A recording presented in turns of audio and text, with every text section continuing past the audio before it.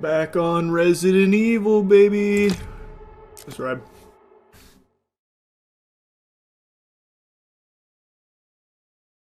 I just need to remember where I left off last night. What was the thing I was doing next? I think I was coming over here for security 2. Pretty sure that's all it was. Yeah. Yeah, it's definitely that. Coming over here. Okay.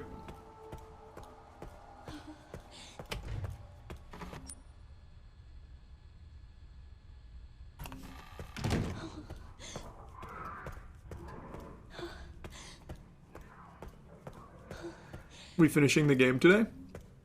I doubt it. But we'll see.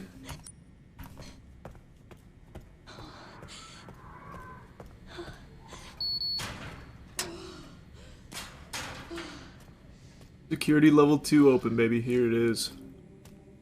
I feel like I'm probably pretty close to done with Gideon's lab here.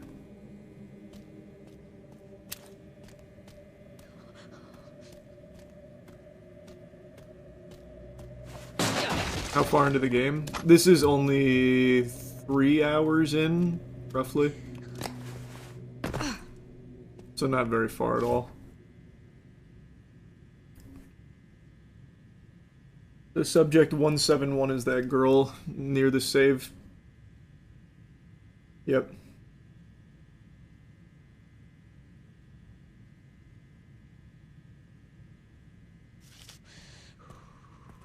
She's subject 171.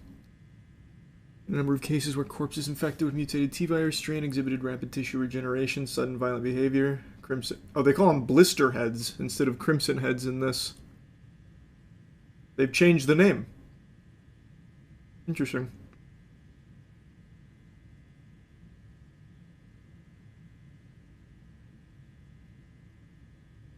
Alright. Got around 5.5 hours left to complete. That's good. I'm really liking it so far. I'm really liking it so far.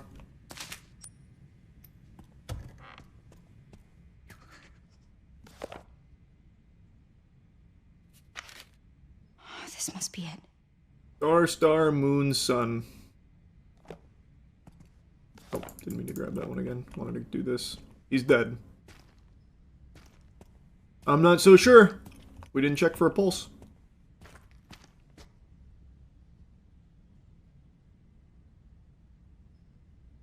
I can't tell which button's which. I can just guess. Oh. Oh, I guess I could also just go get subject 171, have her do it for me. She can translate it. These girls, they look just like...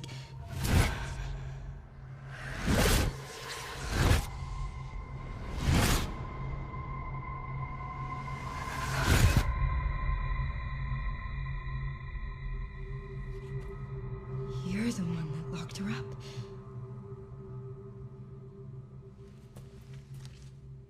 Wasn't there another security level 2 somewhere? I'm gonna borrow this. I guess maybe not. I bet she can read that. To be honest though, I can probably just guess. Like legitimately, I think I can guess, but... Alright, we'll do it the right way.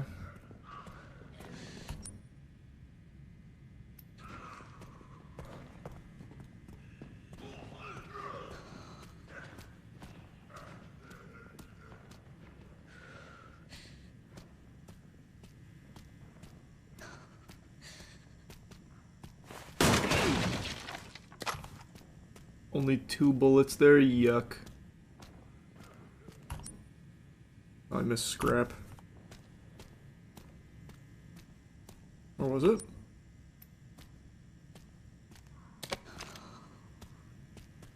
I might as well make some.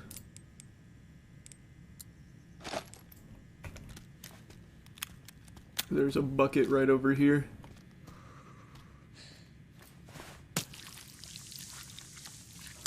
I really like this new crafting system.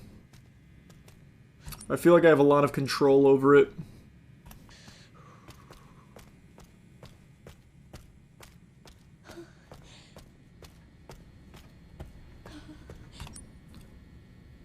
Whew, I'm back. I kind of want to go to the second floor and see if there was something else there, but no need yet, I guess.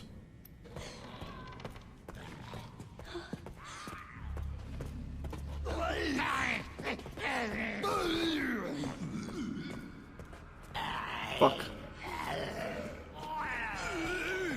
Thought that connected. Big moves. Yeah, I saw Jim Carrey. I saw the Jim Carrey footage. He genuinely does look like a completely different person. He looked like his skin was made out of porcelain.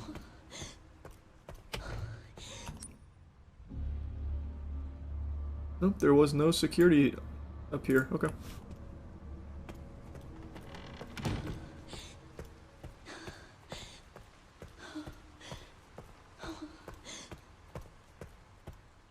Did you see it was confirmed that Blue Point pitched a Bloodborne remake, but FromSoft didn't want it? Yeah, I saw. I saw. That's not what you want to hear.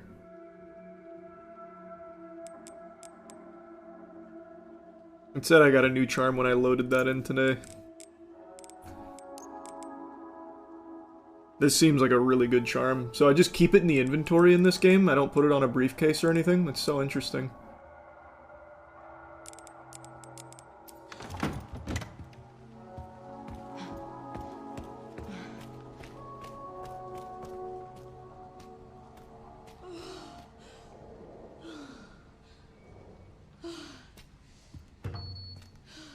Let me go in here first.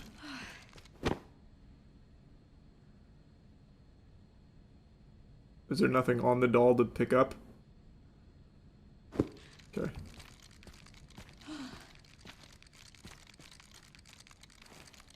Oh, no knife. I don't want to waste a shot. Fuck it.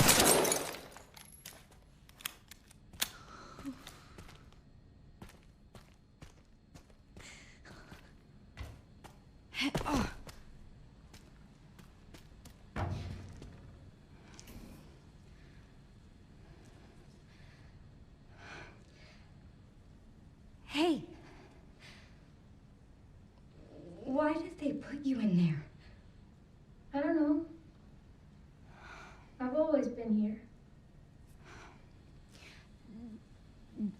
Do you mind if I come in? I don't mind. And now she kills us. Shoot a fucking laser beam from her eyes. So, sorry. I'm with the police. Police? You just scared her. I'd like you to come Jesus with me. Grace. Why? I'm Grace. What's your name? Emily? Emily. You like reading? Yeah. Do you think you could read something for me? Please, I really need your help. Okay. Thank you.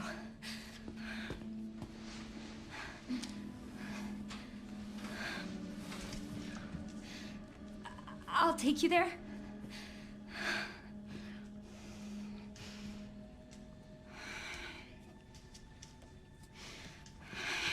There are steps. How about I carry you? Didn't even wait for a response.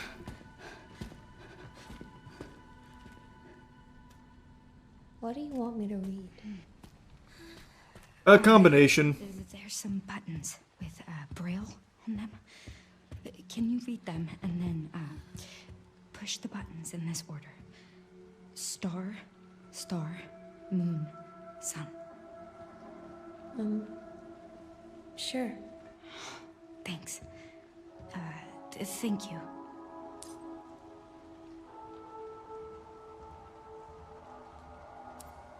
Okay.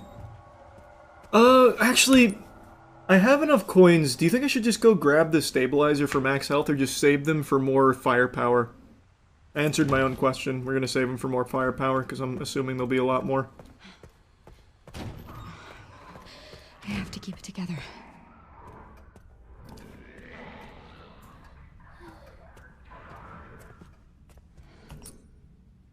Gonna be kind of tricky to get through here, I think.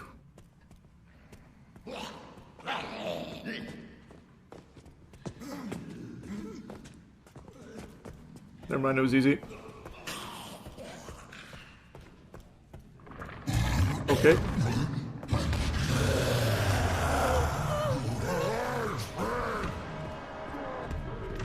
He's playing good defense, I'll give him that.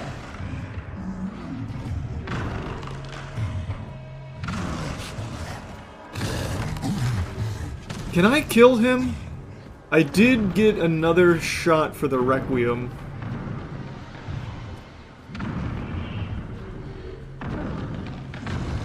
I feel like I can kill him, but it'll probably take more than one shot.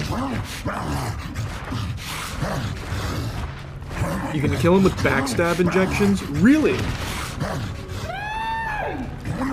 Do I have any? I don't think I have any.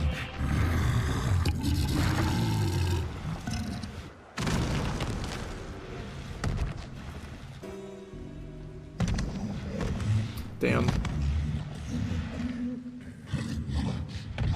It's 3 back shots. I did 2 injection, 1 Requiem to kill.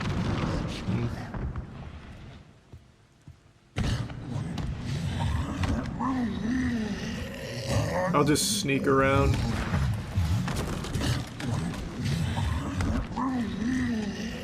I'm surprised she's not asking what these sounds are.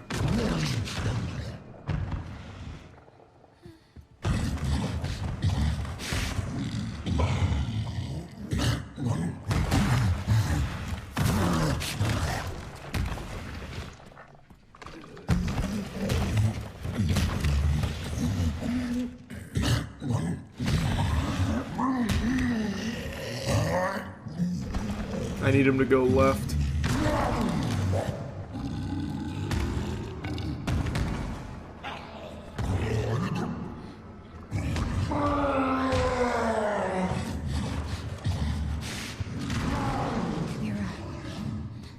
We're close now.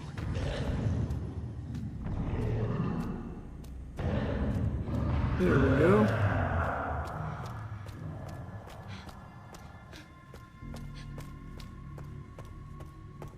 Thank God. There you go. Oh, lost audio. Hello? Hello? Oh, there we go. Here it is.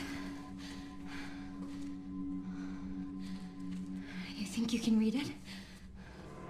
Oh boy, now the audio's all desynced. Fuck me. Try. It's like a giant puzzle box.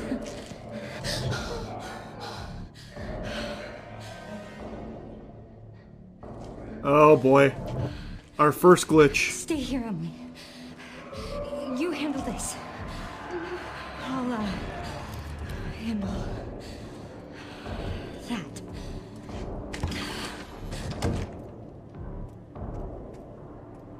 Okay.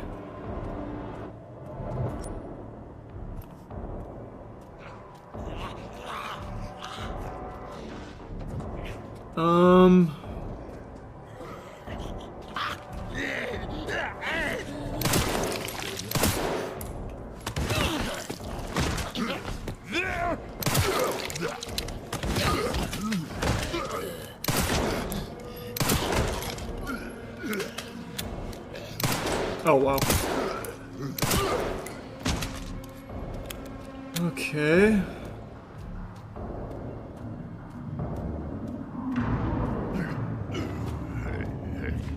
Quite a few bad boys here, huh?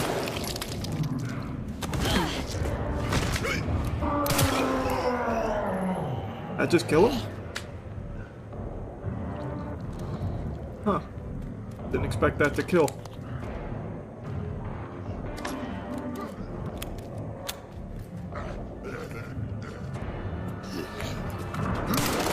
Wow, I was unlucky.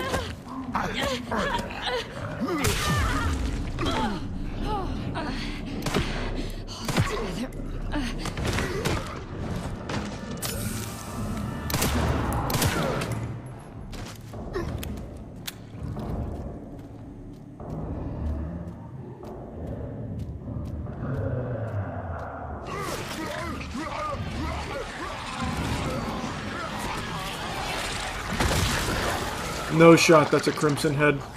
No shot, that's a crimson head, right? No, that can't be right. What the fuck am I gonna do about that now?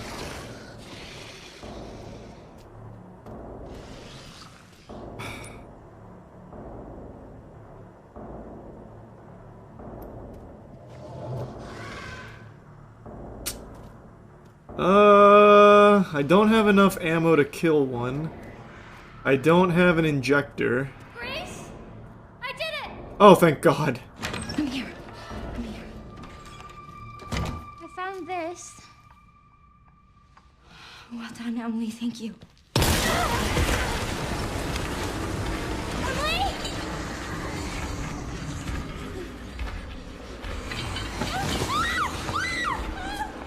It's Marie. Yep, Marie.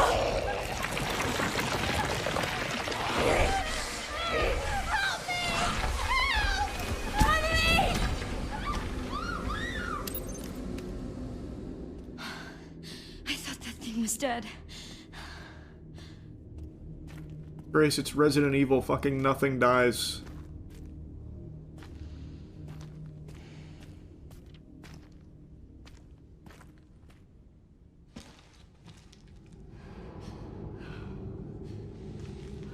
This is all my fault.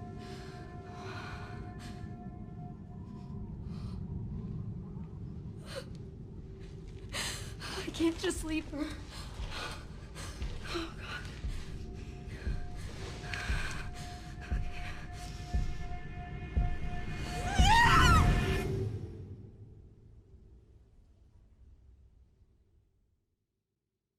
Probably Leon time.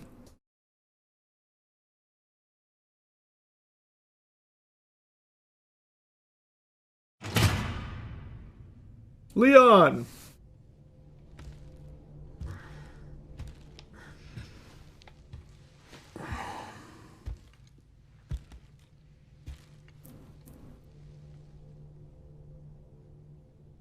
Why are you here? Is it for me?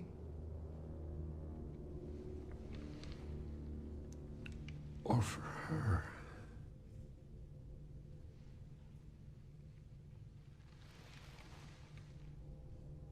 We can talk.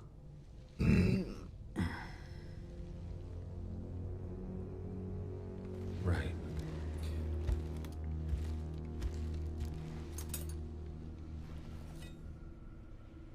Or we can begin your treatment. A silent treatment, I hope. You're an investigator, right? We'll investigate. You want to know how I got these scars? What do you want to know? Is this where I conduct my research?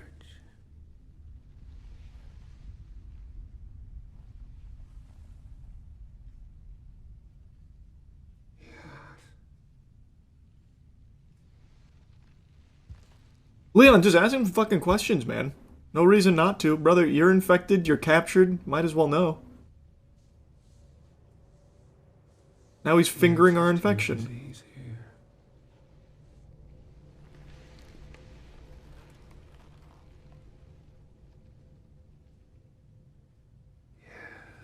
You know, I do have a question. When the last time you brushed your teeth?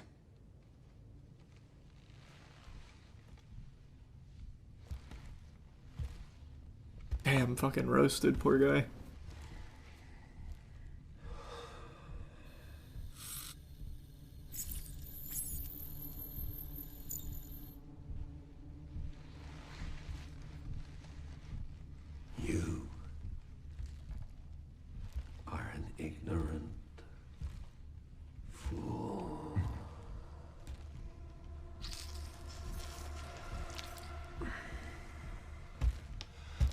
Do you believe in human evolution? I have devoted my life to studying it, while you have devoted your life. Why did we wait so long to do this?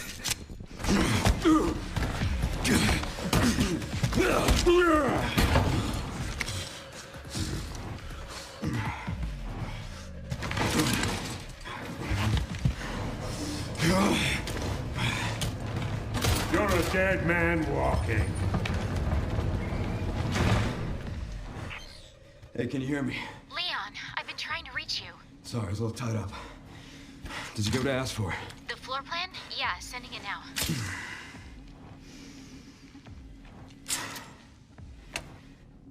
I gotta talk with Victor. He is batshit crazy. Gonna make my way to his office. Nice. I'm glad that FBI agent got away. FBI? Yeah. Grace Ashcroft. Victor kidnapped her. What? Why? I don't know. But I intend to find out. Hey, Leon, you also could have asked. I don't know why. So I decided not to ask him. Need to work on the investigation a little bit, to be honest with you, brother.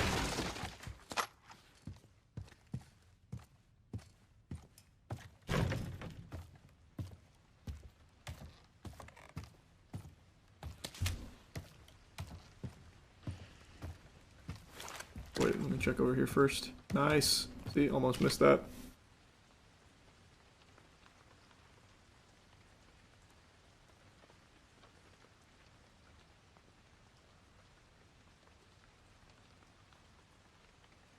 So this is probably the fat guy that's wandering around over there.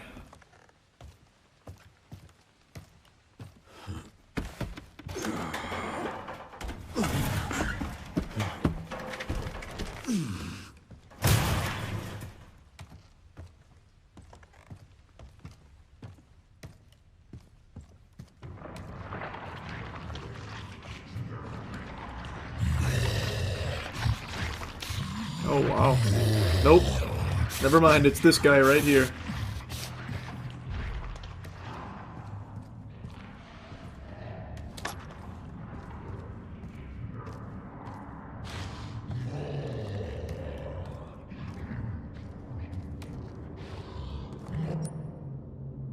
There's a shotgun over there.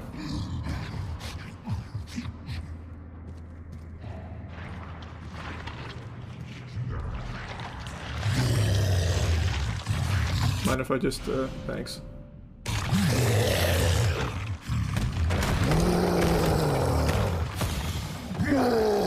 Hope I'm on next. Ugh. I kinda don't want to waste the shots.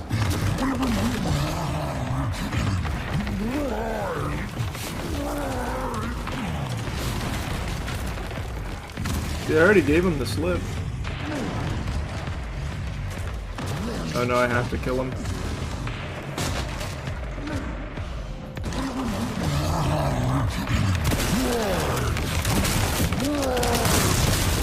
Up!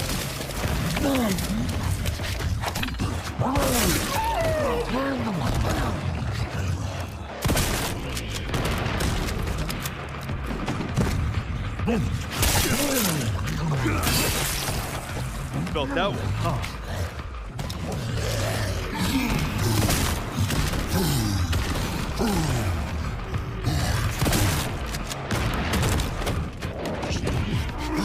Hold sharpen again? I think it's just hold E, right?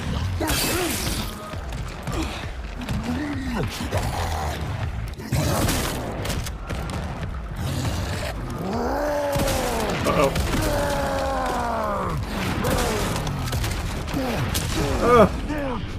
Son of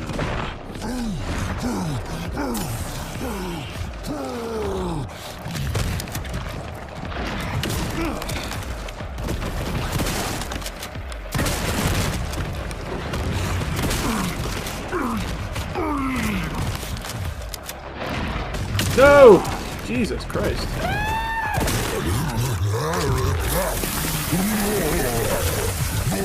He's gonna blow up.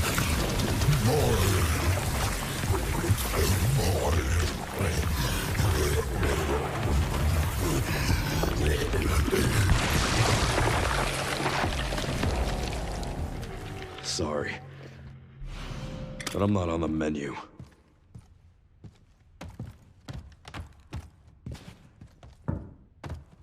Took a lot of shots.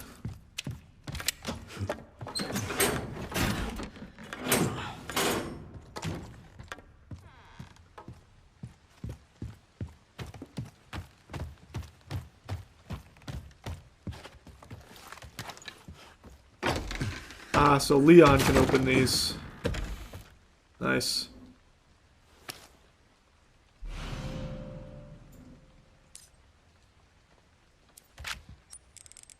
Holy shit, his inventory is night and day. With Grace, what the fuck? Alright, security manager 60, 40, 80. Wait, security manager. Okay, that might not be in the care center. Might be outside. No, I miss some ammo. Hold on.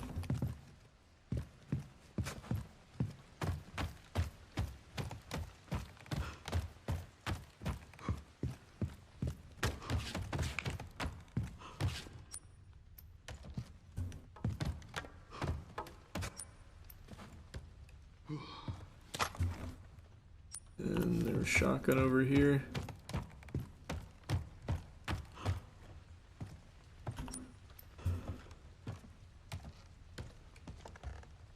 Or so I thought. Must be what's above me.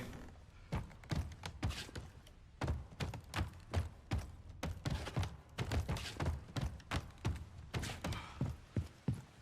don't feel like climbing up there.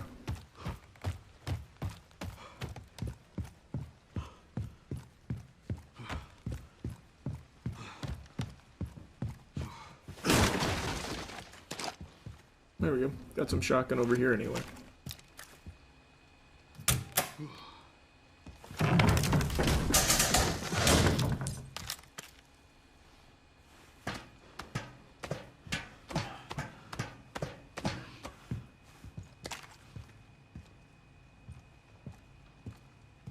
Very cool. Oh, for a second I thought this was the boat from Dead Aim. That would have been crazy if it was. God, that'd be cool.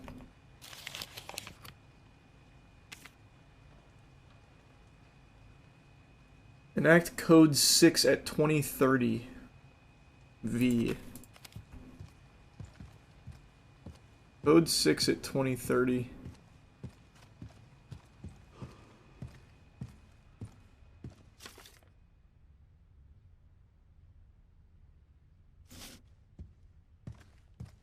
This is where Grace has already been.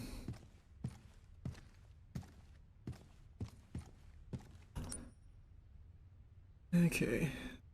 They've got the closets marked, that's good.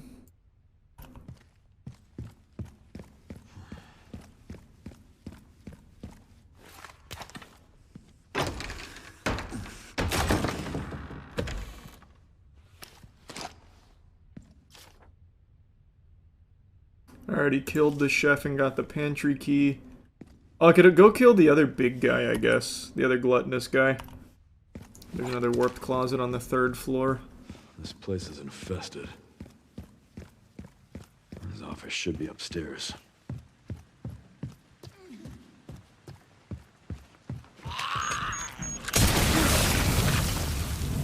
That was fascinating.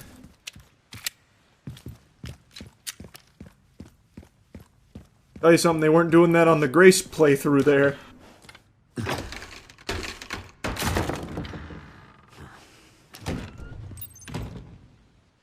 What a fucking shame.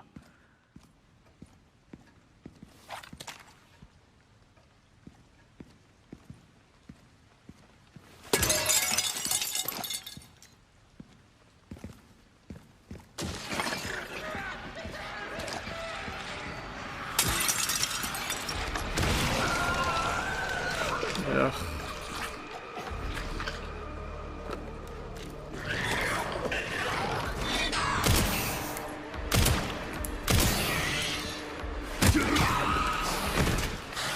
Oh, here we go.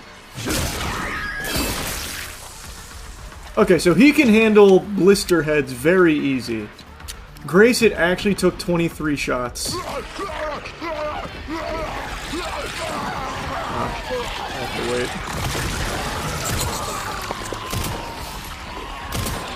One thing after another.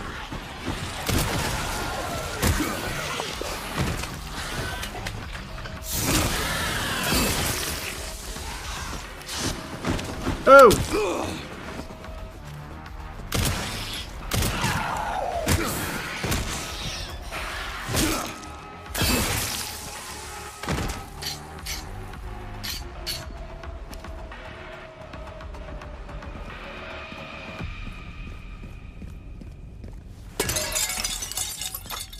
Looking good. Row. Can't do that. Okay.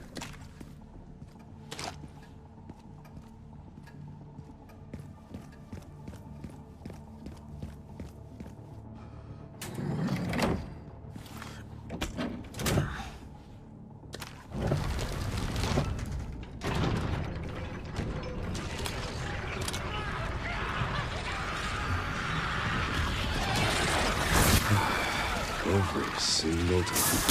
Oh my god, I didn't expect him to jump through. Holy shit.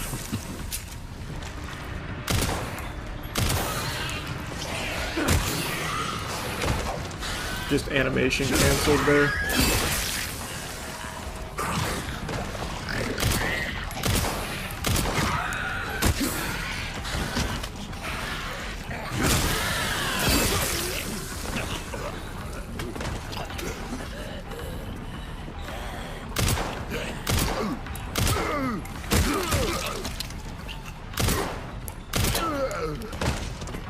Oh, fuck.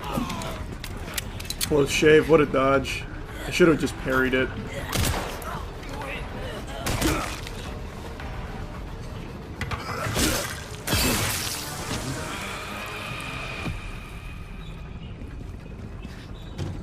Well, that's my cardio for the week.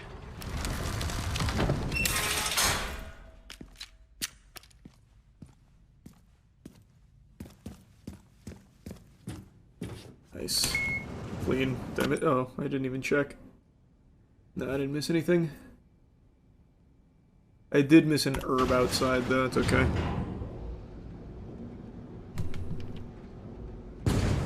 Am I, you know what I was just thinking about? I might not be going back to the care center. I should have went through and went to every closet. Nice work. Lock it up. Yes, ma'am. No, I have to go to the basement, right? Surely I go to the basement. Catch up with Grace. Bingo. I have the IP address. Just give me a minute. And... I'm in. Okay, hit me.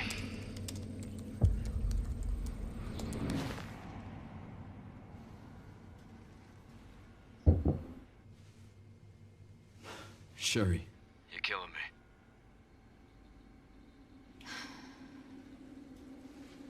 I found some information about our illness. Our Symptoms confirm a T-virus infection. Yeah, that I could have guessed that, to be honest with you, Sherry. Oh, fuck.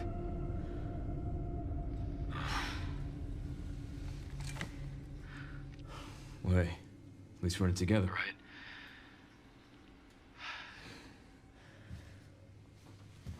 Alright, what do we got?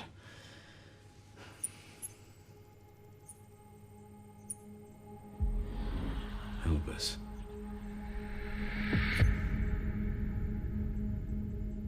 Grace. What's she got to do with this? She's immune. She's immune. Oh, I'm immediately going back to Grace. Fuck, I should have went through the care center and opened all of the closets. I just assumed I'd be going through the whole thing. Oh, man, what a boo-boo. What a boo-boo. What a boo-boo.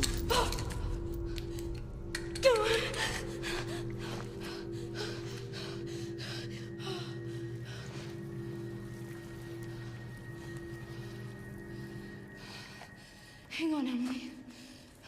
I'm coming. Shit, there were so many closets too. Ah, big stink. That's a certified stink moment. Yikes. I thought it was gonna be like a really long section like Grace's. It was not.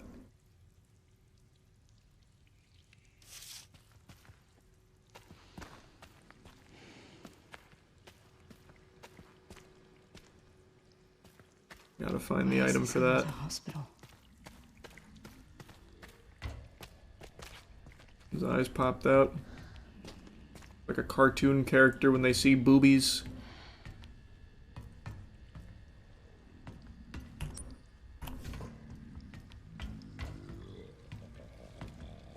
Hello. Need an item for that.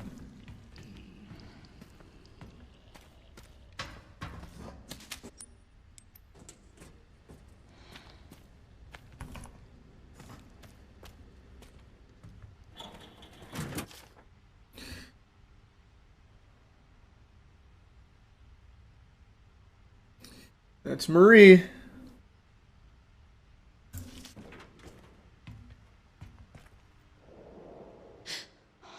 Is that Emily?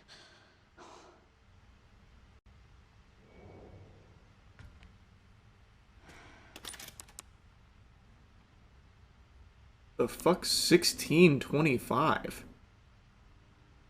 Huh?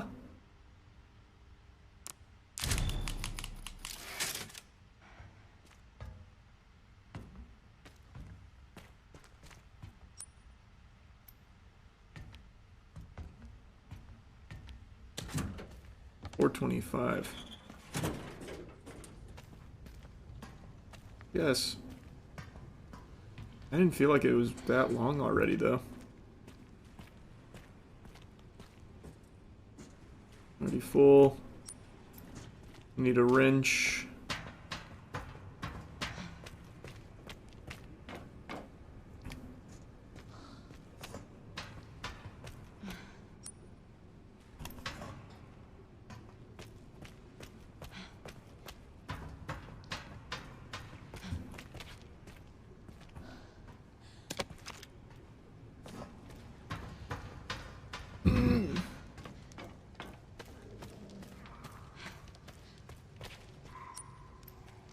Man, once I find that item, this whole area is going to open right up.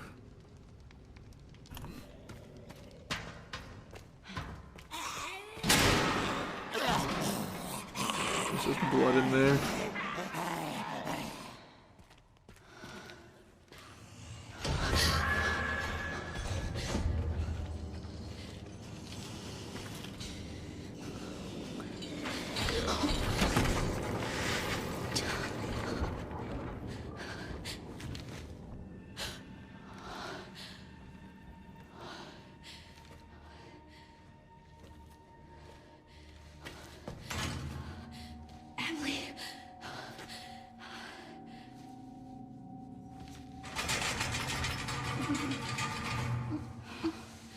Oh, thank goodness. Emily!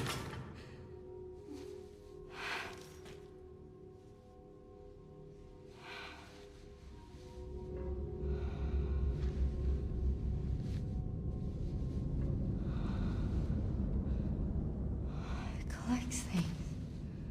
Well, it collects a thing. A doll. A certain thing. I don't see any fucking Magic the Gathering cards in there or anything, so it doesn't just collect things.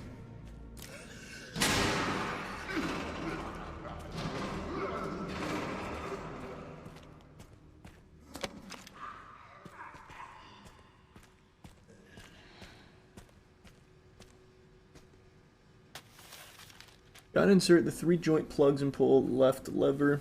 Crazy enough to open the cells. Joint plugs are used to power other areas. Mark their locations on the map. Okay. You can do this.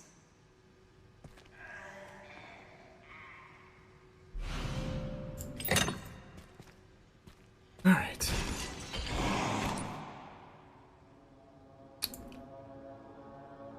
Empty injector is huge for me. So let's start This one. Oh. Not again. Is this enough light?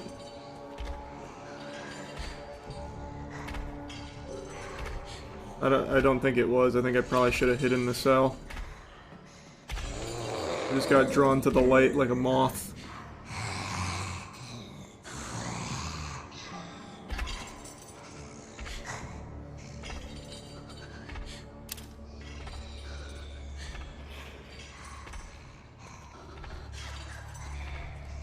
So it... Okay. Me shining the light doesn't seem to do anything.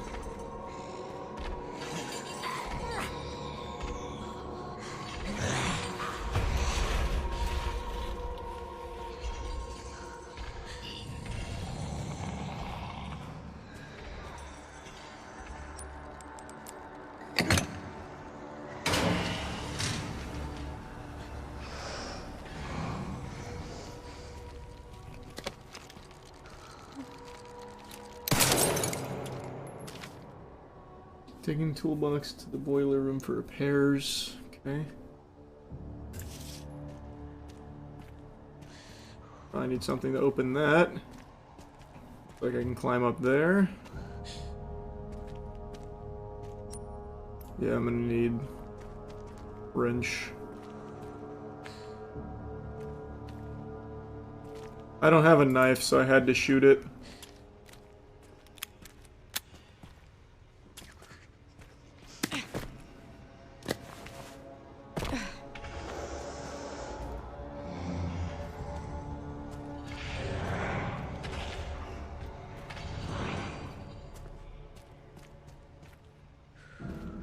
Alright.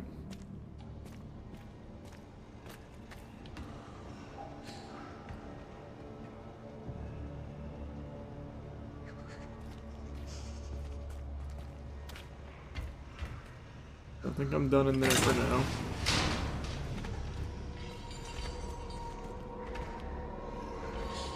Can hear her over there.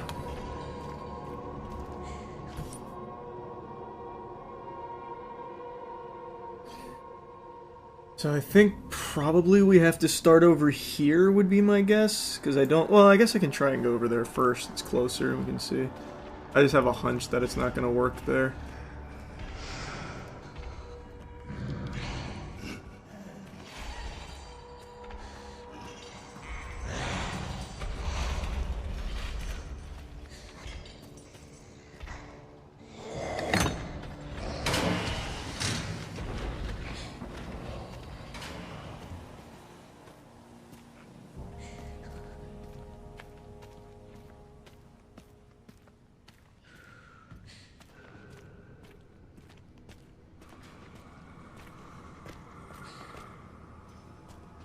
We got some bad boys in here.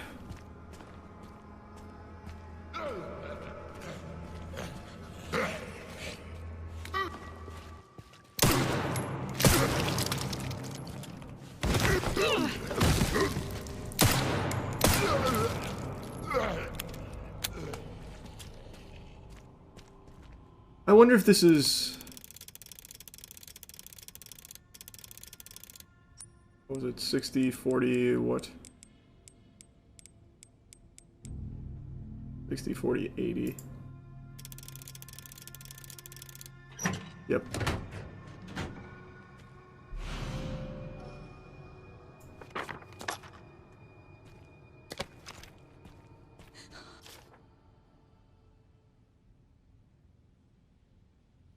Okay.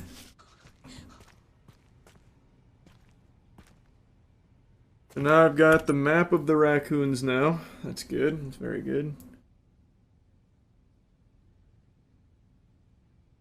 Okay.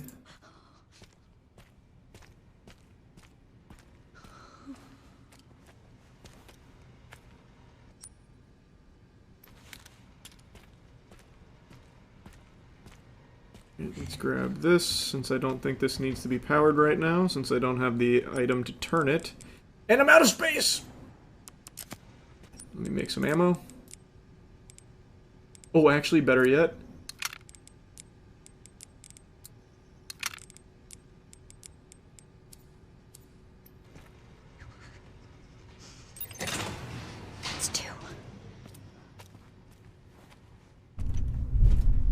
Ooh, it's storming bad here, just a heads up. Might lose power. What are you doing here, man? This is pathetic. Okay, wish I didn't waste the bullet.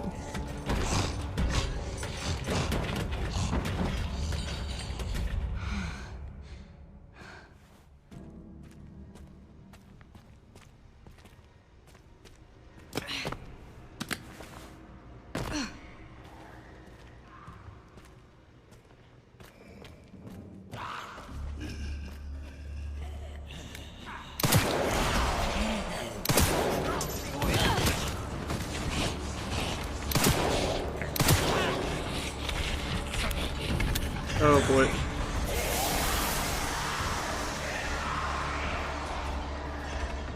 Can she come in here? I don't think so, right? Probably too much light. Yeah, we're good. Okay, let's take this. Oh, I don't have space. Oh, that's a certified big stink moment. Let's make some ammo. I need some blood. Ugh. Any blood? Get over this way.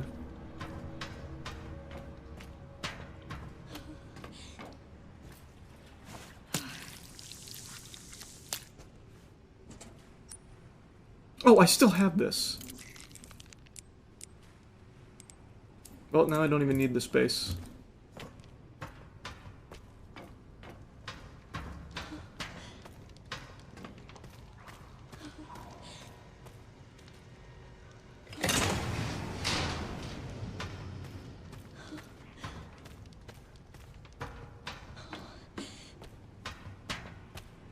Oh, this is the wrench, right? Okay, so let's go over here and over here.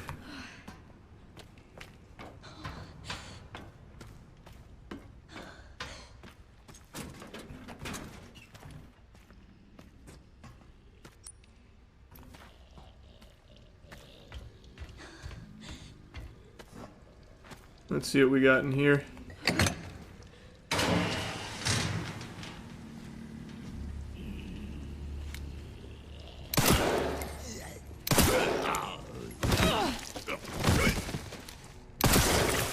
Nice, a crit.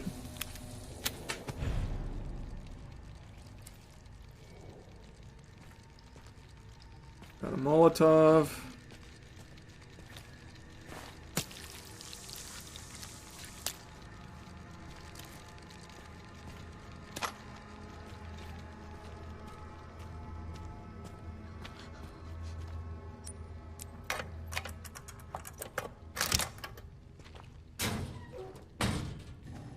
Rare metal, that's huge. That's ammo for the Requiem. Oh boy.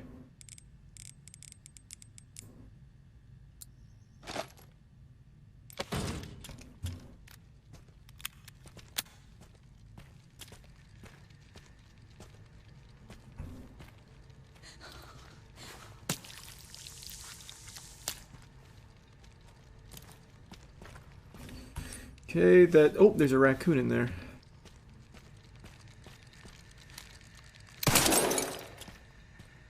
A shame I don't have a knife to hit it with. I have to waste a bullet every time. It's okay, though.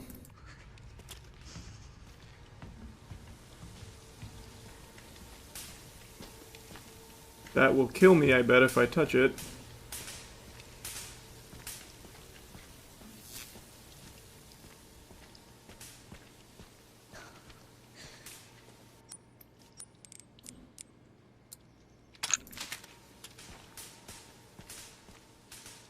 Okay, I have to push that from the other side. Okay, okay. So let's keep this open.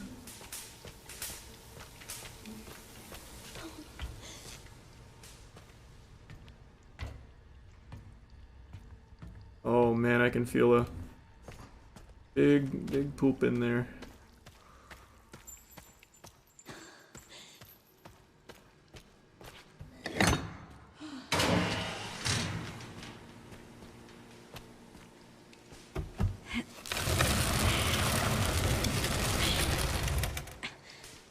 go. So that's just for the sake of the shortcut. But also, the question begs to be asked, why? How does that help me? Because let's say I take this out, and then I can just go through here. I don't think anything changes except the light's off, right? And vice versa. If I take that out and come through here, I don't think anything changes. Oh, you know what? It'll turn the electricity off. That's what it'll do. Because the electricity is only on because of this.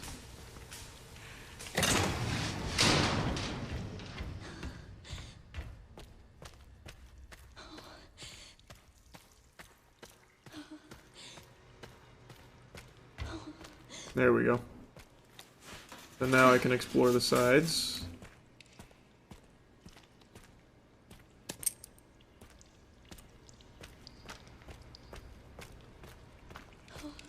Toolbox. Man, I got no space. No space. I wish I didn't have to hold my charms in my inventory. You smell me? God damn it. Okay.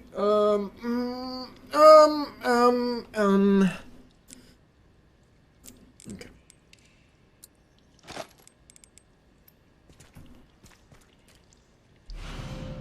Got the socket wrench.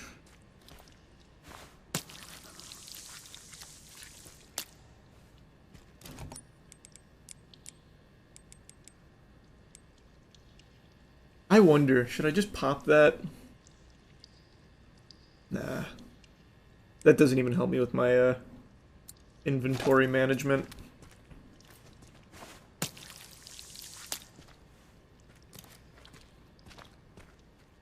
Okay, so we got the socket wrench. I guess I'll grab that. As a just in case. Well, actually, it's a good thing I grabbed it. I was gonna say, actually, that was a waste of an inventory slot, except now I'm immediately going to get value out of it.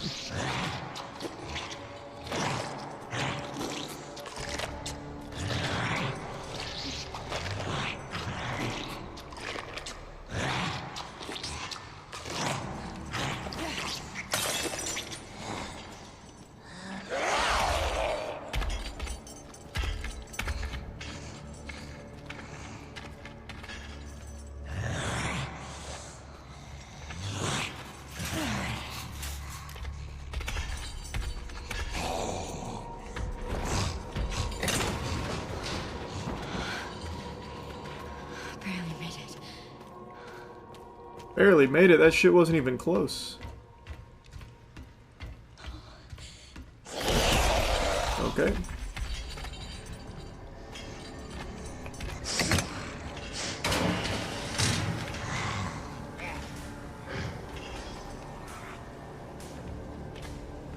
You can't come in here, right?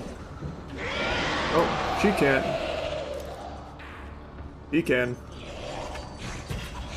Can you eat him? Can you please eat this guy? Reach in there and grab him. Ugh, you're gonna make me waste bullets, aren't you, bud? You're gonna make me waste bullets, aren't you, bud? Yep.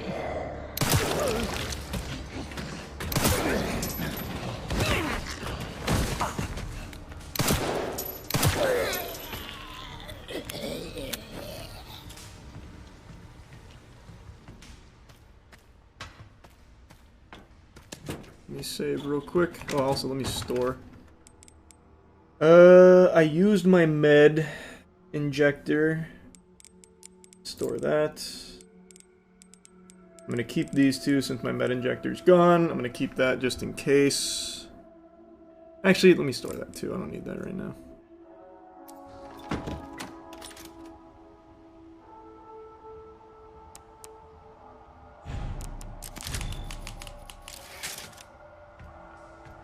Okay.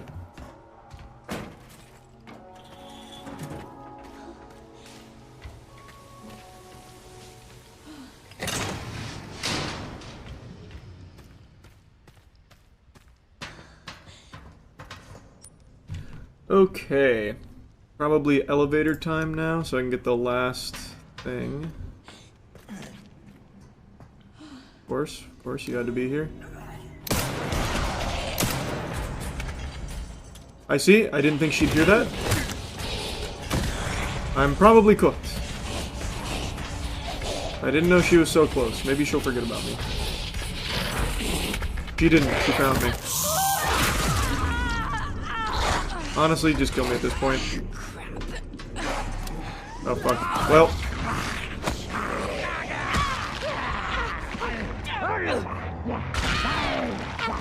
That's my first death.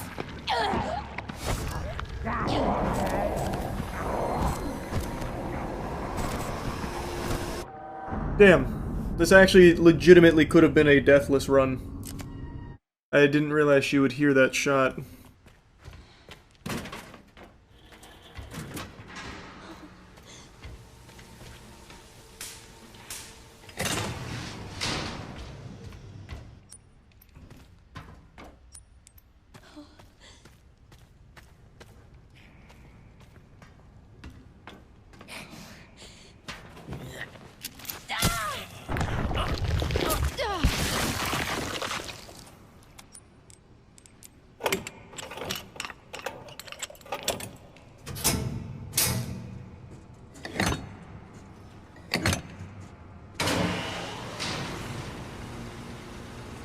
Hey.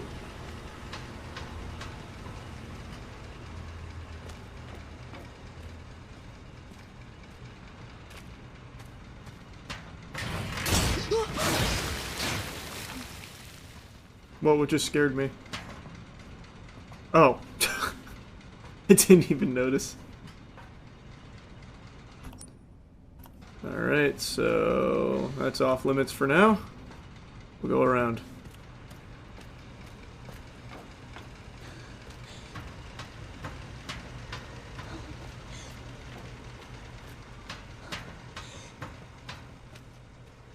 Except I can't.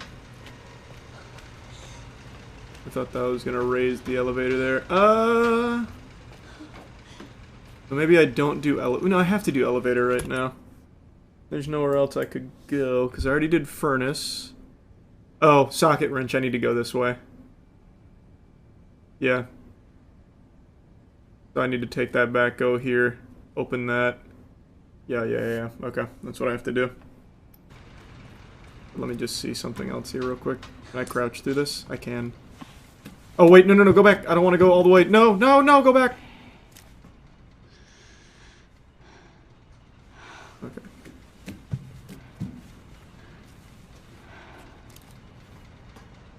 Well, I mean, I'm already here. Yeah, fuck it.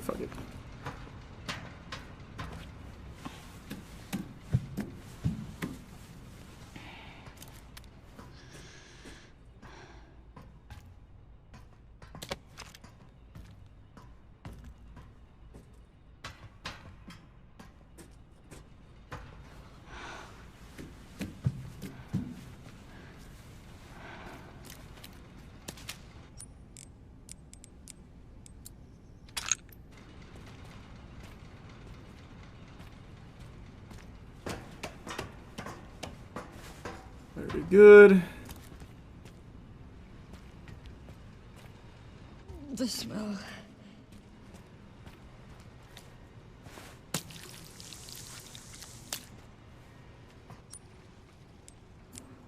Might as well make a fresh one.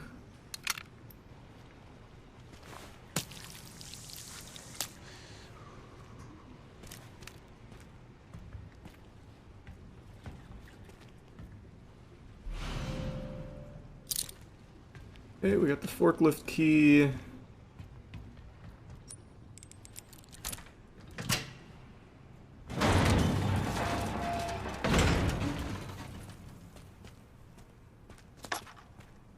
Oh!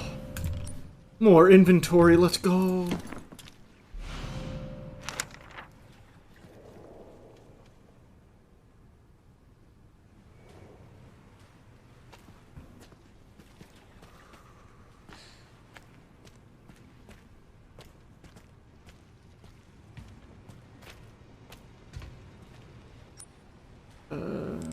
What did that say about that?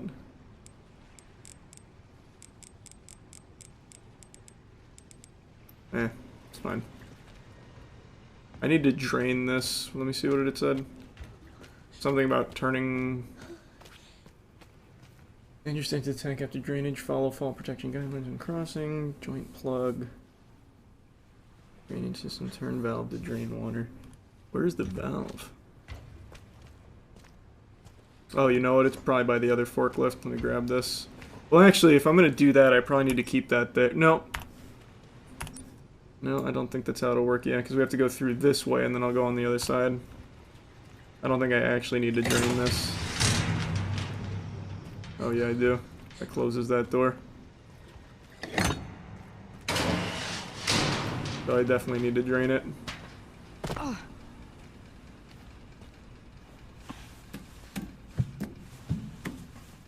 Yeah, I know about Warner Bros. Going to Paramount. I know, I saw. What the fuck? Can she get through there? No. She's bluffing.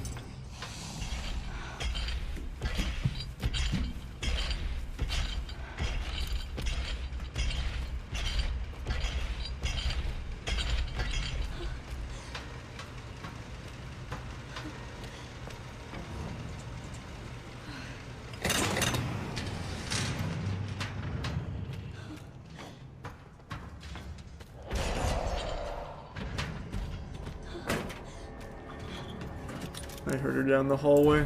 I saw her. Alright. I'm gonna speed run a poop real quick. I'll be right back.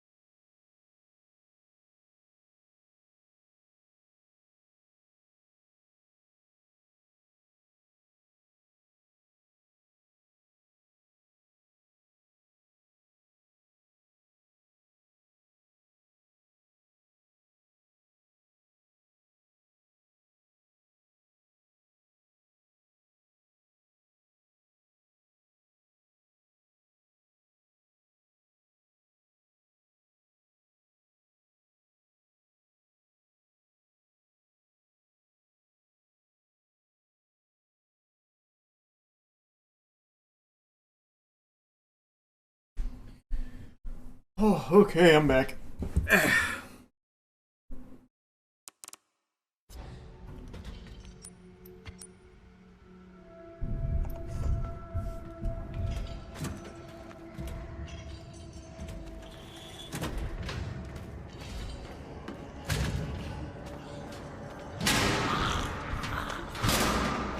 Uh-oh.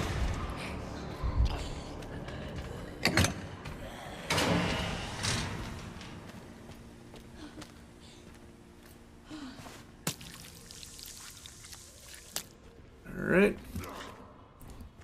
This is just open now.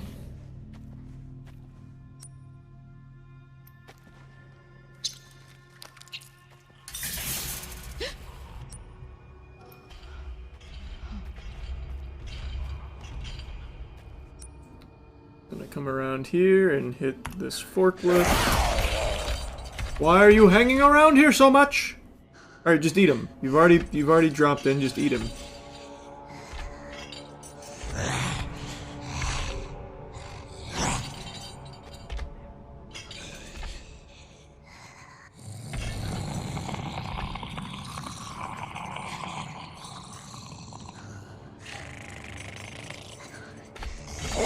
I don't have a bottle or anything.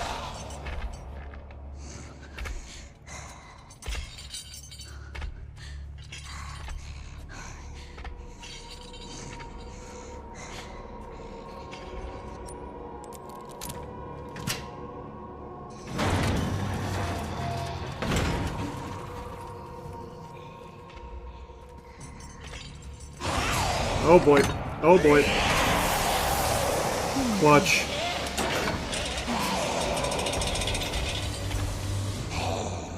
God, I really don't want to go in there.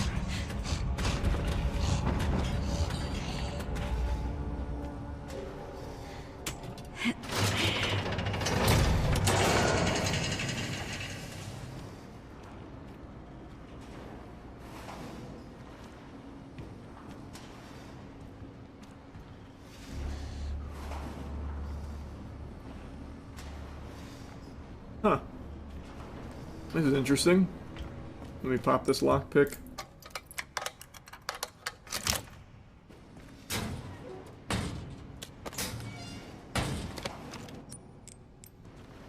I've got plenty of space now. You gonna attack me? Nope. That's not the way to go. Wonder what the point of reversing this is.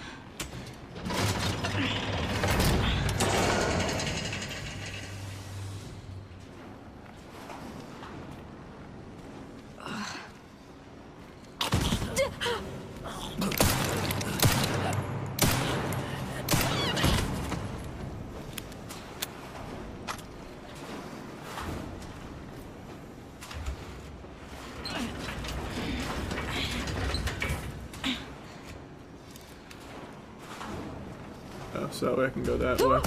Oh, what the fuck?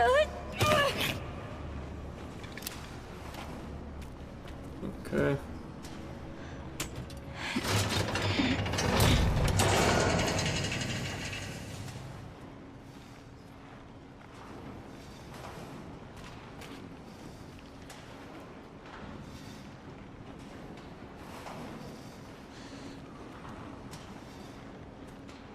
God damn it. I knew it. Oh. I thought I just got lucky breaking out. Okay, we're fine then.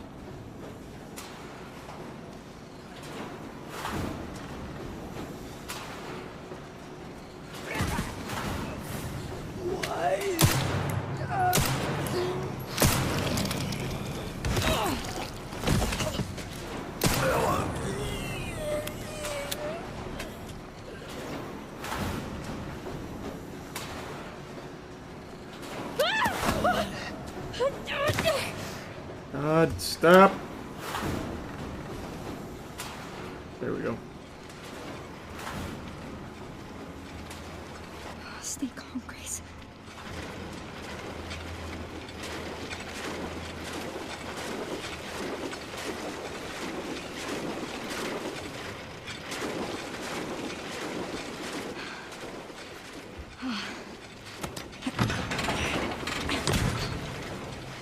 Alright, this is the third one, so now I have all three.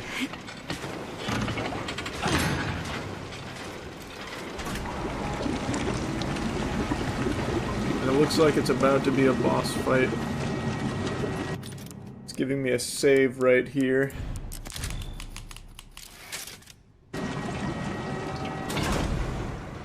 Very cool walkie-talkie.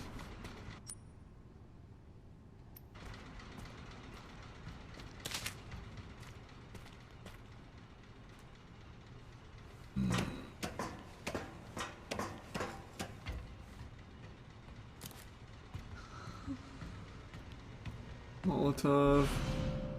Nice. What? Fluid drainage complete. Processing will now begin. Oh boy. Processing. Shit, no! No, no!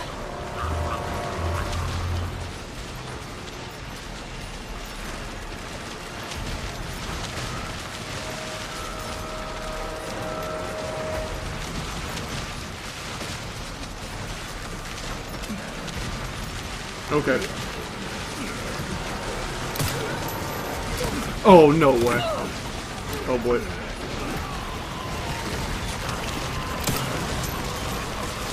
Ah! Oh, I'm cooked. Yeah, I saw that coming. That's on me. I thought I could push and get out in time.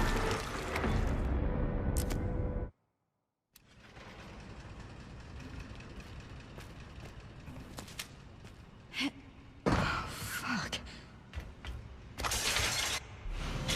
What? Fluid drainage complete. Processing will now begin.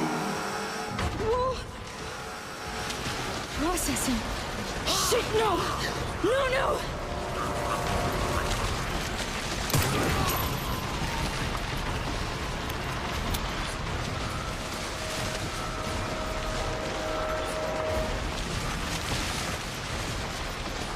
Who else comes alive over here?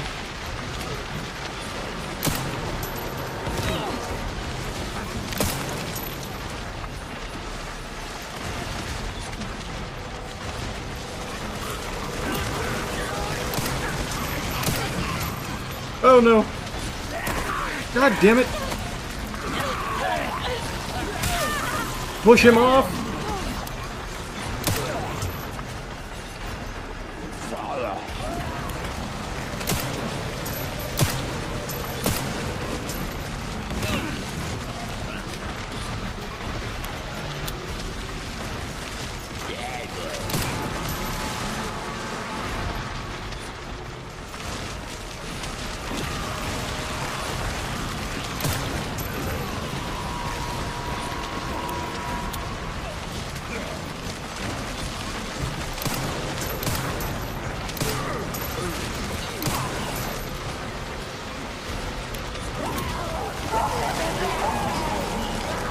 Almost complete. There we go. Processing complete. Excellent processing.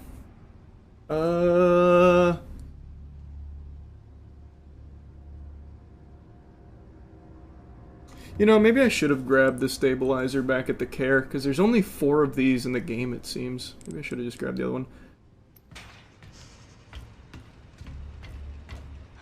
It stopped. It finally stopped. Thank God.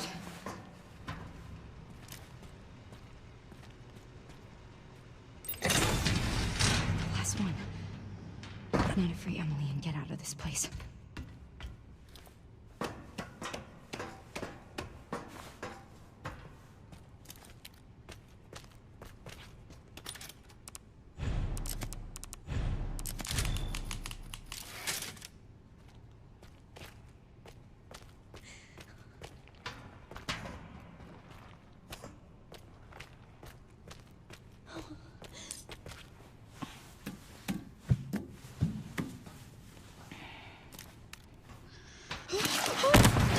Oh, fuck!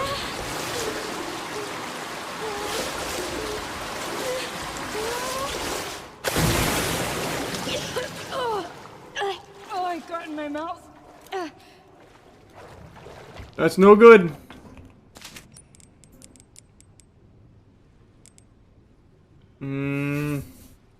Thanks, Herb. I don't need the med injector.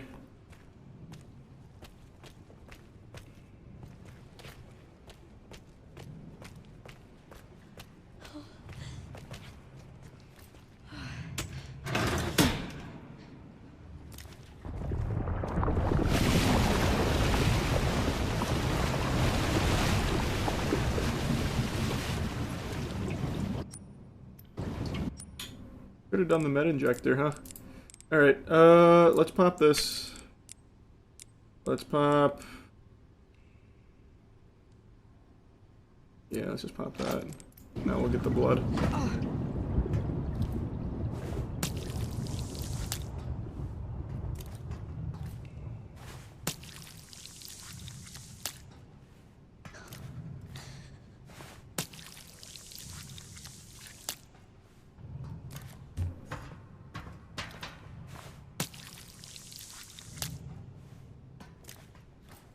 Ooh, this one had 80? Shit.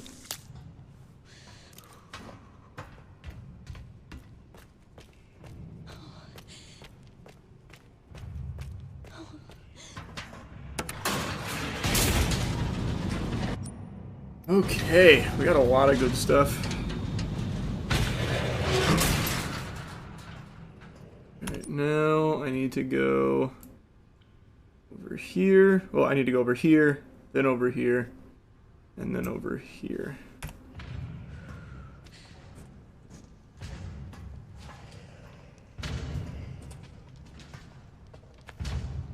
Can't tell what side she's on.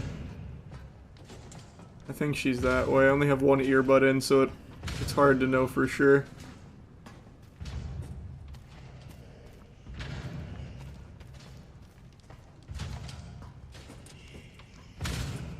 Yeah, she's that way.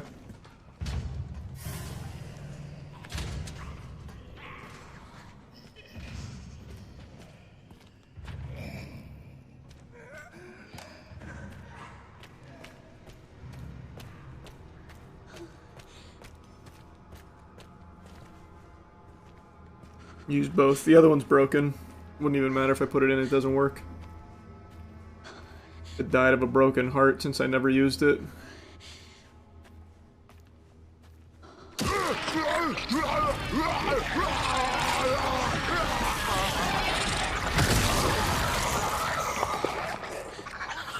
Damn. Blister head.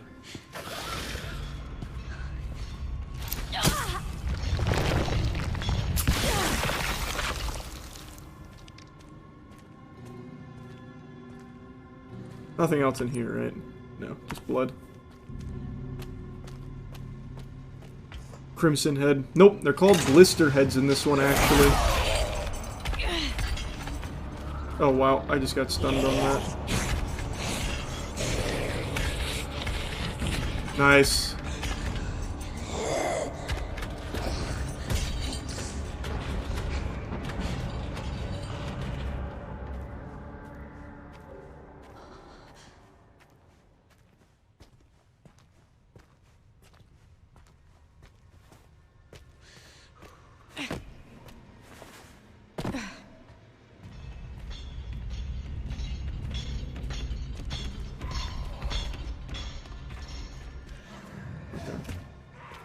Just grab it and go for it. Fuck it.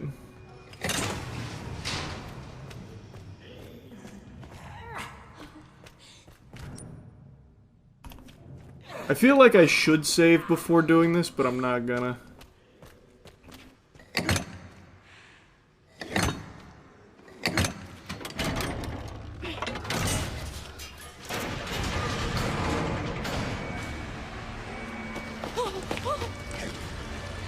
I need the empty injector. It's me! It's me! It's Grace! It's Grace! Calm down. Grace? Yeah. We gotta get out of here. Oh wait, no, don't get out here. Wait, grab the empty med injector. Oh, what the fuck? Oh. Don't tell me about to leave it. Don't tell me about to leave it behind. Tell me I can pick it up with her here. I'm tight. I'm scared. Why is it so loud? Oh, I can't. Okay. Just don't let go.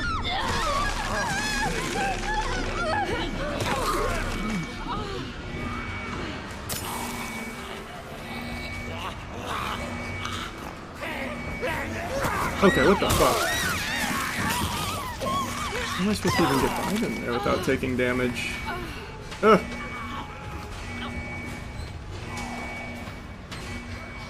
Come on. Come on. Man, I really wanted that.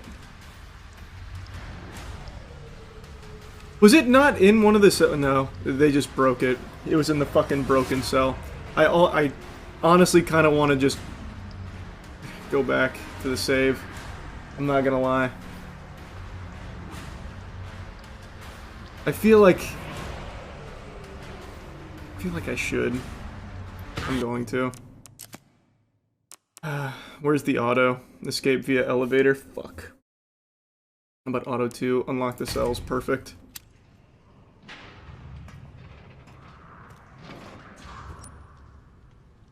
Yeah, this auto's fine, because now it's just over here.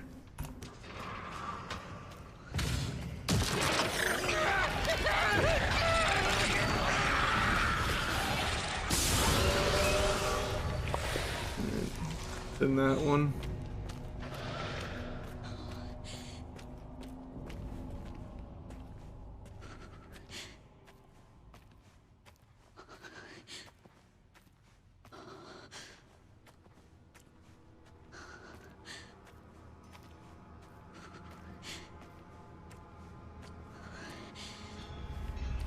This time, no Crimson Head. Interesting.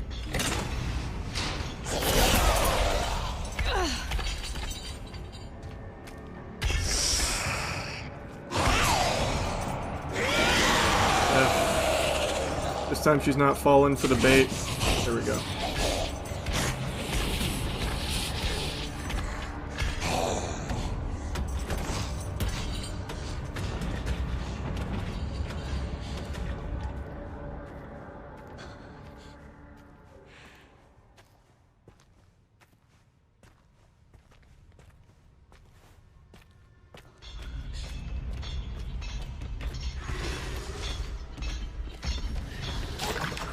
No, no, no. That's not who I wanted to use that on, believe it or not.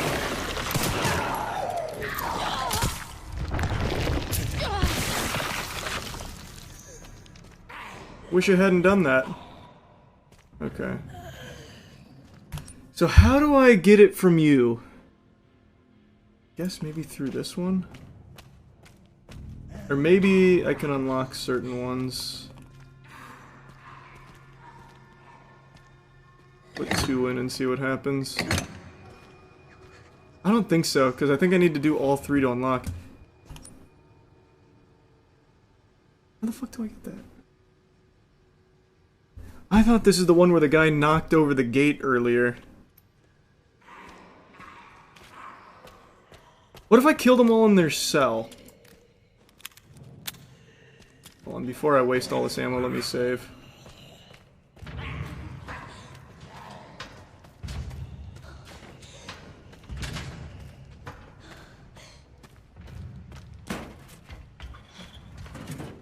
Now's not the time for that. What? Oh.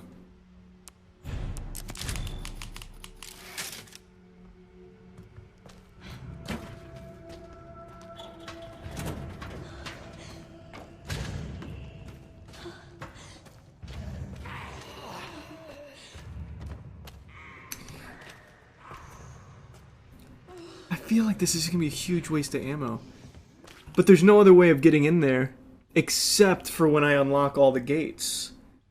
So it's gotta be just kill them all and then grab that on the run. That's gotta be it.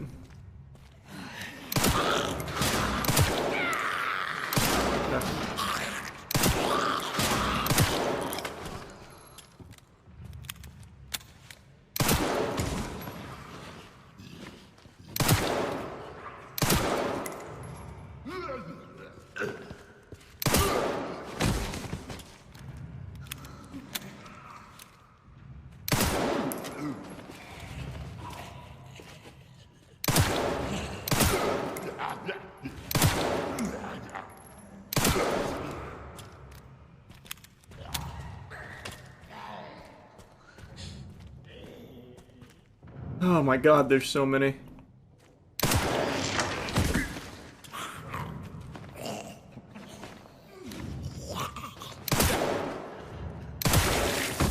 Finally a crit to save a little ammo.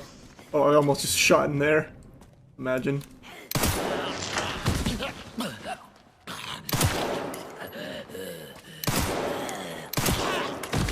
Okay, that's all of them. Let's see if that was the solution. No, it's not all of them. Forgot about this guy.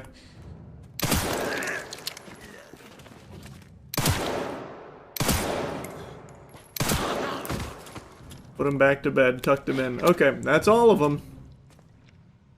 Let's see.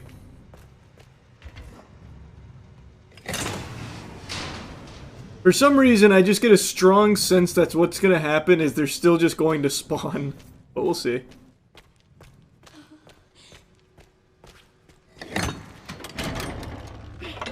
Alright, we can skip this. We just did this. Hold on. Nope, tight. that was right. I'm scared. Why is it so Wait, no, it's not. This is still locked. This is actually still locked. It's gonna be okay. Just don't let go. Where did you even come from, bro?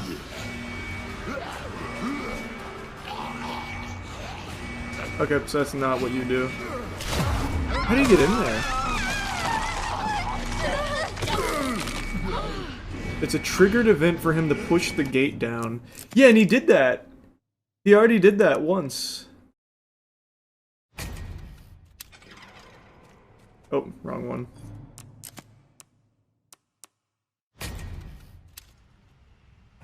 What the fuck? That's what I said. I thought for sure it would be open because this guy already pushed it down. Here, push it down, bro. Here, come on, man.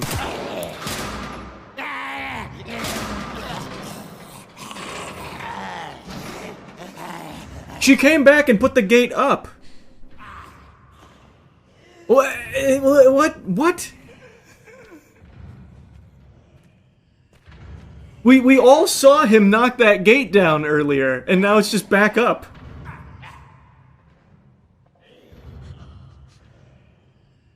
Okay. What about him being the only one alive? Surely then he'll push it down, right? No, because this gate doesn't open, and he probably just won't push it down. This is so silly. We literally watched him knock that gate over, and now it's just back. And now he won't knock it down again. It's soft locked. I've seen this before. Oh, it's a known bug already? Okay, let me try something.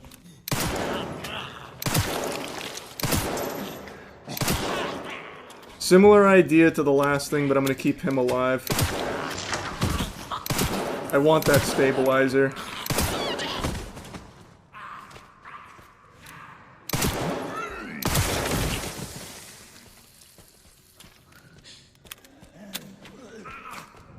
Hey Zainu, good to see you. No, that's the first bug that I've encountered. Outside of an audio glitch once.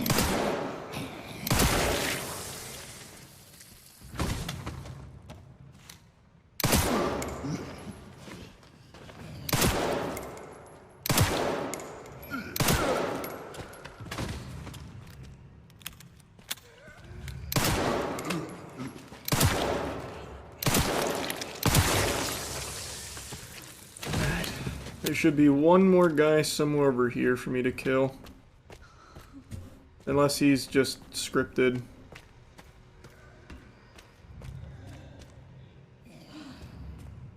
Yeah, he might just be scripted. Brother, can you knock it down this time then? I need the injector. I need it! My glass cannon playthrough's not complete without it, bro. What don't you understand about that?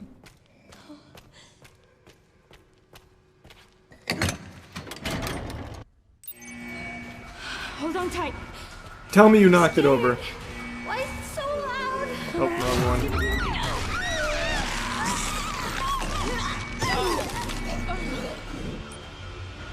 There's one behind me. Nope, now he's just not here. It actually is just glitched. Why? That's like the only thing I care about is the stabilizers. Actually the only thing I care about.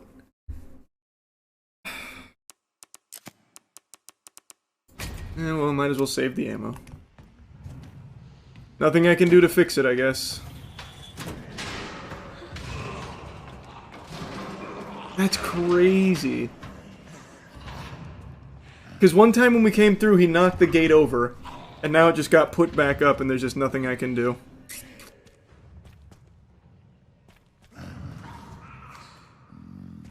Man.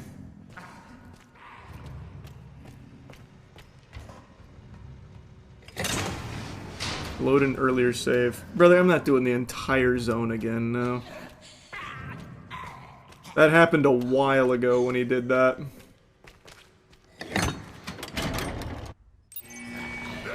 Hold on tight. I'm scared. Actually, I probably still should have killed some of these guys. It's gonna be okay. Just don't let go.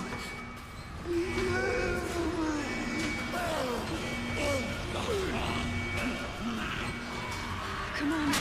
Come on.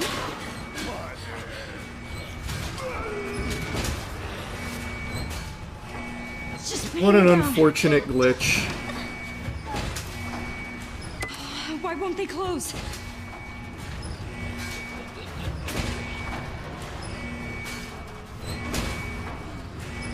Oh.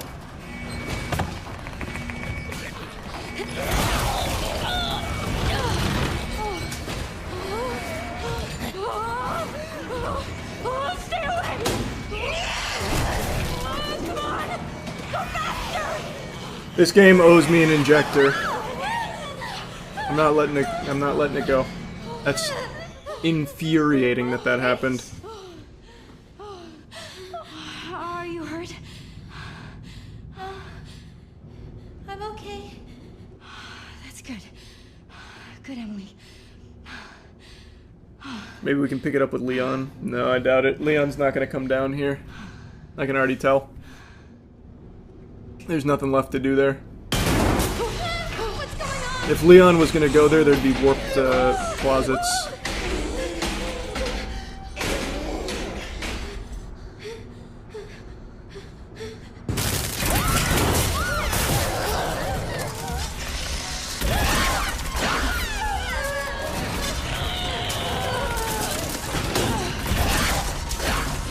Hurry! Go!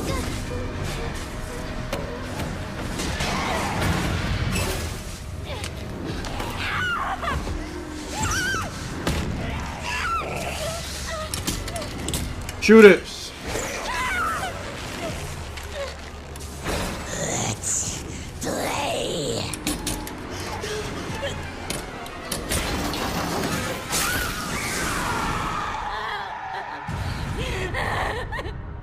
Damn! What the fuck?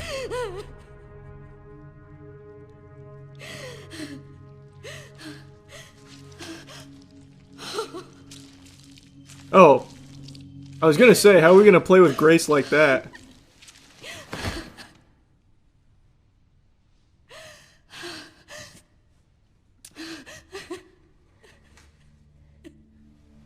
Grace?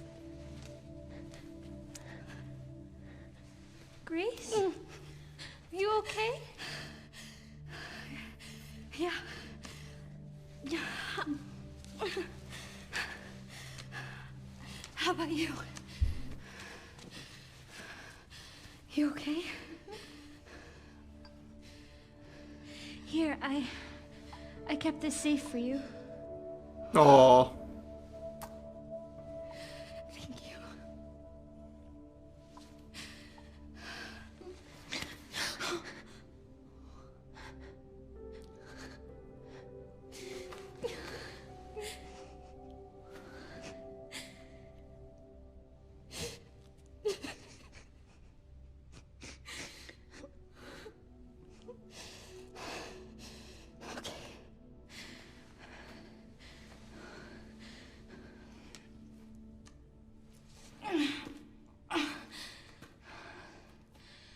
Let's go.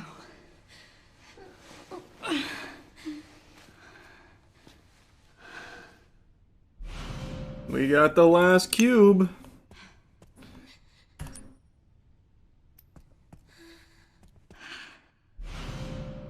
Hey, Emily.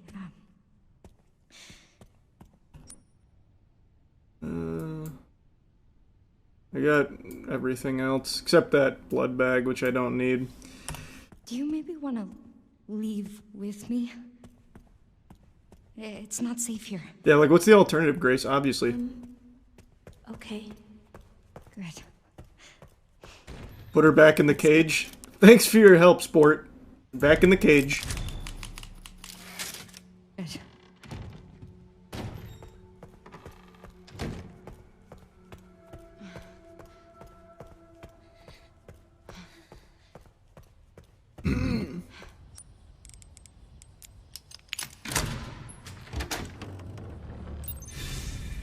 Let me just double check one more thing. Does the severed hand unlock anything here? I don't think.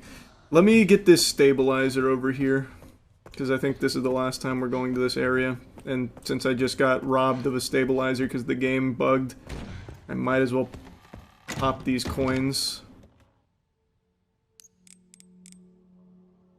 Actually, I'm one shy. I thought I had 4. Can't even get it. Can't even get it. Okay.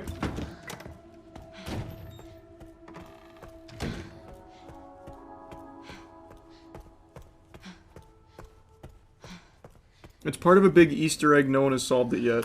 The severed hand. Did I miss an antique coin somewhere? I must have, right?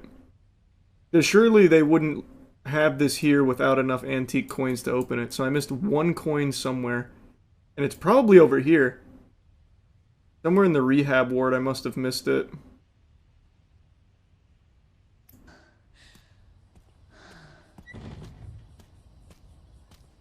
Finally. We made it. Did you kill the screamers? Yeah, I did. Oh, you know what it was? I didn't kill the other fat guy. Emily? That's probably where the last coin You was. alright? Emily? I don't know. Well, let's just... we need to keep moving, okay? Emily? Okay.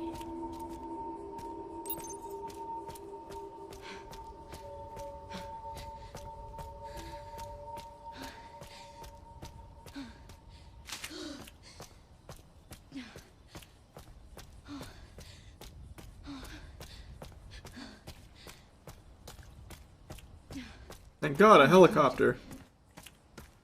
Luckily, I know how to fly one. Hey! Stay right there! Hey, it's okay. We're not infected. So you're normal? I think so. Thank fuck. Those things still running around? Who are you? You don't need to worry about me. I'm tired. I know. That your kid? What's... This? Old war wound. I can't run away even if I wanted to. Can you fly this? Sure can. My bastard boss took the key. You know, I could fly us all out of here. That sounds like a great You plan. Get it for me. It's in there. I'd go myself, but I can't outrun those things, not with this leg. Are you lying to me? What? Have you seen the same shit I've seen? Look, lady, we're out of options here. How much longer you think any of us can survive? Can I go back to my room now? It's not safe. Hey, we can help each other. I'll protect her. If you get the key, I'll keep her safe. I promise.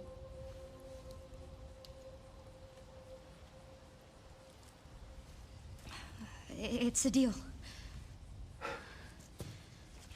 Come on. I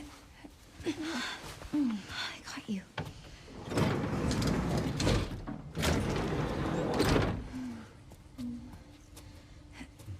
Ready? No. I don't know. I don't think that guy's trustworthy. Gotta strap you in. Oh, I'm Grace. By the way, this is Emily. Harry. Thank you, Harry. No problem. He's acting sketchy! Why not ask him what he's doing here? You know, for FBI, she's really bad at investigating. Her and Leon are really bad at investigating.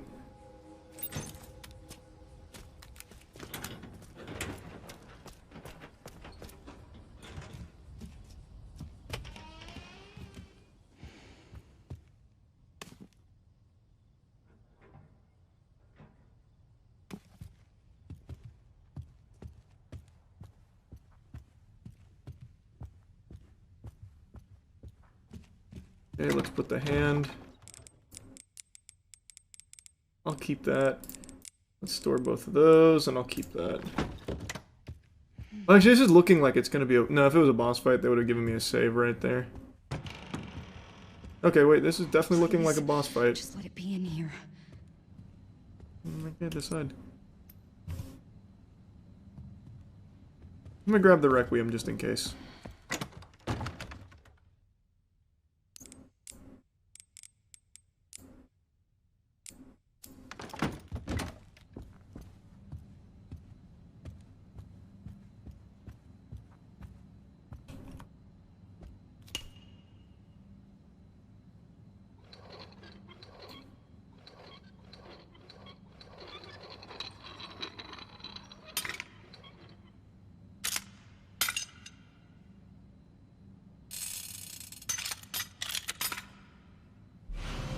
Double helix model.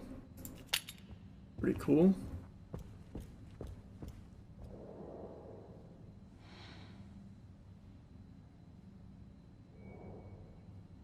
Okay.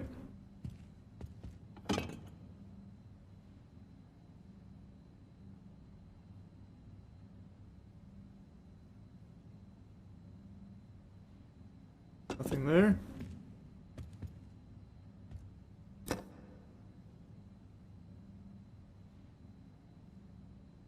No sand physics cringe.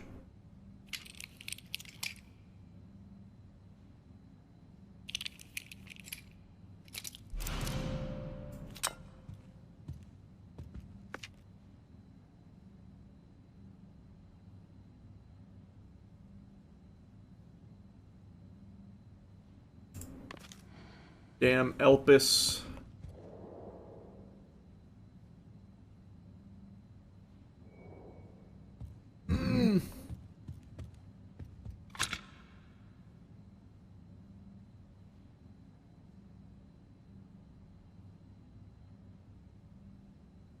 Okay, nothing there.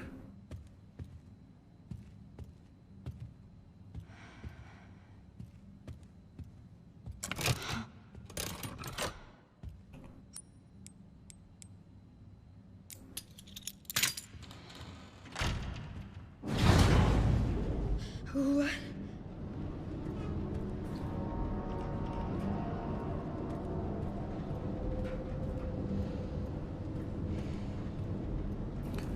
Okay.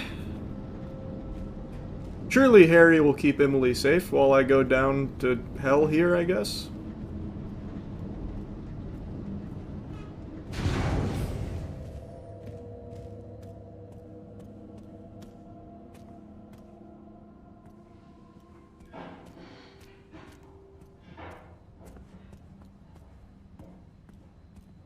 Yeah, this is definitely a boss fight.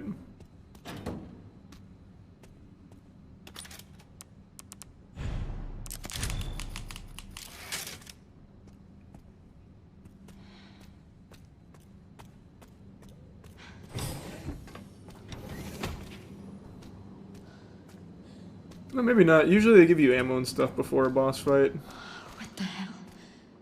What? Never seen a giant globe of blood before?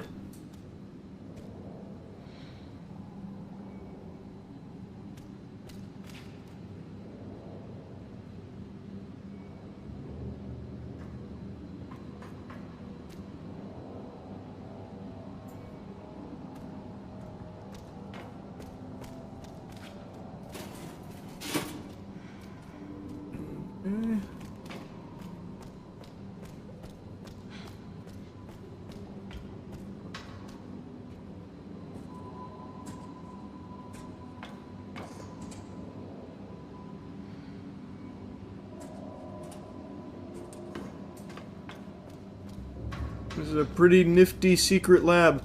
I really think Gideon's master is, man, if only that was an empty injector that they owe me. I think his master is Wesker. This just feels very Wesker coded. I think he's been trained by Wesker. I doubt we'll actually see him in the game or anything, but that's my guess.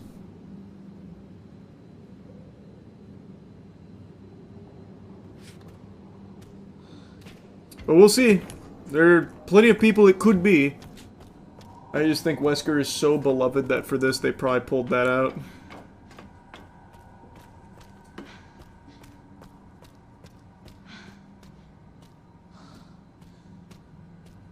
But I haven't seen any mention of anyone outside of Gideon, so they haven't revealed it yet. Plus I imagine it'll be a big reveal. Because it could also go all the way back to like RE1 with like the like Spencer or someone. I saw someone in chat mentioning that it could be Spencer as well, which it could be. I just think they'd probably go Wesker.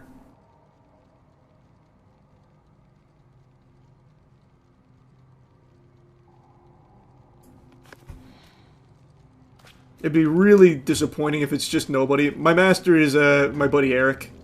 Yeah, he taught me everything I know about the T-Virus.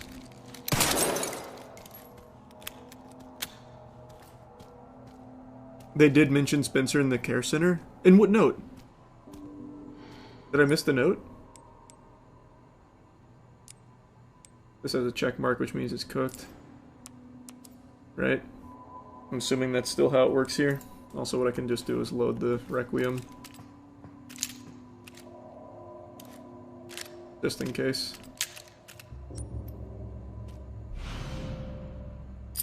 Found you.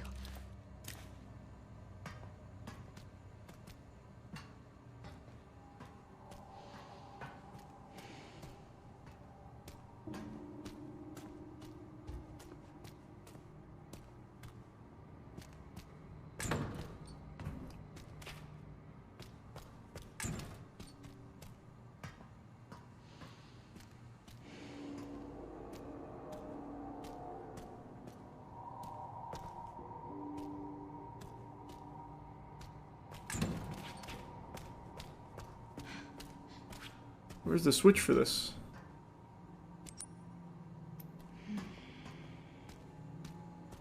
Oh, I didn't even see the prompt. Computer was so bright I missed the F on it. Yes, Zeno, that's correct. All tests have come back positive. I can confirm that she is indeed the one that we've been searching for. If all goes as planned, Elpis will soon be in our hands. Of course. But first I must initiate the protocol. I've done it.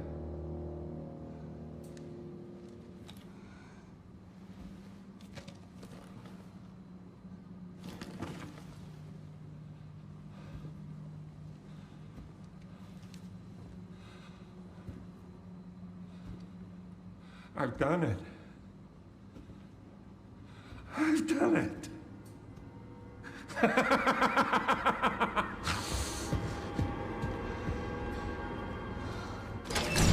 Okay. What a goofball. No. It's not a Resident Evil game without a self-destruct.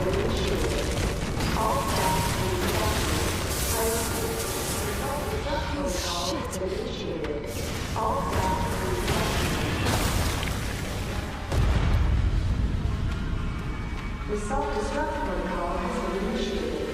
All staff, please evacuate. I repeat, all staff, Nothing in here.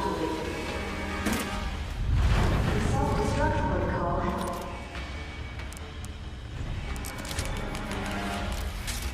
has been initiated. Unlocking disposal tanks.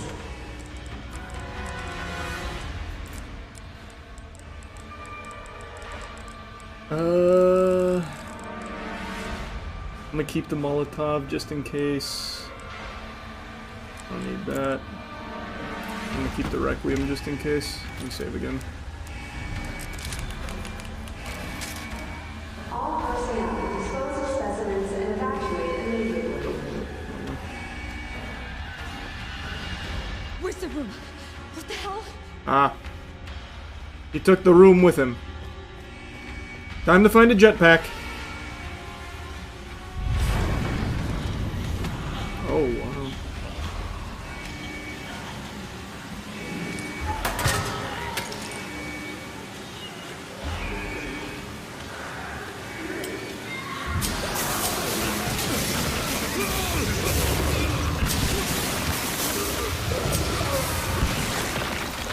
This is pretty cool.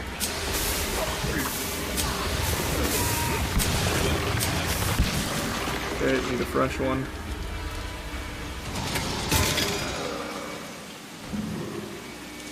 Hello? Grab it? Hello? Oh my god, it's... Oh, Jesus, okay. No way you just did that. No way you just did that.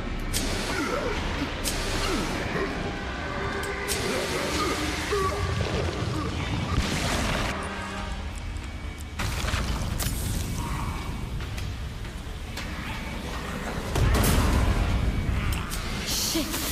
Okay.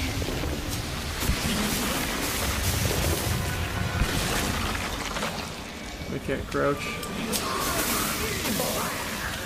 Damn it.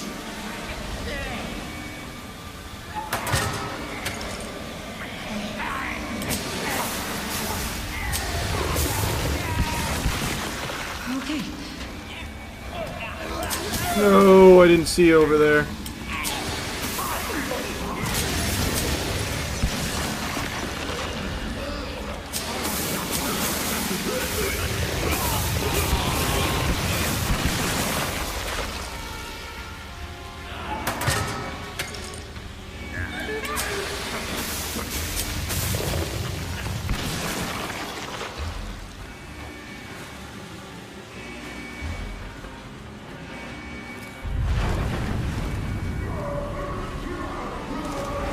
Oh, shit, shit, shit.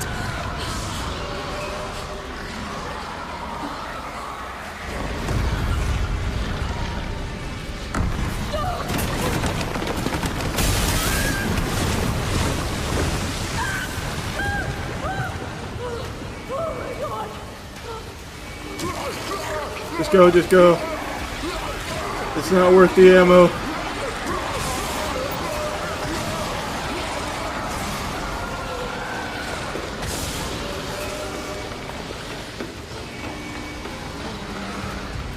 There's so much Elpis.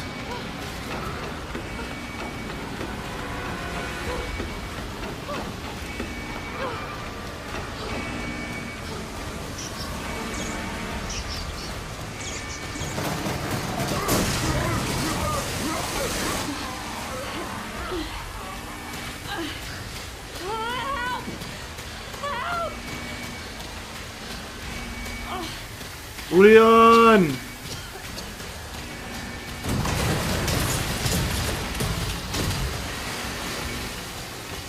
Those quick reflexes.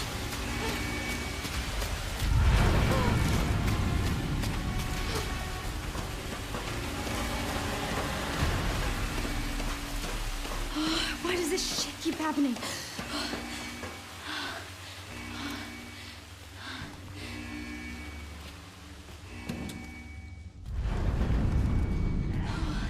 Oh, I made it. Okay.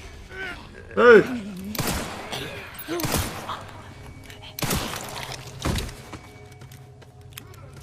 Maybe waste bullets there. We got too close.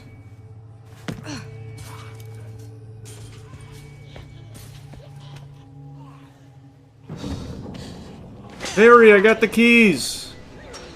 Also, did you see Victor leave? You get it? Yeah. Oh my god. What the fuck did you do? Reese? Reese, what's happening? It's okay, Emily. I'm here. Emily, it's gonna get a little bumpy. I'm right next to you. Harry, if you could really step on it, I'd be very appreciative. Okay, I'm alright. Come on, come on, come on.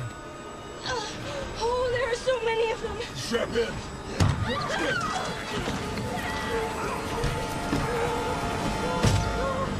Harry, make it go faster! Get out there and start fucking spinning it with your hand. No shit! Hold tight, I'm taking off!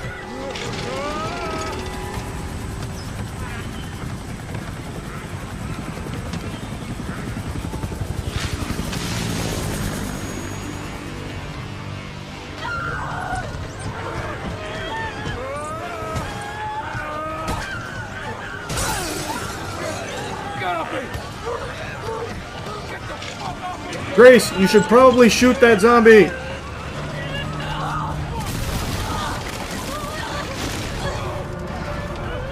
Harry got bit.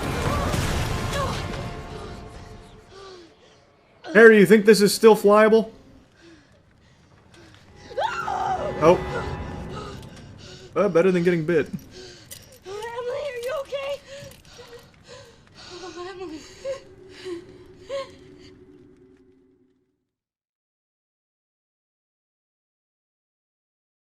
Damn. Son of a bitch. And I didn't get my empty injector. Because of a bug! I'm not letting that go. Grace. I'm writing a negative review now. What's she got to do with this? I wanted that. I wanted full firepower run.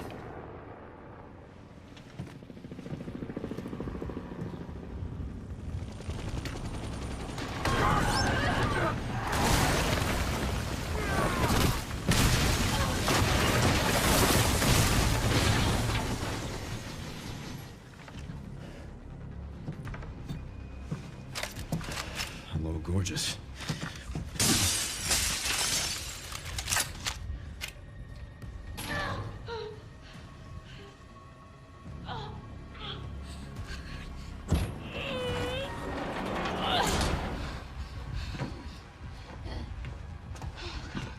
Come on, Emily.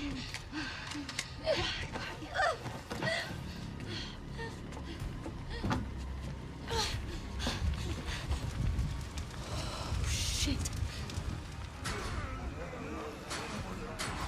That girl just can't stay out of trouble.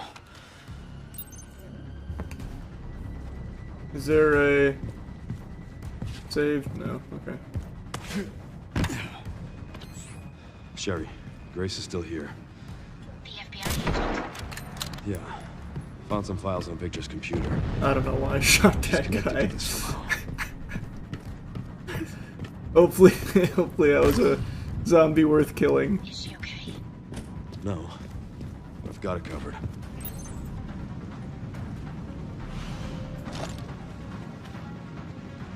Oops, didn't mean to do that.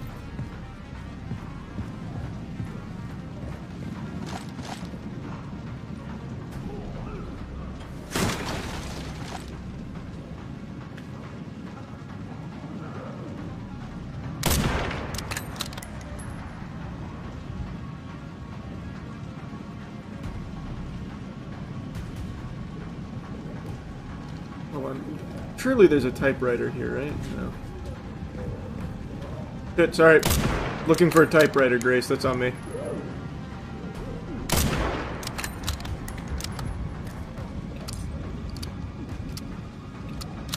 Oh. I gotcha, I gotcha. They caught me on the reload, Grace. You won't believe it.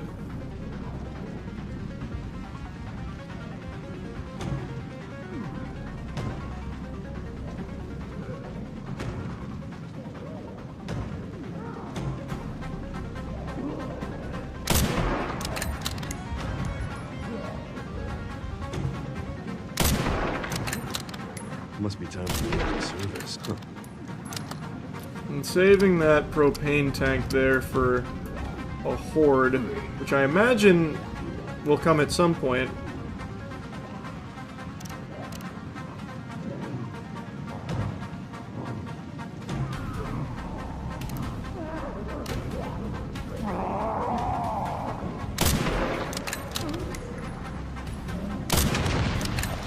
Hopefully I killed that guy over there too. I think I did. Oh, and there it is. There's that horde I was just talking about.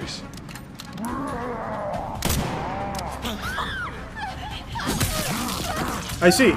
Yep, definitely needed to wait for that.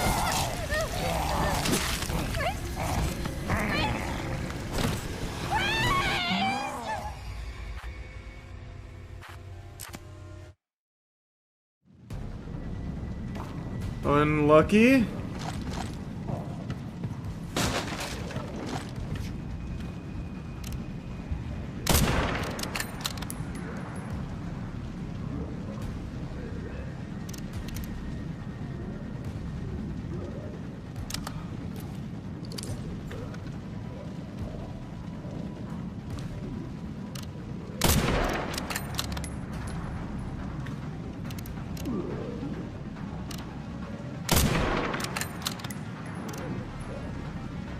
Alright.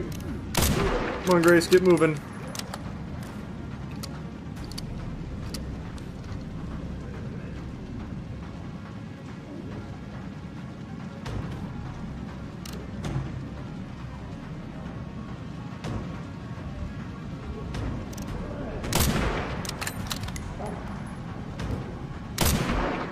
Next. Must be time for the evening service.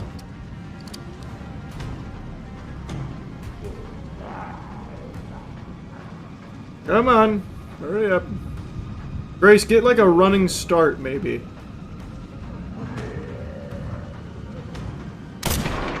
Hit.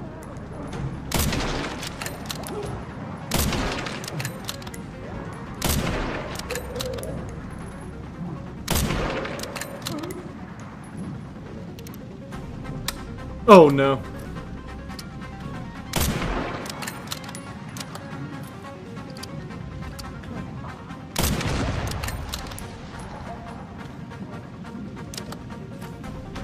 That was so clutch. Holy. Hang in there, Grace.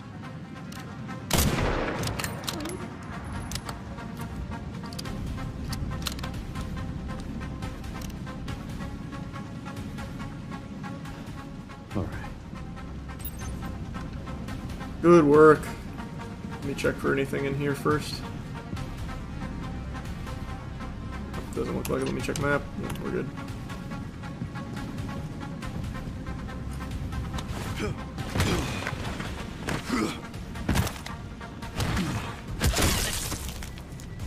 Excuse me.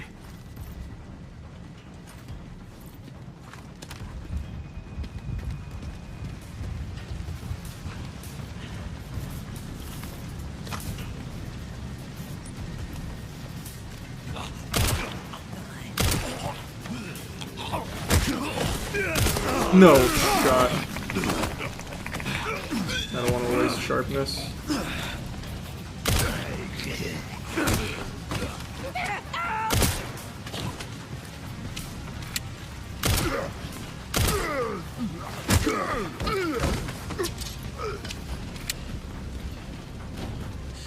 Stay with me. Grace, Leon! who is she? Oh, this is Emily. Help me, I can't stop the bleeding. Hey, hey, look at me. We're gonna be okay. Yeah? Can't stay here. That should be the way to the water treatment plant. It's our way out. Let's go. Oh. Oh. They just don't give up. Take her. Get her safe. God, he's so cool. What the fuck? Now.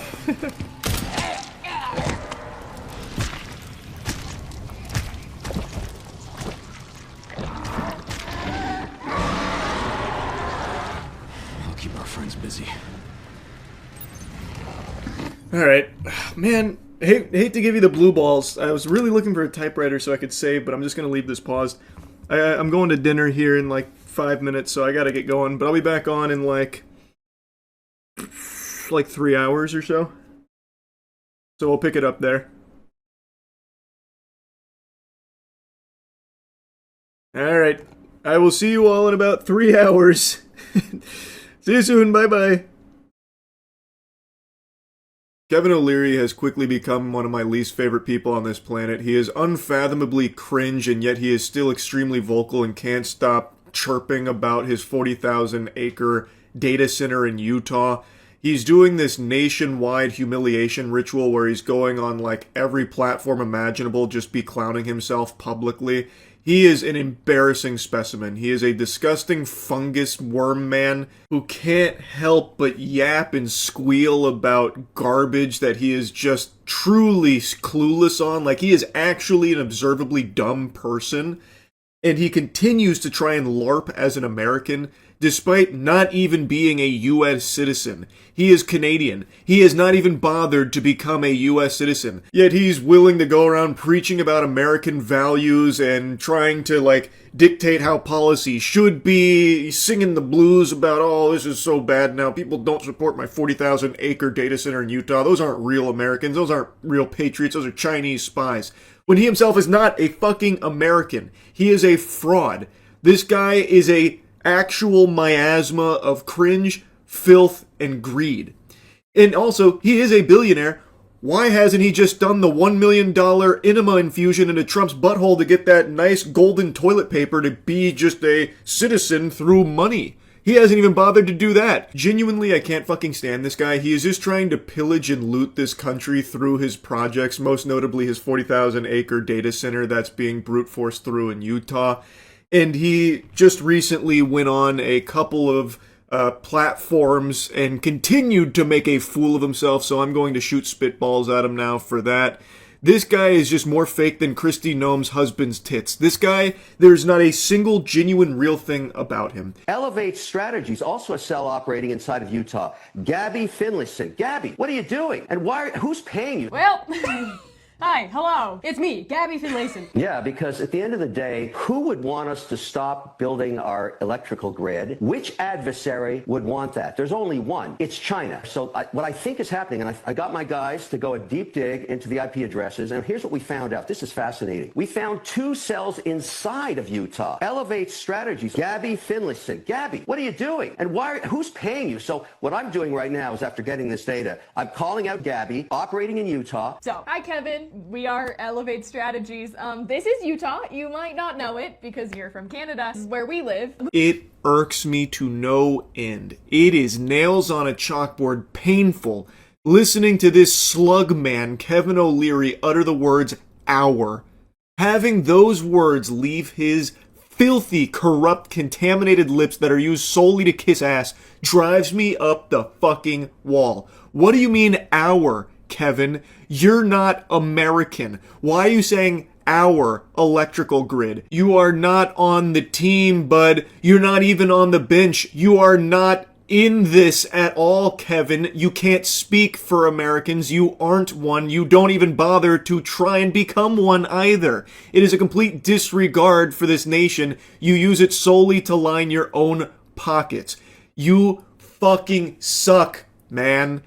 Now, he's trying to call out Elevate Strategies, which is an organization in Utah, and he's saying that they're actually Chinese spies, and he thought he had like this gotcha moment, this dunk where it's like calling one of them out by name, Gabby. So come, Gabby, I'm shining a light here. Show yourself. And I guess he was expecting, a fucking Chinese operative to step forward, or just complete radio silence and crickets, but what he got was the actual organizers here, Gabby herself, coming forward and talking about their goals and what they are doing in Utah as people that actually live and work there. This isn't some fucking grand conspiracy to try and stop these benevolent saints from bestowing upon us plebeians the gift of data centers. We have so many data centers that are blowing up across the country. Well, not literally. Don't worry, BlackRock's already taken that into account. I yapped about that yesterday. I mean, like this explosion of data centers being built. Like they are pushing for data centers in every single location imaginable. You'll probably find some data centers in your fucking thoughts too. They're starting to put them there as well. Like they're actually going everywhere. And we have the information from the data centers that have been operational for a while that it is a terrible deal for all the normal working people. The normal civilians get butt fucked by this. Their energy bills go through the roof. They lose water quality. It's just a complete contamination to their way of life in their local communities. And again, it doesn't bring jobs. I've mentioned this a lot. I've yapped about this endlessly, especially over the last couple weeks.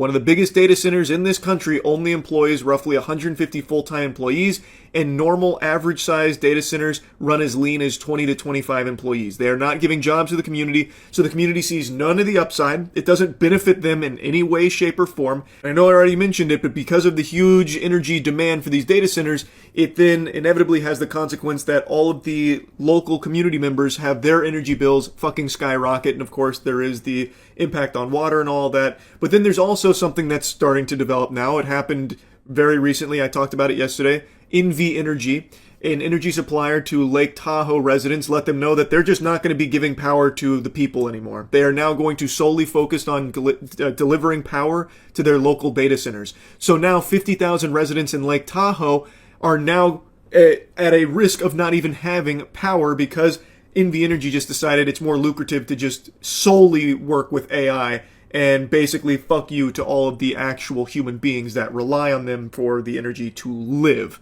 So now they have to try and scramble by 2027, only a year, to find a new power supplier to these 50,000 residents. It's actual insanity. Normal people do not want data centers, and they are doing all they can to fight back, albeit unsuccessfully because of the intense corruption, especially in like Utah, where 3 people, one of them even fighting for hell, saying for hell's sakes, grow up. People that are literally just going against the will of the people, deciding to brute force it through because they get some doubloons out of that deal most likely. However, I would like to highlight a successful one that has recently unfolded, where recently in Missouri, the council that pushed through a data center initiative, all of them got voted out in a landslide defeat, and now they're setting their sights on the mayor who allowed this to happen as well. This is exactly how it should be. If you are not going to actually represent the people in your community, if you are going to go against their interest in order for your own greed and exploitation, you lose your job. You lose that position. That's exactly how it should be. That's exactly what's happening in this Missouri community. So hats off to them, and I hope to see more of this shit continue. Anyway, back to clowning on Kevin O'Leary. Before we get into anything too serious, this is the very scary, very intimidating man that is threatening us. We are not taking the criticism of anyone who is wearing flip-flops and a suit on national television. You know, it's not every day you get called out by first and last name on Fox News by a Canadian billionaire trying to ruin my state, but here we are. Kevin is such a quirk chungus Reddit loser.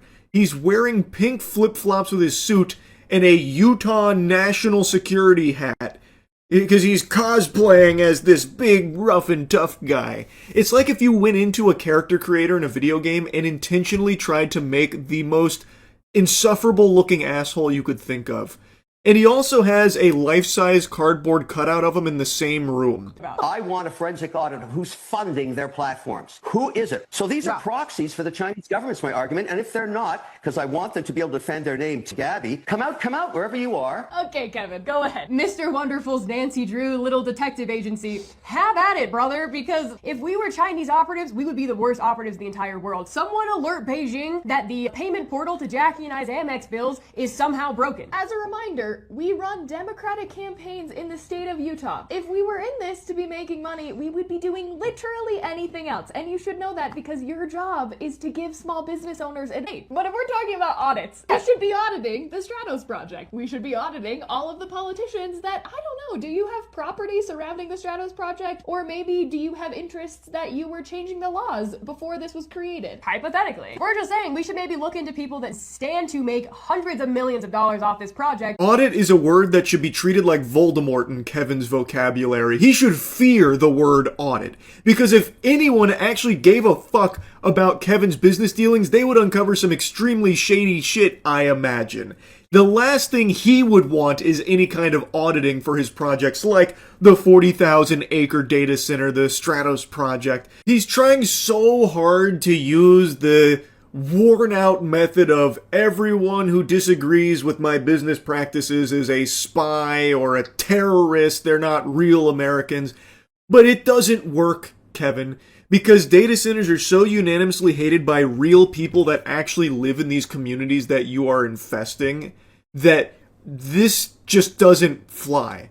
Because, again, average, ordinary people are directly impacted by this in a wildly negative fashion, and they do actually go out and try and fight against it. So when you, a foreign billionaire, come over and start stepping all over them, insulting them and saying that they're not real Americans, they're being paid by China or being bussed in and aren't actually representative of the real enthusiasm true Americans have around data centers, it just doesn't work. People see right through the lie. He also just can't help himself but to go on this humiliation ritual where he makes it abundantly clear that he is just actually a stupid imbecile, like a bumbling moron. There's always this perception that if you have as much money as Kevin, you must be smart, but Kevin is doing everything he can to show that that's just not the case. To stop advancement of technology with the uncertainty it brings has always been a dilemma in capitalism and in America, and it's a fair comment. But how is this capitalism? If taxpayers are paying for some of it, how is that capitalism? That seems... Oh, I think that's no different than building an apartment building downtown in Austin. You can get incentives for that too, and that's just part of how it works. You can debate how is that capitalism? How is that free market? If politicians are handing you other people's money to do it, how is that capitalism? Well, capitalism is built into the Constitution, which I think was genius. As I said, he's been going on like every platform imaginable, and every time he finds a way to look dumber and dumber. So throughout this interview, he continues to like flounder. He was also then asked about like, well, what jobs is it going to bring? Because Kevin keeps talking about the millions of jobs that this is going to bring. People just don't see the vision. And he couldn't actually name any jobs or actually explain that thought process of his. It also looks like he's fucking zooted out of his mind. Why does he keep zoning out? Is he blue screening in the brain? Is he seeing a ghost or like a big floating pair of titties? Like, what does Kevin keep looking off into? Is he that shy, maybe? I don't know. This guy just super sucks. And it's not just the AI data centers that he's doing his best to go to bat for and defend tooth and nail. He also just loves to go on and talk about, like, American policies and stuff, and his view on how that should be. The problem with that sentiment is that you were born in 1954. Yeah. Okay. You're Very popular. You're 71. Yeah. Right. In 1954, by the way, I'm a vampire. During your lifetime, we've actually had Brown v. Board of Education. I remember. Yeah, Brown v. Board of Education. I don't know how you remember it. I think you were like 2 months old. But I'm not finished yet. Kevin can't help but perpetually interrupt when he's backed into a corner, which is always... This guy, if he didn't have money, would have just been the kind of douchebag, the kind of dweeb that just gets shoved into lockers. So... he tried to pretend he knew what Brown v. Board of Education was. He's like, oh, yes, I actually remember that. Very, very vividly, in fact. And the guy there's like, no, you definitely don't. You would have been 2 months old. And also, you're not American. Kevin, you're not American. You wouldn't know anything about what he's describing here or what he's going over. I know you've never opened up a fucking American history book. You don't have a clue what he's talking about, but he likes to pretend. He's a LARPer. He is a full-blown red alert LARPer. It's all he fucking does. Well, to be fair, I guess it's not all he does. He also can't help but constantly remind people that he was in Marty Supreme. That's what you heard right there where he said, I'm a vampire, by the way. That's a reference to one of his character's lines from that film where he plays a villain. It's like the only thing Kevin's done in recent memory where there was any level of praise for his work. So he's still riding that high, and he will not let people forget the vampire line from his Marty Supreme debut. It's actually a SpongeBob ripped pants moment. He just keeps doing it. I ripped my pants. I'm a vampire. Fucking loser, man. I hate Kevin O'Leary. Anyway, I'll stop yapping about it. He just goes on to keep embarrassing himself every time he does one of these shows. It is indefensible what he is doing in Utah with the 40,000 acre data center. This guy sucks major ass. Fuck you, Kevin O'Leary. That's really about it. See ya. I just wanted to briefly give you the latest information in the David case and the murder of Celeste Rivas Hernandez. I know I've made a couple videos yapping about this, and it's a really genuinely difficult topic to even talk about because of how disgusting it is. But the reason why I keep bringing it up is because there is a not small number of people, a relatively strong movement, the Dipshits for David, that are constantly trying to brainwash people into believing that David has been framed. They keep regurgitating that, Well, they haven't found him guilty yet, thus we know he's innocent and he has been framed. He's actually a victim in all of this, and they're trying to bury all of the real information and muddy everything, even though so much of this evidence is publicly available evidence. That, like, not even all the stuff that's in the case right now, there is so much information you can find that if you have a functioning frontal lobe will lead you to one conclusion. David is pure evil, and every new piece of information from the prosecution here is beyond disturbing. So I just blabber about this because I want to at least provide the real facts about the case here to try and combat all of the incorrect gobbledygook people are spitting out there, this mumbo jumbo from this group that for some reason wants everyone to be supportive of David and like plug their ears to what the prosecution is bringing forth. It's fucking lunacy. Mark, the details alleged by prosecutors are frankly disgusting. In this preliminary 8-page brief signed by LA District Attorney Nathan Hochman, prosecutors paint a picture of a rising pop star who they say lured a young girl and then eliminated her when she threatened to expose their relationship and derail his fame. This had been brought up previously with the potential motive behind David's killing of Celeste Rivas Hernandez. He had known her since she was 11 and sexually abused her, and he didn't even hide this deplorable situation here. She had appeared in like streams, there's videos of the two of them together. His community was even aware of her, but according to the mods, they didn't know that she was a child. They were unaware of her age, nor did they know that she was reported missing. I don't know if that's true or not, or if the mods are just trying to cover their own ass so they don't end up on the hook and in trouble. Couldn't tell you, but the point is, there is a lot of evidence with these two publicly together in photos, videos, all of that. And at some point, it is alleged that she made a threat about, making it more known that she's a child.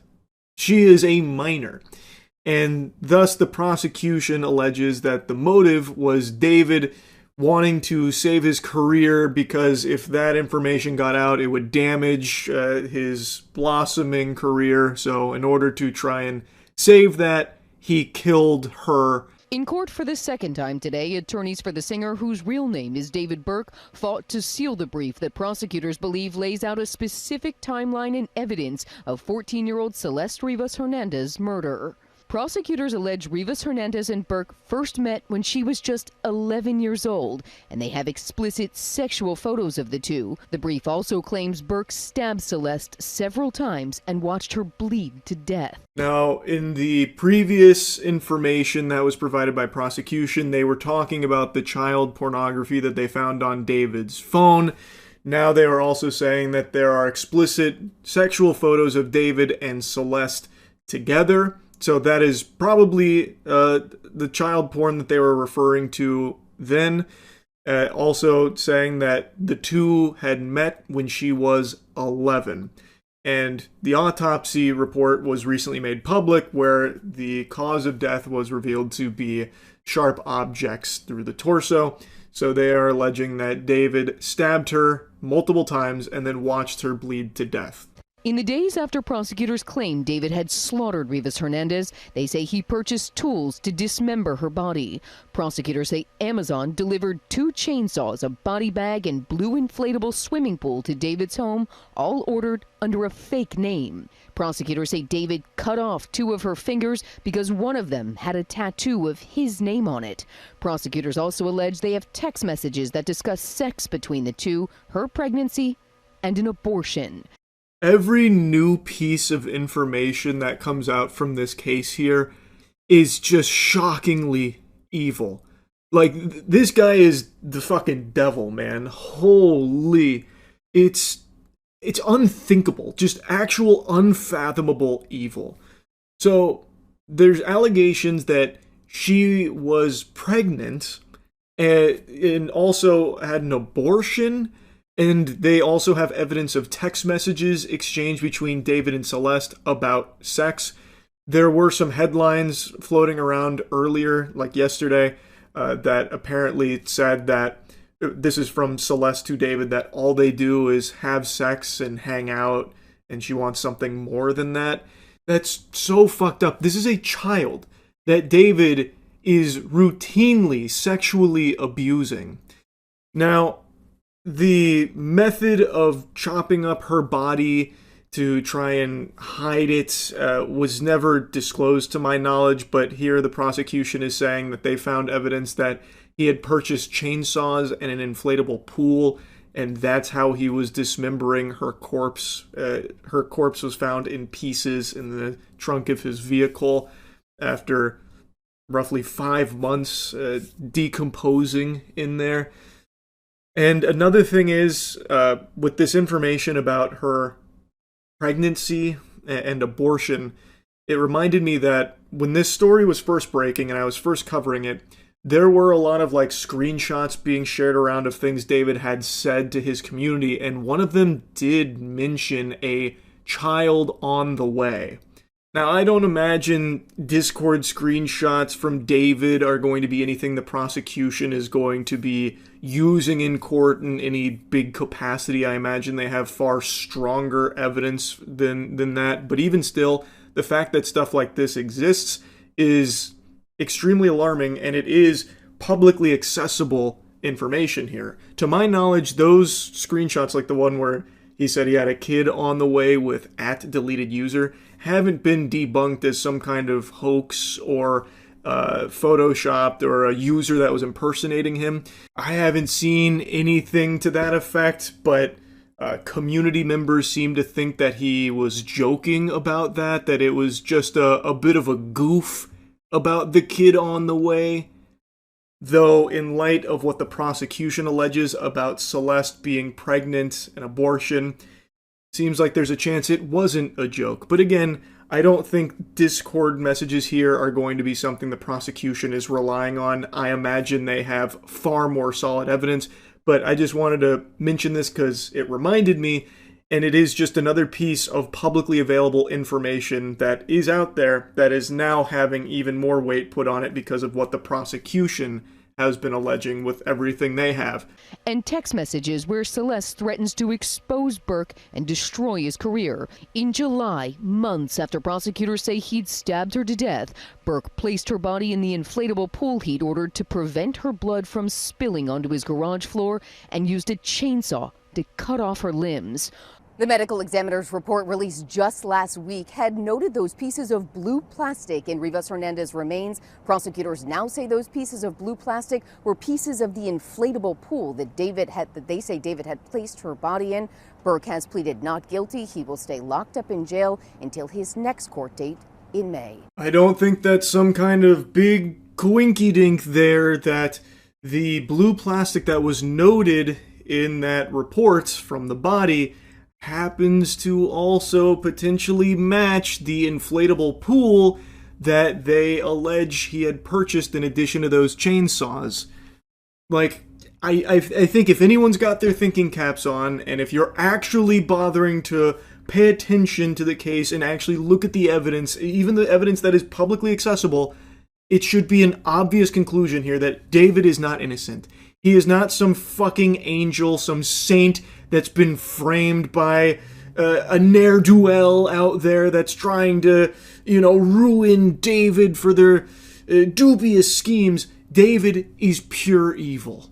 That's what I believe, and I think all of the evidence points to that fact as well. Former prosecutor turned criminal defense attorney R.J. Dreiling says David's defense team will seize on one detail. They note in their brief that David was sending text messages to Celeste after her death. They're going to use that to prove that, look, there's no way he knew that she was dead or responsible for it. He's still trying to communicate with her after her death. That's a pretty fucking weak argument, if you ask me. No. All of this evidence, it's hooey. It's a load of hooey because the only fact that matters is David was sending her text messages after she was already murdered. Why would he do that if he knew she was dead? Wouldn't make any sense. Checkmate. Gotcha. Like, that's trash. I think that is a complete trash argument because this is clearly someone who is going to great lengths to try and hide this. Chopping up, dismembering her corpse and stuffing it in a trunk. I imagine that even someone with only a handful of neurons could have come up with the scheme of still sending text messages even after death to try and give himself an alibi. Like, no, look, guys, I didn't know. See, I sent messages when she was dead. I didn't know. It's, terrible. Who could have done this? We gotta find who did this. There's a maniac on the loose. Like, I think it is a terrible, terrible argument. Now, of course, they're paid to represent him. They have to do their job. I get it, I guess. But my point is, I don't think that's going to be very strong on their side. I just really don't. Anyway, as always, praying that there will be justice for Celeste Rivas Hernandez here in this case, and just wanted to give you the latest update. That's really about it. So, yeah. The vast majority of numbers you see on the internet aren't real. The accounts that you interact with, the posts that you see, oftentimes aren't even made by a human being on the other side of the keyboard. The cyberspace is dominated by bots. And unless you've just woken up from a coma, this isn't news to you. Everybody knows that now. It's an accepted part of cruising the World Wide Web, that the shit you see is artificially inflated. And it's become a huge yapping point, a massive topic, specifically dead internet theory, and diving even deeper into the minutia of bots. Cannonballing into the deep end of the pool, you will find viewbots, a topic that often gets very aggressive and accusatory because it is so prevalent across streams in particular, on Twitch, on YouTube, on Kick. Streamers of all shapes and sizes are often using viewbots to boost their numbers. It's not some big conspiracy, it's not deep state propaganda or anything like that. It is a provable, real thing that platforms just don't seem to be taking any real action on at all. I could right now go live on Twitch openly stating I'm viewbotting it out the wazoo to fucking 20k viewers, and maybe the worst that would happen is I get like a 24-hour suspension from Twitch. They don't care. They made that push like a year ago about getting bots off the platform, but that lasted for what, 2 fucking days? And then they took like a catastrophic hit to their overall viewer metrics, and I guess they pumped the brakes because at the end of the day, and this is something people say a lot, and it is true, those huge numbers are good for Twitch as well to advertisers, even if the numbers are fake, even if they know it's botted, phony baloney, fraudulent viewer metrics. It doesn't matter. It makes them more appealing to brands. So it seems like they are very hands-off when it comes to doling out big punishment for viewbots. It's not exactly a well-kept secret. It's pretty out there in the open that tons of streamers viewbot. Now, the reason why I'm yapping about it again is because just yesterday, or maybe it was even earlier today, I don't know, time moves in a weird fucking fashion once you hit your 30s. Everything blends together, your bones fucking creak anytime you walk up or down stairs. Anyway, though, I'll stop bitching and whining about that. I know you're not here to listen to me play a sad song on the world's smallest violin about my deteriorating cartilage. The CEO of Night Media, Reed, came forward with a post out of nowhere saying that it's time to start viewbotting. That's the title of the post, which is a eye-catching title, no doubt. Very seldom will you hear someone in that kind of position just say the quiet part out loud here about success in the streaming space. And make no mistake, Night Media is fucking huge. They are one of the top dogs in the YouTuber streamer agency space. They are huge in the industry. They represented Mr. Beast for a while. I don't know if they still do, but they have represented and still actively represent massive creators. So it was certainly interesting to see him with a post like this that makes it seem like he's out there saying, everyone's got a viewbot, we got to open Pandora's box. If you're not pooping, you're farting. If you're not using viewbots, you're at a disadvantage. Wake the fuck up, samurai. Time to get viewbots on the horn. But reading the post, it's a little bit different, though ultimately his tone around viewbots does seem to be somewhat positive. What does it take to cut through all the noise on the internet? If everyone else is botting, why shouldn't you? We used to live in a world where if you made great content, algorithms would find an audience for your videos.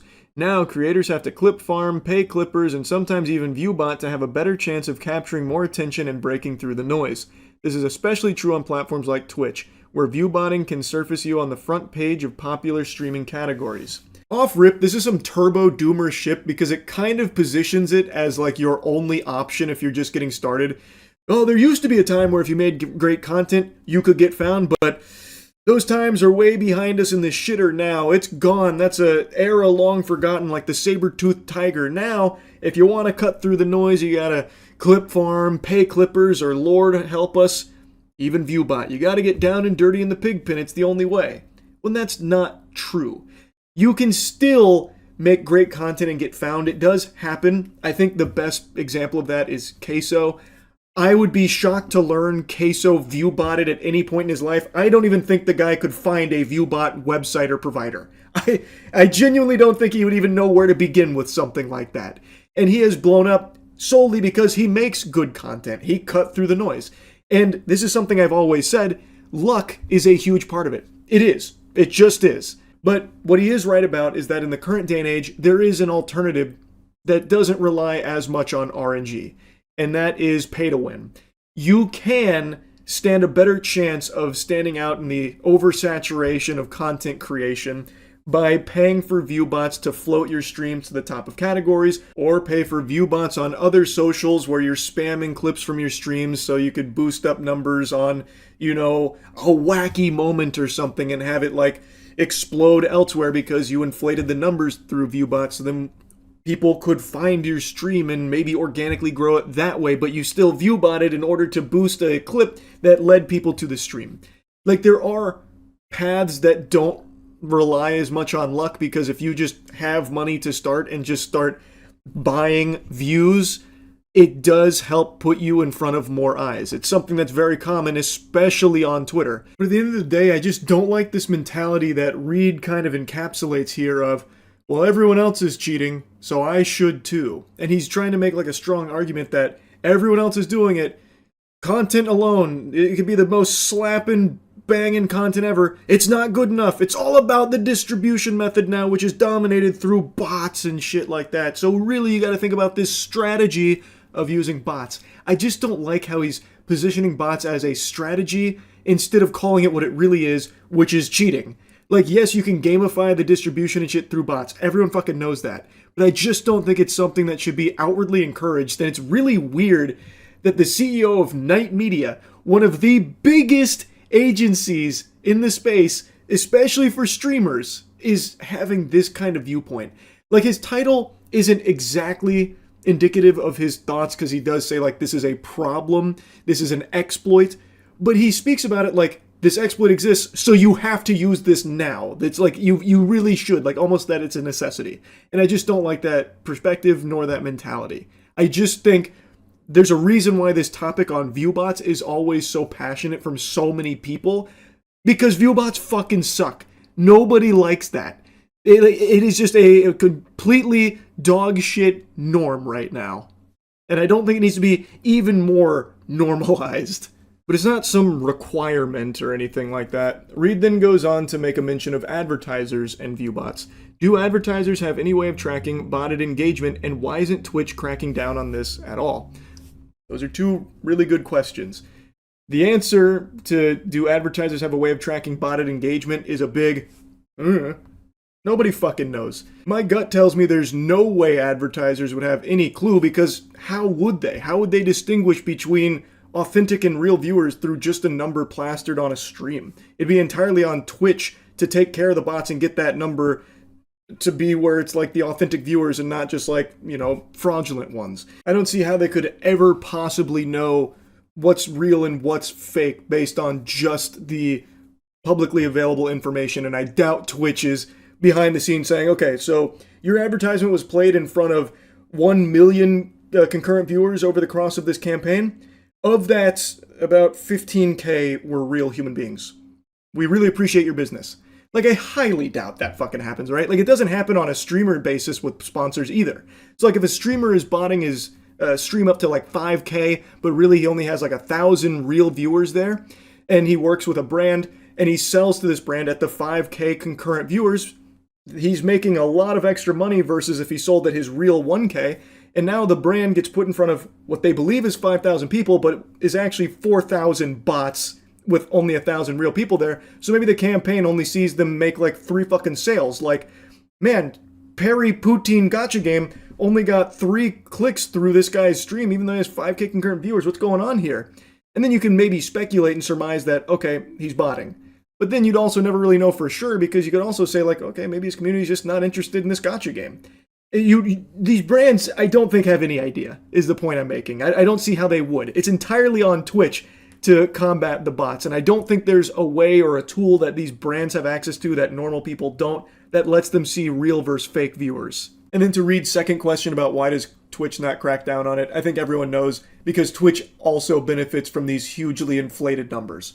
They see a lot of upside to these massive numbers being housed on Twitch. I think that's pretty clear. Probably don't need to dive any deeper on that. And it is something that he starts to tackle in his next section here about platforms needing to take action. He goes on to talk about, how prevalent the botting problem is, as well as the reluctance from platforms to act on it, believing that the more views there are, the better things look for advertisers, which many people agree with. And again, that probably is the simple truth of it. If these numbers are huge, the platforms are probably very happy, because then it's more appealing to advertisers. It could end up with more money to the platform itself. I think it really is that simple. Now, it's this section that ties directly into the eye-catching title that he used here for this piece. If everyone else is doing it, should you? I would never explicitly say you should bot your views on Twitch, other than in the title of this article. But the reality is, if you're not view botting and everyone else is, you're at a disadvantage. When you're competing in a category where you're buried if you don't have 500 plus viewers, maybe shifting your strategy to paying clippers and buying bots helps a streamer break through. I wanted to see what it would cost to bot a stream, and for $180 a week on ViewBotter, I can get 1,500 followers, 225 chatters, and 750 concurrent viewers. Not bad for less than $800 a month, and these companies accept crypto payments. So he's saying that he's not actively advocating for view botting your channel, but if you're not, well, you got your own dick in your butt. Like, everyone around you is doing it. Maybe you should shift your strategy. I don't know. To me, that feels like he is advocating for it. Maybe I'm on the crack pipe. He's pointing out a real problem, that these platforms don't enforce it, so the precedent has been set that there's no actual consequences. But it does seem like he's saying you really should view bot your streams if you want to succeed. And he does prop it up as a legitimate strategy, and even insinuates that it's not like super expensive, saying, not bad for less than $800 a month. Look at this huge head start you can get. Really should be something to consider. And I get it. It is something that people obviously consider and pull the trigger on, no doubt. But it's not exactly something that I think should be encouraged either. It sucks. It is a bad practice. And there's a reason why this is such a big topic, because people don't like view botters. It's not something that I think should be talked about in a manner that feels like it's positive and encouraging, and even setting it up as maybe even your only option if you want to stand out, because as Reed said multiple times, good content isn't good enough. You got to really consider distribution, and distribution, view bots can really do wonders for. I don't know. To me, it just rubs me the wrong way. He then closes by talking about view bot detection and how Twitch CEO mentioned it's a game of cat and mouse, and that really there's not a whole lot of great information that he could find on how brands can detect view bots or anything like that. And then he finishes the big takeaway. We've entered an era where good content alone isn't enough, distribution tactics are. When clipping, paid amplification, and even bots can artificially push you up the rankings, the playing field starts to tilt toward whoever is willing to game it. Twitch's detection tools feel reactive at best, and advertisers don't seem to have a reliable way to verify what's real. If botting becomes normalized, creators face a brutal question. Compete clean and risk invisibility, or bend the rules to survive. Long term, though, this erodes trust in the entire ecosystem. Again, he drives that point home about good content alone isn't enough. It's all about distribution tactics, and I just firmly disagree. Good content alone is sometimes enough. But again, it does take luck. It does. It always has, and it always will. Distribution tactics, though, he's right, can be gamified and boost your shit and immediately give you a better chance, so you're not overly reliant on luck. If you'd rather focus instead on pay-to-win mechanics through clippers and view bots and stuff like that, then you would be entering the Thunderdome competing head-to-head, toe-to-toe with countless others who are doing that daily. That is very, very common. And in many, many cases, it's hard to tell if it's real or fake. So it is a legitimate problem, and it sucks that platforms don't do anything about it. He's not wrong about the core, that there is a huge problem because these platforms don't crack down on viewbots. Now everyone fucking does it, it seems. And it fucking blows. And I imagine he's right that it is a very real consideration for tons of streamers. Like, well, why would I even bother trying to do this legitimately when everyone else is fucking cheating? Everyone else is viewbotting, so why wouldn't I? And it's hard to argue, like, because it's morally correct to, play fair. It would be hard to make someone be like, okay, then I'll do that and go nowhere unless I get fucking crazy lucky. When the alternative is apparently like cheap viewbots that give them a better chance. It's something that he's not wrong about in his assessment here. Again, I just find it weird that it feels like he's speaking on it like almost positively, like you're at a huge disadvantage, you really need to think about this strategy that actually isn't all that expensive if you want to compete on an even playing field. Because at the end of the day, I don't think viewbots are something that should be encouraged. I don't think it should be twisted to the point where people consider viewbots like a strategy as opposed to just cheating. Because viewbots are bad for everyone. There's a reason why it's such a passionate topic for so many people. Because it sucks. It sucks for the people that aren't doing it, and it sucks for viewers too. Like, viewbots are just shitty overall, like genuinely.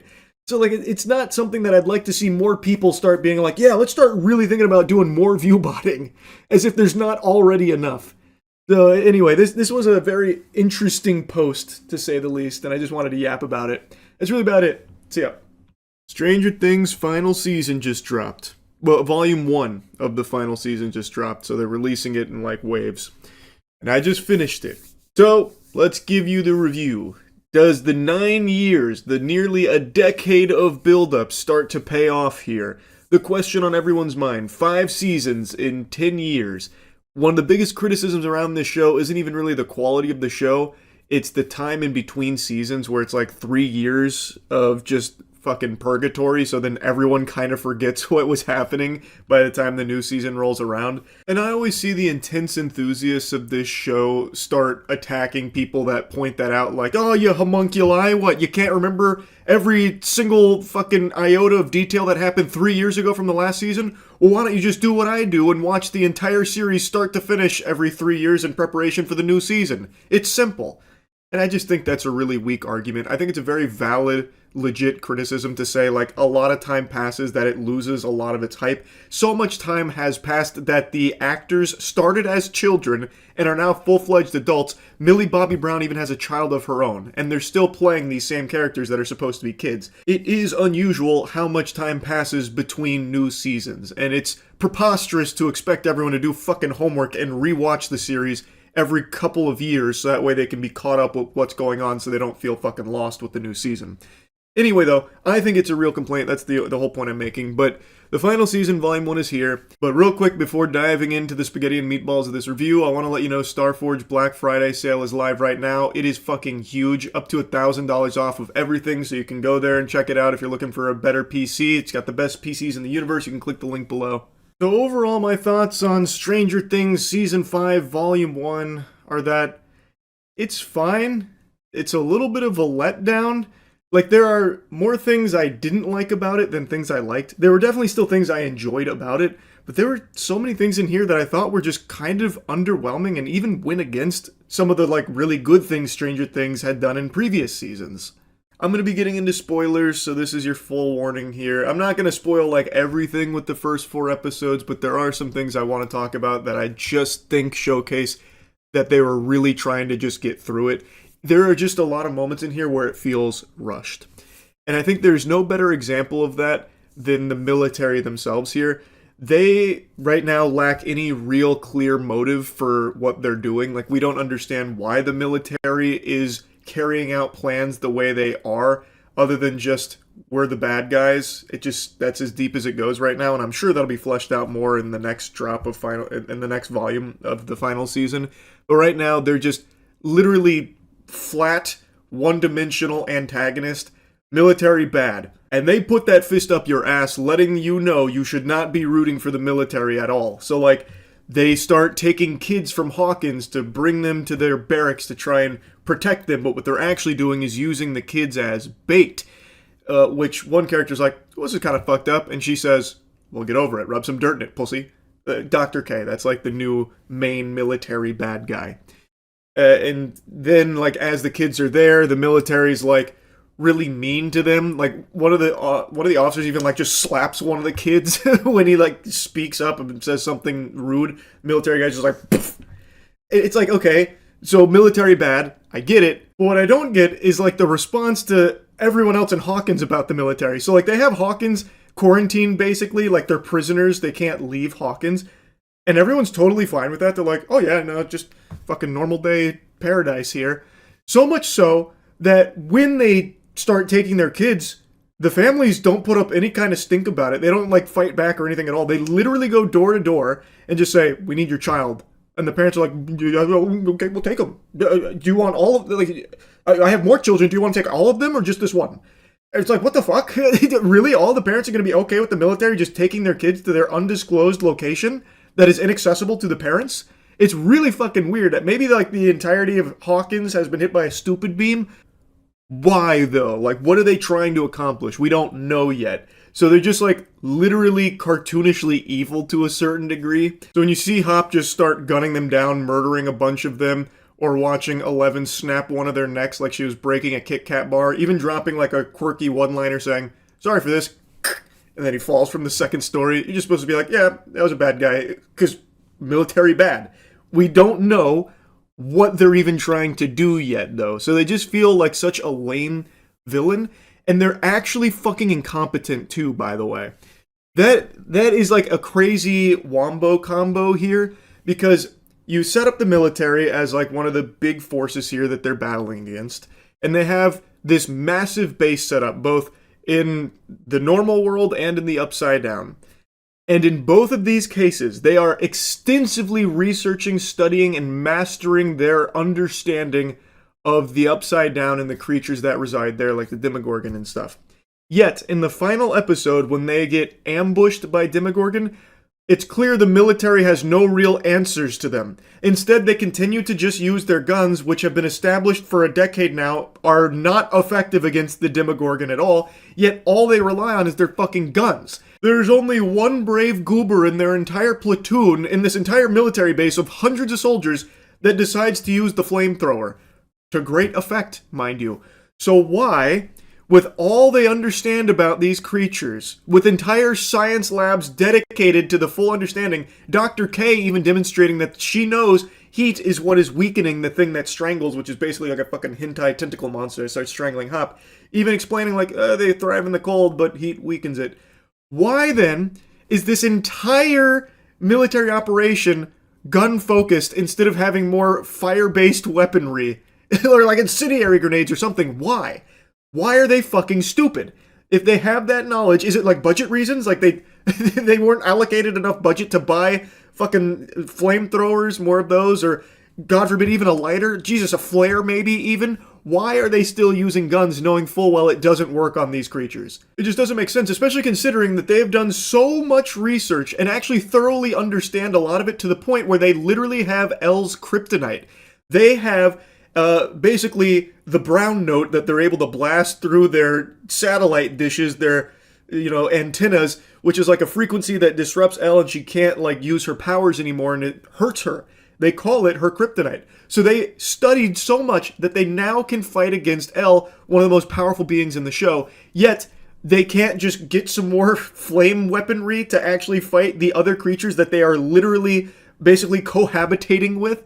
I don't get it. Are the guns just to keep the kids in line so that they can start shooting the kids if they start asking too many questions? Like, I don't understand. It doesn't make sense. It just feels a little lazy, and it's my big complaint about part one is that a lot of it feels rushed. It knows it needs to get to certain places, but to get there, it doesn't really follow what's already been established. It just kind of like speed runs through it, at least in my perspective. And I also don't like that a lot of the character interactions just feel really weird and out of place. And the biggest culprit of that is Dustin and Steve. Now, their banter has been established since the beginning, basically. Like, they have camaraderie where they joke back and forth and they do argue. But in this season, that's dialed up to fucking 5,000. There is not a single scene with these two together where they are not at each other's throats. And to me, that just doesn't compute, because these are like basically best friends, and Dustin is a shell of his former self. After the death of Eddie, he's traumatized from it, and Hellfire being dragged through the mud, it really hurts him. So his big character arc here is he's trying to basically stick it to the bullies by staying true to himself, like Hellfire's the greatest, Eddie's the GOAT, and for that he keeps getting his ass kicked, and it actually starts to deteriorate his friendships with Steve and the rest of the gang. And then when Steve is like trying to talk to him about it, he's not even really talking to him. He immediately is just combative with Dustin about it. And then Dustin is combative back. So then they're just perpetually arguing back and forth to the point where they have to implement a rule where they don't talk to each other anymore. Because every time they do, they argue. And when they break that rule, they're just arguing again. It's really annoying. These are like supposed to be best friends. Steve clearly knows what's going on. Why wouldn't Steve try and connect with him and try and like help him get through what is clearly a very rough period in his life, instead of just immediately pressing his buttons and attacking him? Like, it's not banter like it used to be. They're literally just perpetually arguing for the sake of just having some kind of conflict between them. Same way Steve and Jonathan are constantly arguing now because they're in this competition to impress Nancy. Like, it feels like characters are regressing. And it's just annoying. Especially Jonathan, by the way. His whole role in this series now is basically just being like a stick in the mud. Like, he is just always against the good ideas, and when an idea pans out, he's mad about it panning out. So, like, Steve, for example, he makes a pretty brave decision to drive his car with all of them in it to the Upside Down as the portal is closing. A decision that Nancy also supports, and Jonathan's like, no, don't do it, don't you fucking do it, don't you fucking do it! And then when they get through there, Jonathan immediately is mad at him like, well, maybe if you didn't drive it in the fucking Upside Down. And it's like, Jonathan, what are you talking about? And that's basically him for the entire volume 1 here of the final season. He's just always against the good idea. It's just lame. His whole character's been reduced to just like being obsessed with trying to like propose to Nancy now to beat Steve in this competition without ever really improving his relationship with Nancy and never actually contributing anything of value to the overall plot anymore. It's really disappointing to see.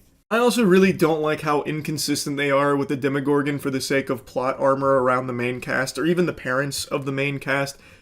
The viral clip that everyone's shooting spitballs at is when Karen, the mother, is trying to protect Holly and the Demogorgon is chasing them, and it one-taps the husband, whose name I already forgot because he plays such a little role. He hits him with like a golf club and the guy just slaps his nipples off. He survives, by the way. Well, now Karen is trying to protect Holly, so she breaks a wine glass and starts stabbing it, and the Demogorgon's like really suffering, like, ow, ow, ow, ow, ow. So Karen is literally fucking shaking this thing down for its lunch money, this thing that is unaffected by like bullets and everything, but this wine glass imbued with the power of a mother's love is just blasting it.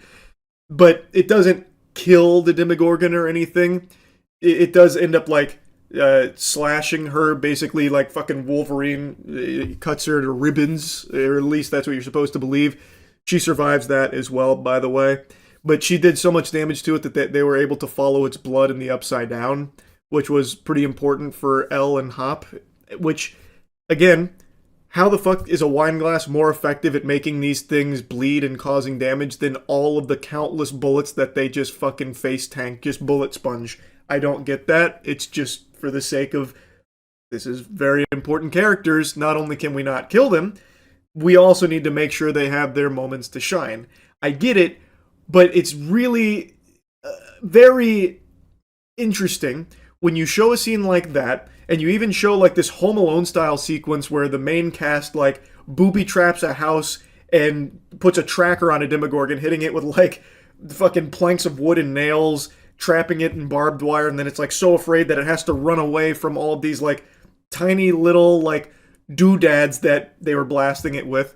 And then you have a scene only an episode later where a Demogorgon, the same kind of Demogorgon, is just eating hundreds of bullets and literally splitting trained soldiers in half with no effort. Yet it can't kill a middle-aged man and woman or a bunch of kids, and it's so afraid of all of them that it has to leave, and it took so much damage that it's fucking bleeding out.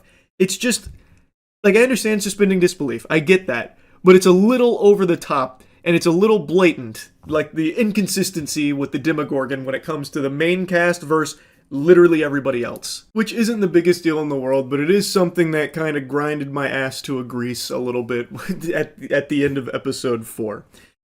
Like, I've hit you with a lot of things I didn't like about it, but there are things I do like.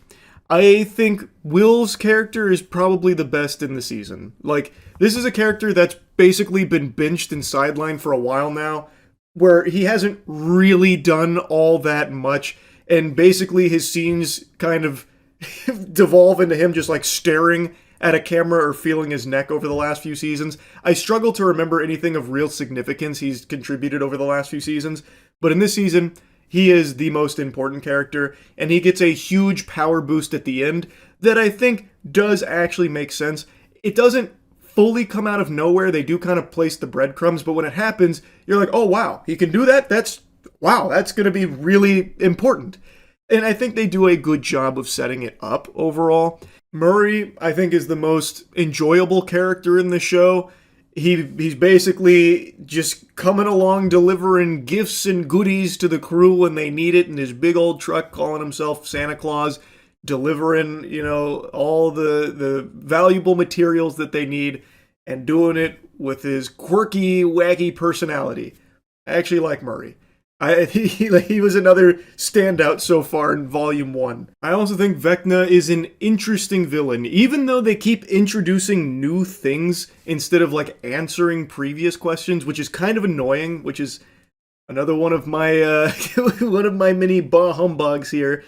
Like, I don't like how it's mainly just presenting you new information, or even at points like retconning previous information. It's still not giving any answers yet. Even with that in consideration, Vecna is still very interesting, and the mystery of, like, his grand scheme is enough to keep you invested and hooked on it, especially now they introduce, like, all those memories, and there's one that he's very terrified of, where Max has been hiding in this cave, and when she gets into that cave, you just see him just standing there in his normal human Henry form, just crying. I gotta fucking order a French fries there. Why? Like, there is a lot of interesting mysteries it proposes, though it has done a really poor job at providing any answers from things in the previous seasons so far.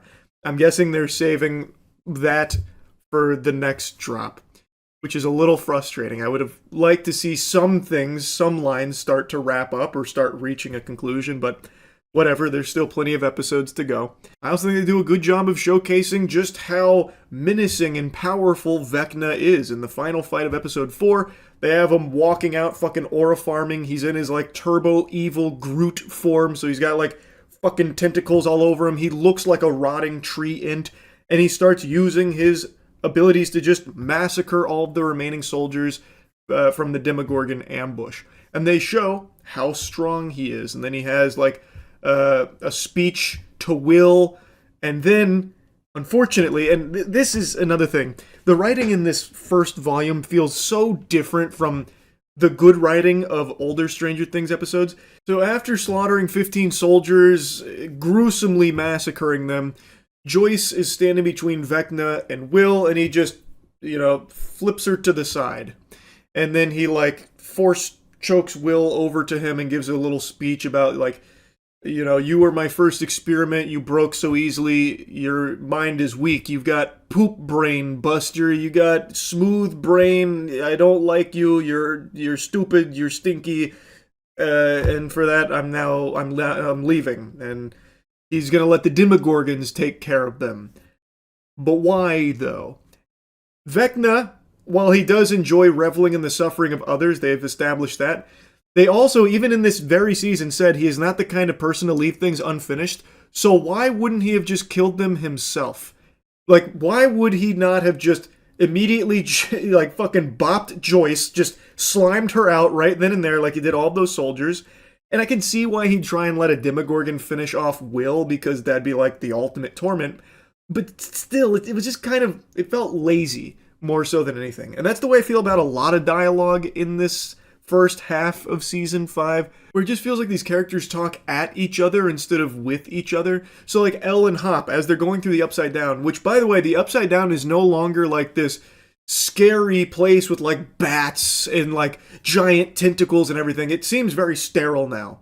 Like, you can make an argument that maybe the military went through and cleared it all out, and they've also been so experienced with it that now it's just no longer a big threat, which I think takes a lot of wind out of the sails of the Upside Down, which was once like the worst place imaginable, basically hell. Here, it's fundamentally just like a blue light filter area with a little red lightning, and there's nothing else to it. Like, there's no like sense of dread or looming terror in the Upside Down. It's basically empty now. Like, the only people left are the fucking military and like the Demogorgon once or twice.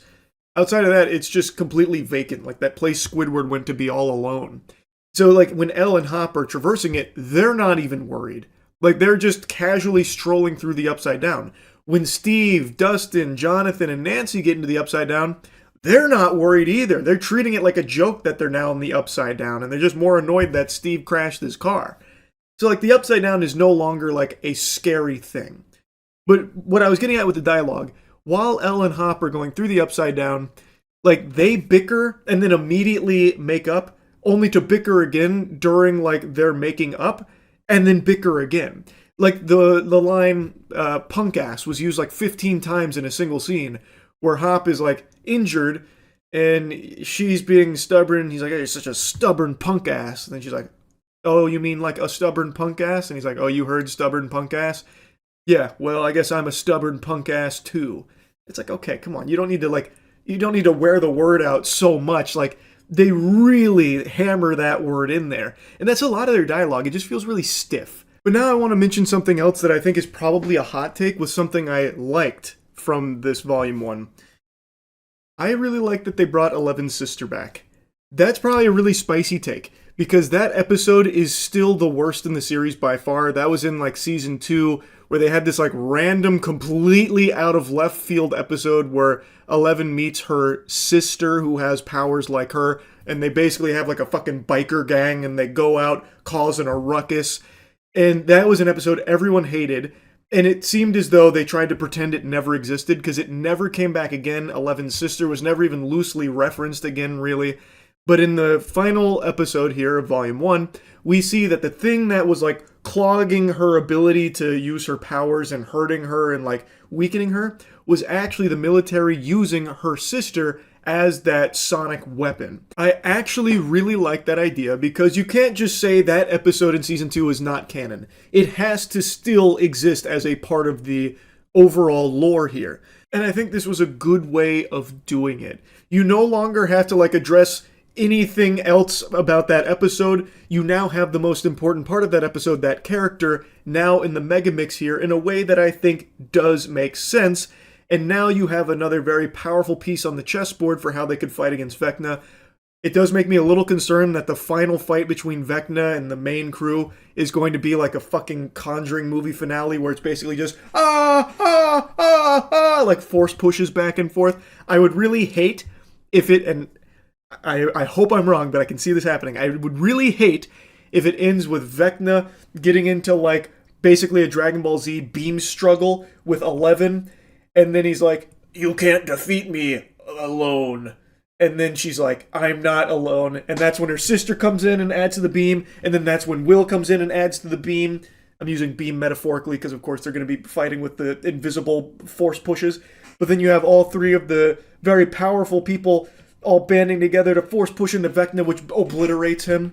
I would hate that. I would really hate that. And I could maybe see it happening, because now you have three people that can all do this. You have 11, you have her sister, now you have Will. But there is a chance that's how they're going to kill Vecna, and that would really suck. That would be so fucking lame.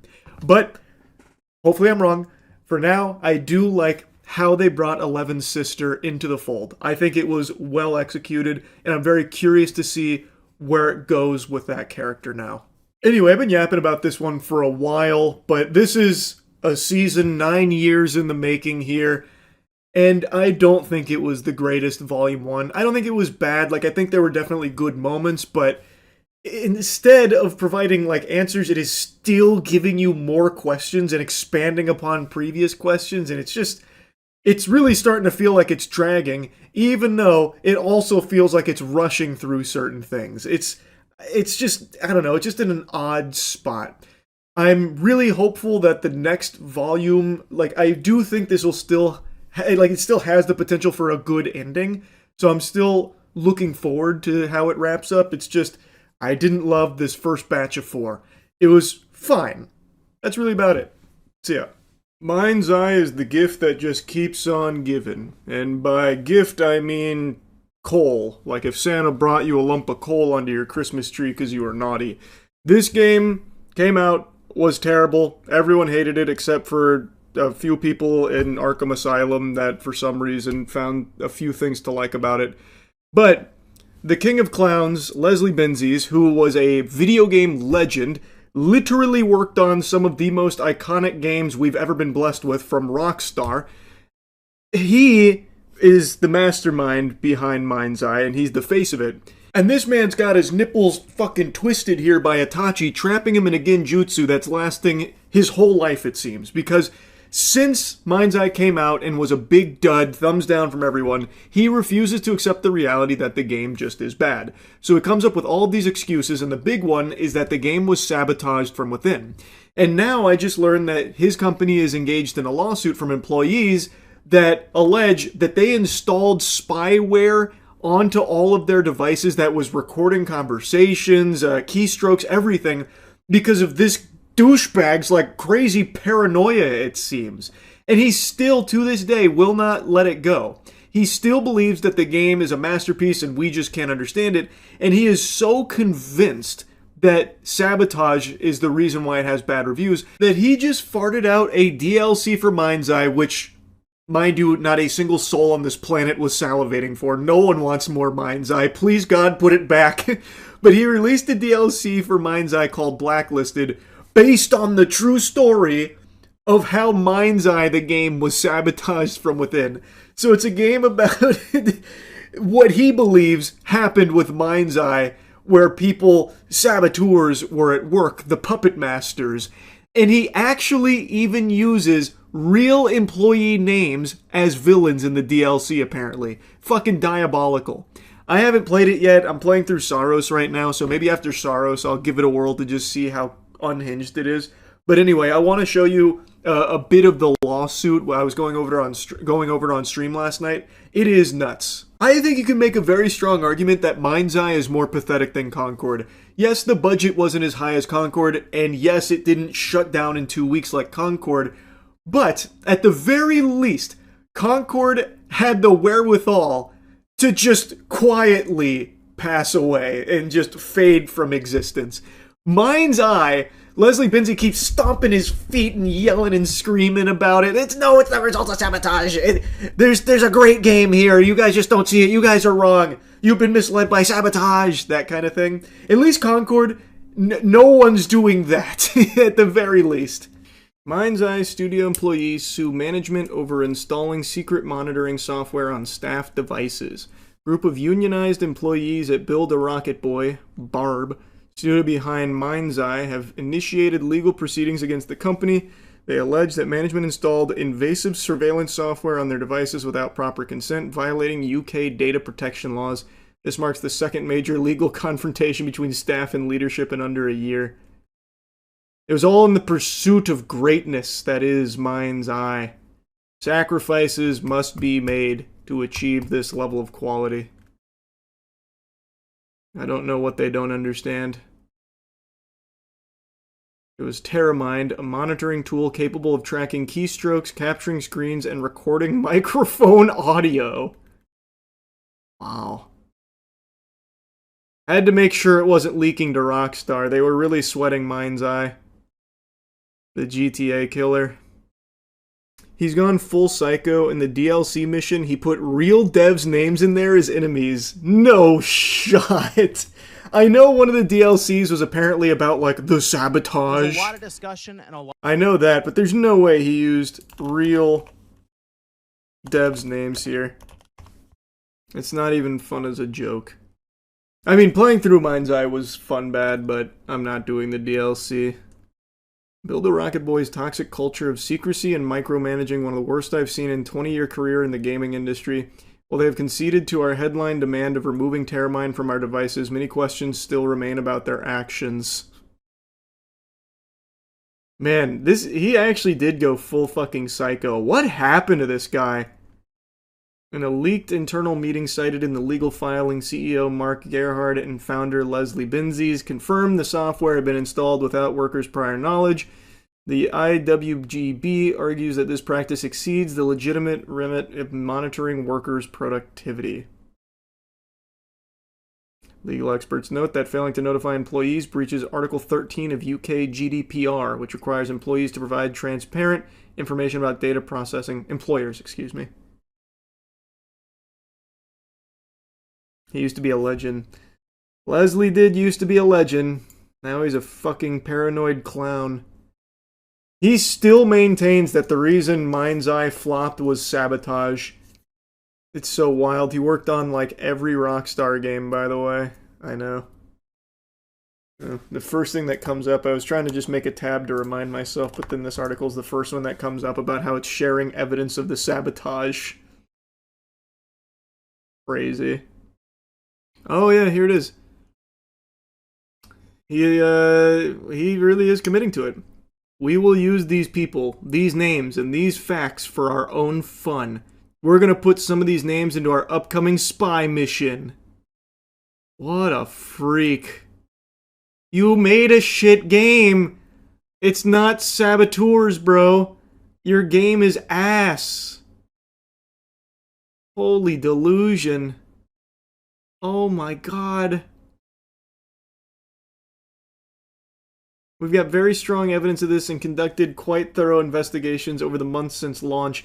We've identified parties involved and announced with the authorities both in the UK and US to deal with. You installed surveillance hardware, surveillance spyware into your employees' machines illegally and are getting sued for it. What evidence could you have possibly gathered other than your employees saying, man, this shit is trash, but I need my paycheck, so I gotta work on it? Like, that's gonna be it. If anyone's doing the sabotage, it's him. He actually think there's gonna be fucking arrests. We'll leave it to them to do what they do, make their arrests or any announcements in due course. I think we're not saying anything further at this stage on that. We'll just let the natural course of justice take its path. I am so curious to see what evidence of sabotage they have. Maybe I will play the DLC. I am beyond curious what sabotage he thinks happens. Because he played the game. He played the game and he's like, yep, this is it. This is the game I want to ship. This is the game I want to charge fucking $60, $70 for, whatever it was. I forgot now. This is the one. He played it. He didn't say, man, this game is shit. Don't play it. I can't release it in this state. Sabotage has occurred. I can't release it. He played the trash. And now he's grasping at straws. You play Kingdom Hearts for the gaming channel? Maybe 1 and 2, but I'm never touching 3 again. 3 is terrible. It's the Mind's Eye of Kingdom Hearts. So I decided to look at a Let's Play for Blacklisted just to get an idea for what they were going for here and how it tied into the story they wanted to tell about their perceived sabotage, which again, I have seen no proof of. Leslie Benzies has hinted that it was Rockstar sabotaging them from within. He said that, well, hinted at that previously, like alluded to it. But I've seen no evidence of anything, not even an iota, not even a morsel of evidence to confirm that theory. The game's just bad. Like, full stop, it's just bad. And they had to have known it wasn't very good before they shipped it out, but they still shipped it out with all of its problems. But anyway, I'm getting sidetracked. I checked out Let's Plays for Blacklisted, and it's only like 30 or 45 minutes long. There's one guy beat it in 31 minutes, someone else beat it in 45 minutes. I thought it was going to be a huge content drop, but it's not. It's like a tiny tiddlywink here. Granted, they also did like some bug fixes to the base game, but the way that this was portrayed, I thought this was going to be like a, multi-hour, mission that goes through this elaborate story of sabotage. And from what I was watching, it like doesn't even really do that either. It like loosely says this company is being attacked from within as well. from a ring of rich saboteurs. And then apparently there's even like a jab at Rockstar buried somewhere in there, but I haven't found that. I've just seen people claim it. So I don't know if that's true or not. But from what I was watching, it doesn't even really touch on anything that Leslie Benzies has alluded to with the sabotage. So the whole thing is a fucking mystery to me. I don't know what is being smoked over there by Leslie, but it's some strong stuff. Anyway, I had to yap about this. I might try the Blacklisted DLC after Saros. We'll see. If I think it could be fun bad, I'll give it a whirl. But anyway, that's really about it. See ya. Over a decade ago, I told a story that still to this day is the most unbelievable true story I have. It is a riveting, exhilarating tale of disgust, horror, and inspiration. I literally just blue screened right there, just trying to find the right words to describe this experience. And I hadn't told this story in over a decade, at least I don't remember talking about it, but a week ago for the other channel, we had Wubby and his crew down, and one of the videos we filmed was a little game where you would either tell a lie or tell the truth, and then a team would have to guess if that was make-believe, phony baloney, or a legitimate experience, and I got tasked with telling a truth. So I chose this story because it just sounds like it couldn't be possible, yet it is. It is the story of my sophomore year of college when I went up to Michigan State to party, and I met one hell of a woman up there, I'll tell you what. When I was in college, at 19 years old, I, even back then, had a big fear of flying, but I had a buddy of mine I knew on Xbox Live. His name was Kyle. He was in a frat at Michigan State, and I forgot the name of the frat, but he had invited me to their big parties. I think it was for St. Patty's Day. They were doing like a weekend of partying. And this is when I first started to be social, and I said, you know what? Fucking do it live. I bought a plane ticket, accepted the invitation. I went to Michigan State University, and I went to their parties. I met a lovely woman at one of the house parties. I got her number, we chatted. Didn't hear from her for like a day. She texted me the next night, and I was violently high. Ill, very ill. I had inhaled the bong water from a gravity bong. Oh. I was struggling. I didn't know right from left. She had texted me to come over that evening. I wasn't going to pass up an opportunity. I had a buddy of mine drive me to her apartment. When I got there, she offered some wonderful accoutrements. Excuse me? One of which was a blowjob. I didn't. I say lie. What do you guys think? I was still in a fugue state. I peed all in her mouth. and what the fuck? Of course, there's only so much space in this cavity, so she popped off. I peed everywhere in that bedroom.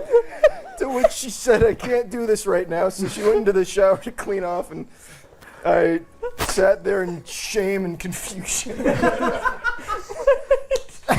Truth? I was so quick at the start of the story to think oh yeah, this is true. I didn't even have to think twice. It's so unbelievable. That last bit, I am praying for you that is a lie. I have so many questions. Yeah. I think we get quite a few. They grilled him. Yeah. Okay. So first off, the most unbelievable thing, you flew? Yeah, I did. I flew. Yeah. It was one of only, I think, 8 or 9 times I've flown. It was a solo Why? flight. Because I was finally socializing. This was a huge opportunity. Did she gag when you pissed in her mouth? I think she thought it was cum at first. And then when it was very yellow, it became more apparent that it was not. Okay. Okay. But she did not throw up. This might just have you explain it again, but I'm very confused how that happens. Yeah. Were you hard? I mean, I have to be real here. Were you hard? Yeah. And then you just started. I don't think I've ever mixed that up. So you ripped a gravity bong. Yeah. You said multiple times. And you were nauseous during it. Oh, I inhaled the bong water. I thought I was begging to. Right. Oh, Yeah, like I was sucked it to begging. the- I was begging to go to the hospital. And you were very hot. Very hot. Which is a common theme. Was this like a homemade, like plastic bottle one, or is it like an Depot actual... bucket. I don't remember at all. It was a You weapon. would remember that. I have a question. I know I'm not the question asking team, but did you say she said she can't do this? Can't do this right, right now. I can't do this right now. We'll come back. You know. Also, I like how we said one of which, like out of the many offerings she gave, one of which So was. wait, how did it end? Did I miss that? She went and showered and We then became good friends. Did you stay the night? Yeah. This is no. And that was the first time that you had met them. After earlier the party. Yeah. Yeah, but you met them like that. You peed in a girl's mouth and it worked out to where you could stay Some in the girls home. like that. Did she like it? No. Well, she said not right now. I think I'm on full. This is a lie. It has to be a lie. I think full that truth. I think that this is like How could we bring the it to beginning lie? elements of this are probably true, but especially the end of it is like there's no way. He potentially pissed like into the carpet of a woman's Yes. home. Yeah. You don't stay after that. No. She don't keep you there. Was this? I don't care if you're the most suave motherfucker on earth. If you pee into someone's mouth and on their floor the night you met them, you're not staying the night. No. She was sober. This is so a lie. This is so a lie. Okay, why do you think it's true? Because we should get to the bottom of this. This is our one shot here. Yeah. His reactions are like He was dying laughing, and so was the genuine. crew. That's why I think that some of it's true. Like bits of it. Yeah. But not. There's just 0% chance. I can't believe that he peed in a girl's mouth and then stayed and like watched TV.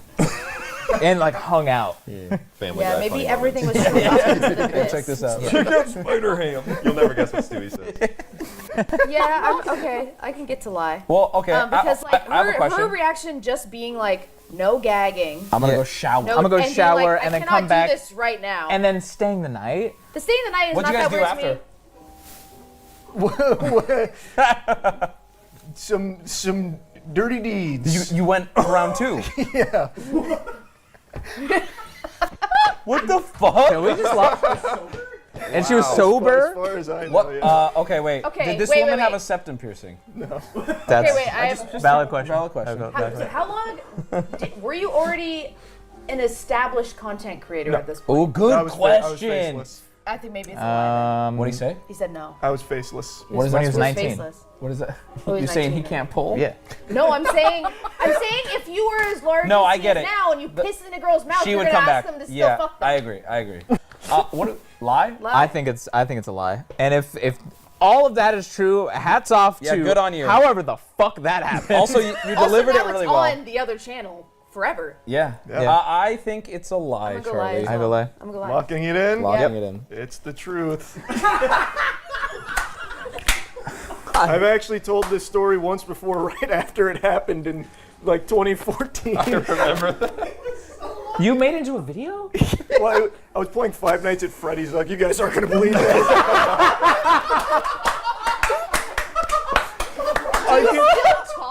No, she's married. She got married years That's ago. tough. Do not say her name. Do not. Every what are the other single accoutrements? I have aspect of so that. many more questions now. She had sex with him after he peed in her mouth. She must have been a chill lass. That's so That's one nice. way to word it. That's Yeah, so that nice. is one way to word it. Yeah. She was a trooper. She really stuck it out for Yeah. you. That's awesome. I can't do this right now. I'll be right back. Well, she really meant right now because she went and then came back was like, all right, now I. Don't pee in me I again. guess, I guess she thought that you were do just it. She goes, oh, you know, maybe not that, but So it was a college apartment. So like it was very cramped. Yeah.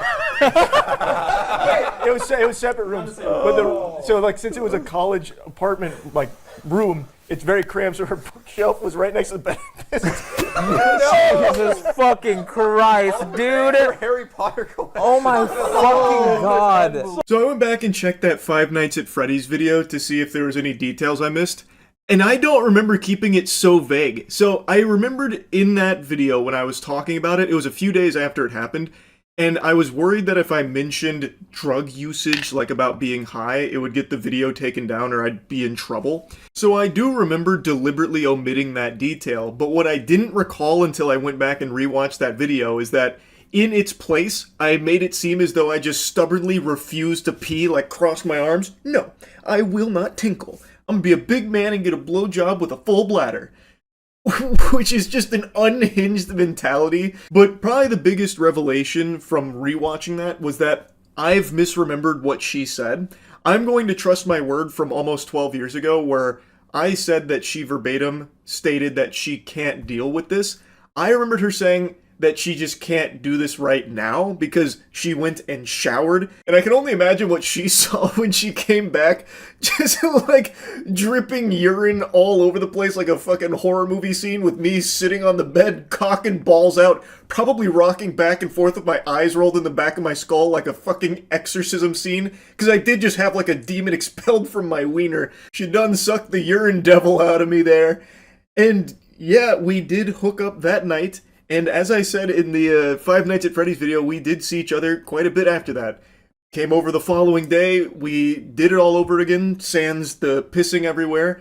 And then, even when I came home, we stayed in contact. I was desperately looking through my old photos because I had remembered I had taken a photo right after I broke my pinky playing pickup basketball, and I sent it to her. And I was like mewing, and I thought it was a really cool picture. Also, my pinky never fully healed. So that's why I have this like really fucked up pinky that I can't fully extend. And I sent her that. I don't even remember why. I think it was unprompted. And she was like, oh, that's pretty cool, I guess. So like, yeah, I mean, we stayed in contact. And then I remember a buddy of mine told me she had got married at some point or something. So yeah, definitely an experience I will never forget. She was great. And it's been a long time since I've dusted off this story. So it was a lot of fun to go down memory lane again. That's really about it. So yeah. For a couple days now, there's been a video YouTube's been shoving down my throat, recommended out the wazoo, and tonight, finally caved and decided to give it a peek. It's called Pulling Over the Police Doesn't End Well from Midwest Safety. And as advertised in the title, this citizen's arrest attempt does not go swimmingly. Far from it. An officer pulls to the curb for a civilian following behind, honking their horn and flashing their lights constantly. After the civilian passes, the officer initiates a traffic stop. The reason I stopped you is because you were honking at me and following at an unsafe distance? No, I wasn't. Okay. Okay, do you have your driver's license on you? I sure don't. The chess master has made his move. There was no pressure, yet the quarterback still fumbled here. This gentle Sir Redditor tipped his fedora to the officer, and he's got him right where he wants her. So he was following her, honking, making a ruckus, flashing his lights, in what seems to be an attempt to get the officer to pull over so he could give her a stern talking to.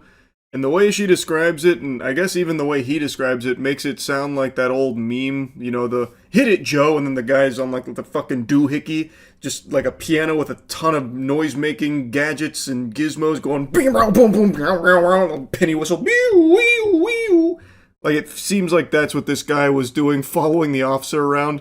So she like pulled over to let him pass, and then eventually just pulled him over to figure out what the fuck is going on. You better call your chief right now, you That's not very nice.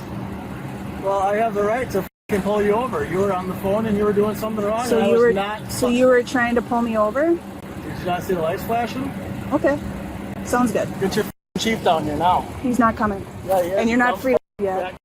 I'm asking for your supervisor. Supervisor can come down, but not my chief. Your supervisor's gonna come here. Okay. Because you have no business pulling me over. Okay. But you were trying to pull me over. I didn't do nothing wrong. I was behind you. He's got some nerve questioning this man's authority. It's pretty clear he's in charge. So he is now doing the classic, I need to speak to your manager move here, the old go-to Karen play. A John Madden classic. It's timeless. He did fumble the nomenclature. He was asking for the chief, which I guess the chief doesn't have an obligation to show up to every traffic stop when requested. Like Bloody Mary, if you say his name 3 times, the chief of police will show up. So he did eventually realize that it's the supervisor that he can request, which she obliges and gets the supervisor on the horn to join them at this hootenanny. Can you determine from your mirrors what's safe? Because this says right here that may appear to be closer than 10-4, do we have any recent contacts with it? Scream for help. Get out of the car and scream for help. The driver is talking to his own child, who's also in the vehicle. Start screaming for help. He's now got his child stepping out of the car to scream for help. Help! Bud, you don't have to do that. Okay, he's going to do it because you're Help! Help! Help! Help! He's actually requesting a supervisor now, if one is available. What an incredible father. He's really raising his son right. Barking orders, demanding that he get out of the car and fucking scream for help. I don't even understand what that plan is. What was the thought process there? That the kid would get out and scream for help and then the police would show up. But the police are already there? Like, I don't really know who he was expecting to show up. Fucking Batman or something? Like, I don't really get it. This is just insanity. Like, this is just actual lunacy. And he's setting the worst possible example for his son. I'm going to spoil the big reveal here because I think it's pertinent to what's going on. This guy's no angel. I know it's going to be hard to believe. Imagine my shock when I found out that he actually has an extensive criminal history with a litany of charges, like an absolute laundry list of charges, and he should not, under any circumstances, even have visitation rights to his child. This guy is a fucking menace. And he's using his kid here as some kind of, like, accomplice to his nefarious scheme. It's so fucked up. It's so weird. Because you were doing something illegal. I wasn't. I was behind you. Okay. Honking my horn at you is not illegal. I'm allowed to honk my horn all I want.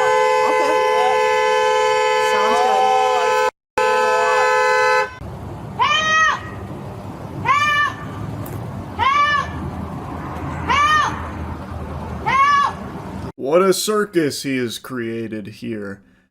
Entirely avoidable, by the way. This guy went out of his way in order to find shit to get himself into. He literally tried to find ways to steam his own ham by following the officer around apparently super closely, blasting his horn and flashing his lights and shit like it was some kind of like kaiju attack, and he was trying to warn everyone about the impending danger.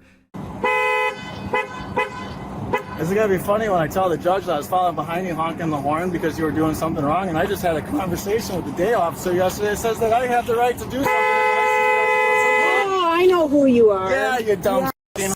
Okay, perfect. I cut out a lot here because it's mainly just him headbutting the horn non-stop. It's such an annoying pest. And now he kind of lets it slip. The cat's out of the bag that he's already had talks with officers, even as recent as yesterday, and then it dawns on her who this guy is. Other officers arrive at the scene. They also know who this guy is because he is a frequent nuisance. This fat yesterday was on the phone with me yesterday, and that's why she's here now. Hey, Joe. What's up, man? I'm the supervisor. You want to talk to somebody? Yes. Can I get out for a second? Just stay put. I can talk to you right here. Okay. I was coming off of Ellis Street. This dumb came off of fucking Main Street. Had no blinker on when she made the turn. She was as well on her phone. I followed her down the road because I talked to somebody yesterday that made it very clear that if I had a problem with one of the officers that I can most definitely make a complaint about it. Okay. So I was following her down the road to figure out who she was, and I was flashing my light and honking my horn. Were you behind her or in front of her? I was behind her. Okay. What a story, Joe. A riveting tale indeed. So he wanted to follow her, find out who she was so he could make a complaint about her not using a turn signal and apparently being on her phone. That was the plan. And things went tits up real quick. So he's now talking about like a ticket that she's trying to give him for all of the hoopla that's being caused here, which has only set Joe off even further.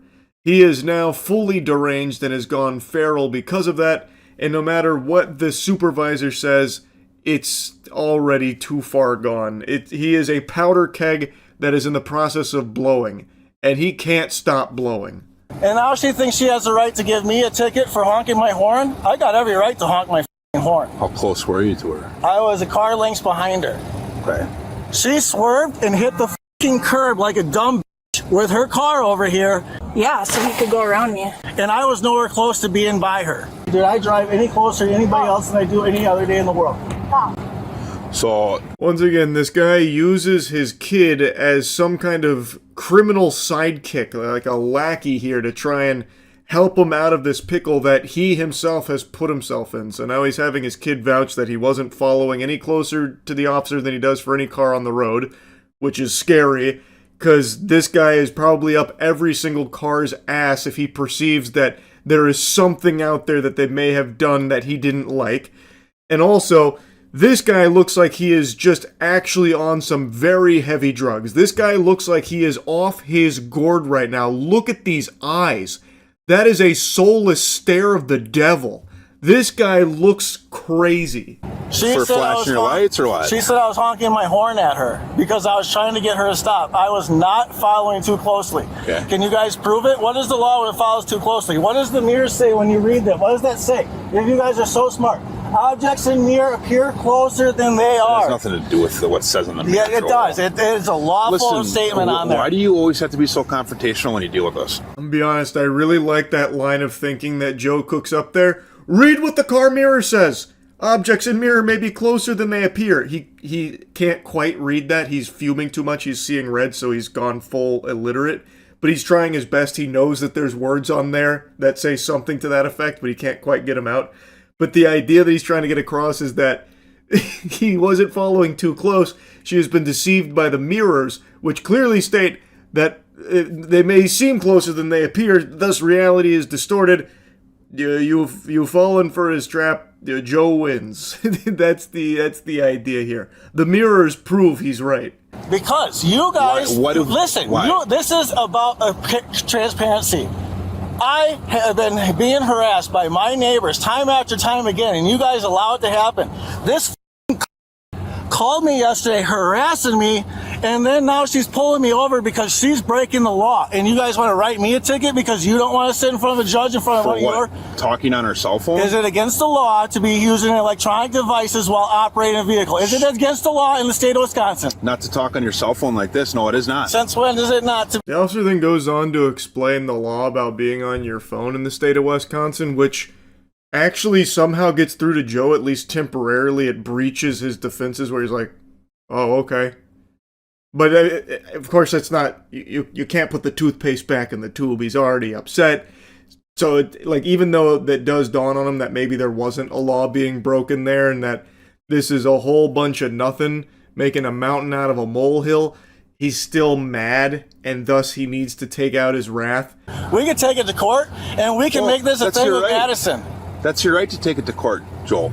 Just like you took that disorderly conduct ticket to court when we dealt with you down at the school. This dumb bitch literally said in front of my kids it ain't gonna do you any good argument. I don't give a f***, dude. What are you gonna do? Not a f***ing thing. Because obviously you're letting this fat f*** do what the f*** she wants anyways.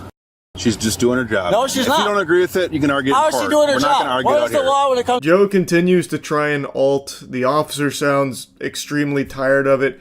No one here besides Joe even seems mad. Like, this guy is spitting and shitting, throwing this temper tantrum, saying all of these nasty, mean things, and nobody even really cares. They just want to go back to their day. They're not even looking to, make a big deal out of this, it seems. Like, they just want to give him the ticket and just wash their hands of it. But Joe insists on taking it to the highest possible extreme. Did I break the law? Okay. So stay put. Don't make the saying worse than it has to be, Joel. What are you gonna do about it? Stop. I dare any one of you dumb to try to put your hands on me. Just stop. We don't want to have to. No, you started this. You're allowing your I didn't officer. start anything. No, I was behind your fat officer. If you be quiet and give us a minute, we'll be done here. No, there's no minute, you dumb. Well, whatever, Joel. Obviously, we're not going to come to any sort of agreement here. I do love that line there from Joe as well. You started this. As Joe was literally the one that, like, peeled off in order to try and get this officer to pull over for this whole song and dance that he had brainstormed. It's a very interesting strategy. I can't say I quite understand fully the Joe gambit, but all power to him, I suppose. Disorderly conduct, a ticket?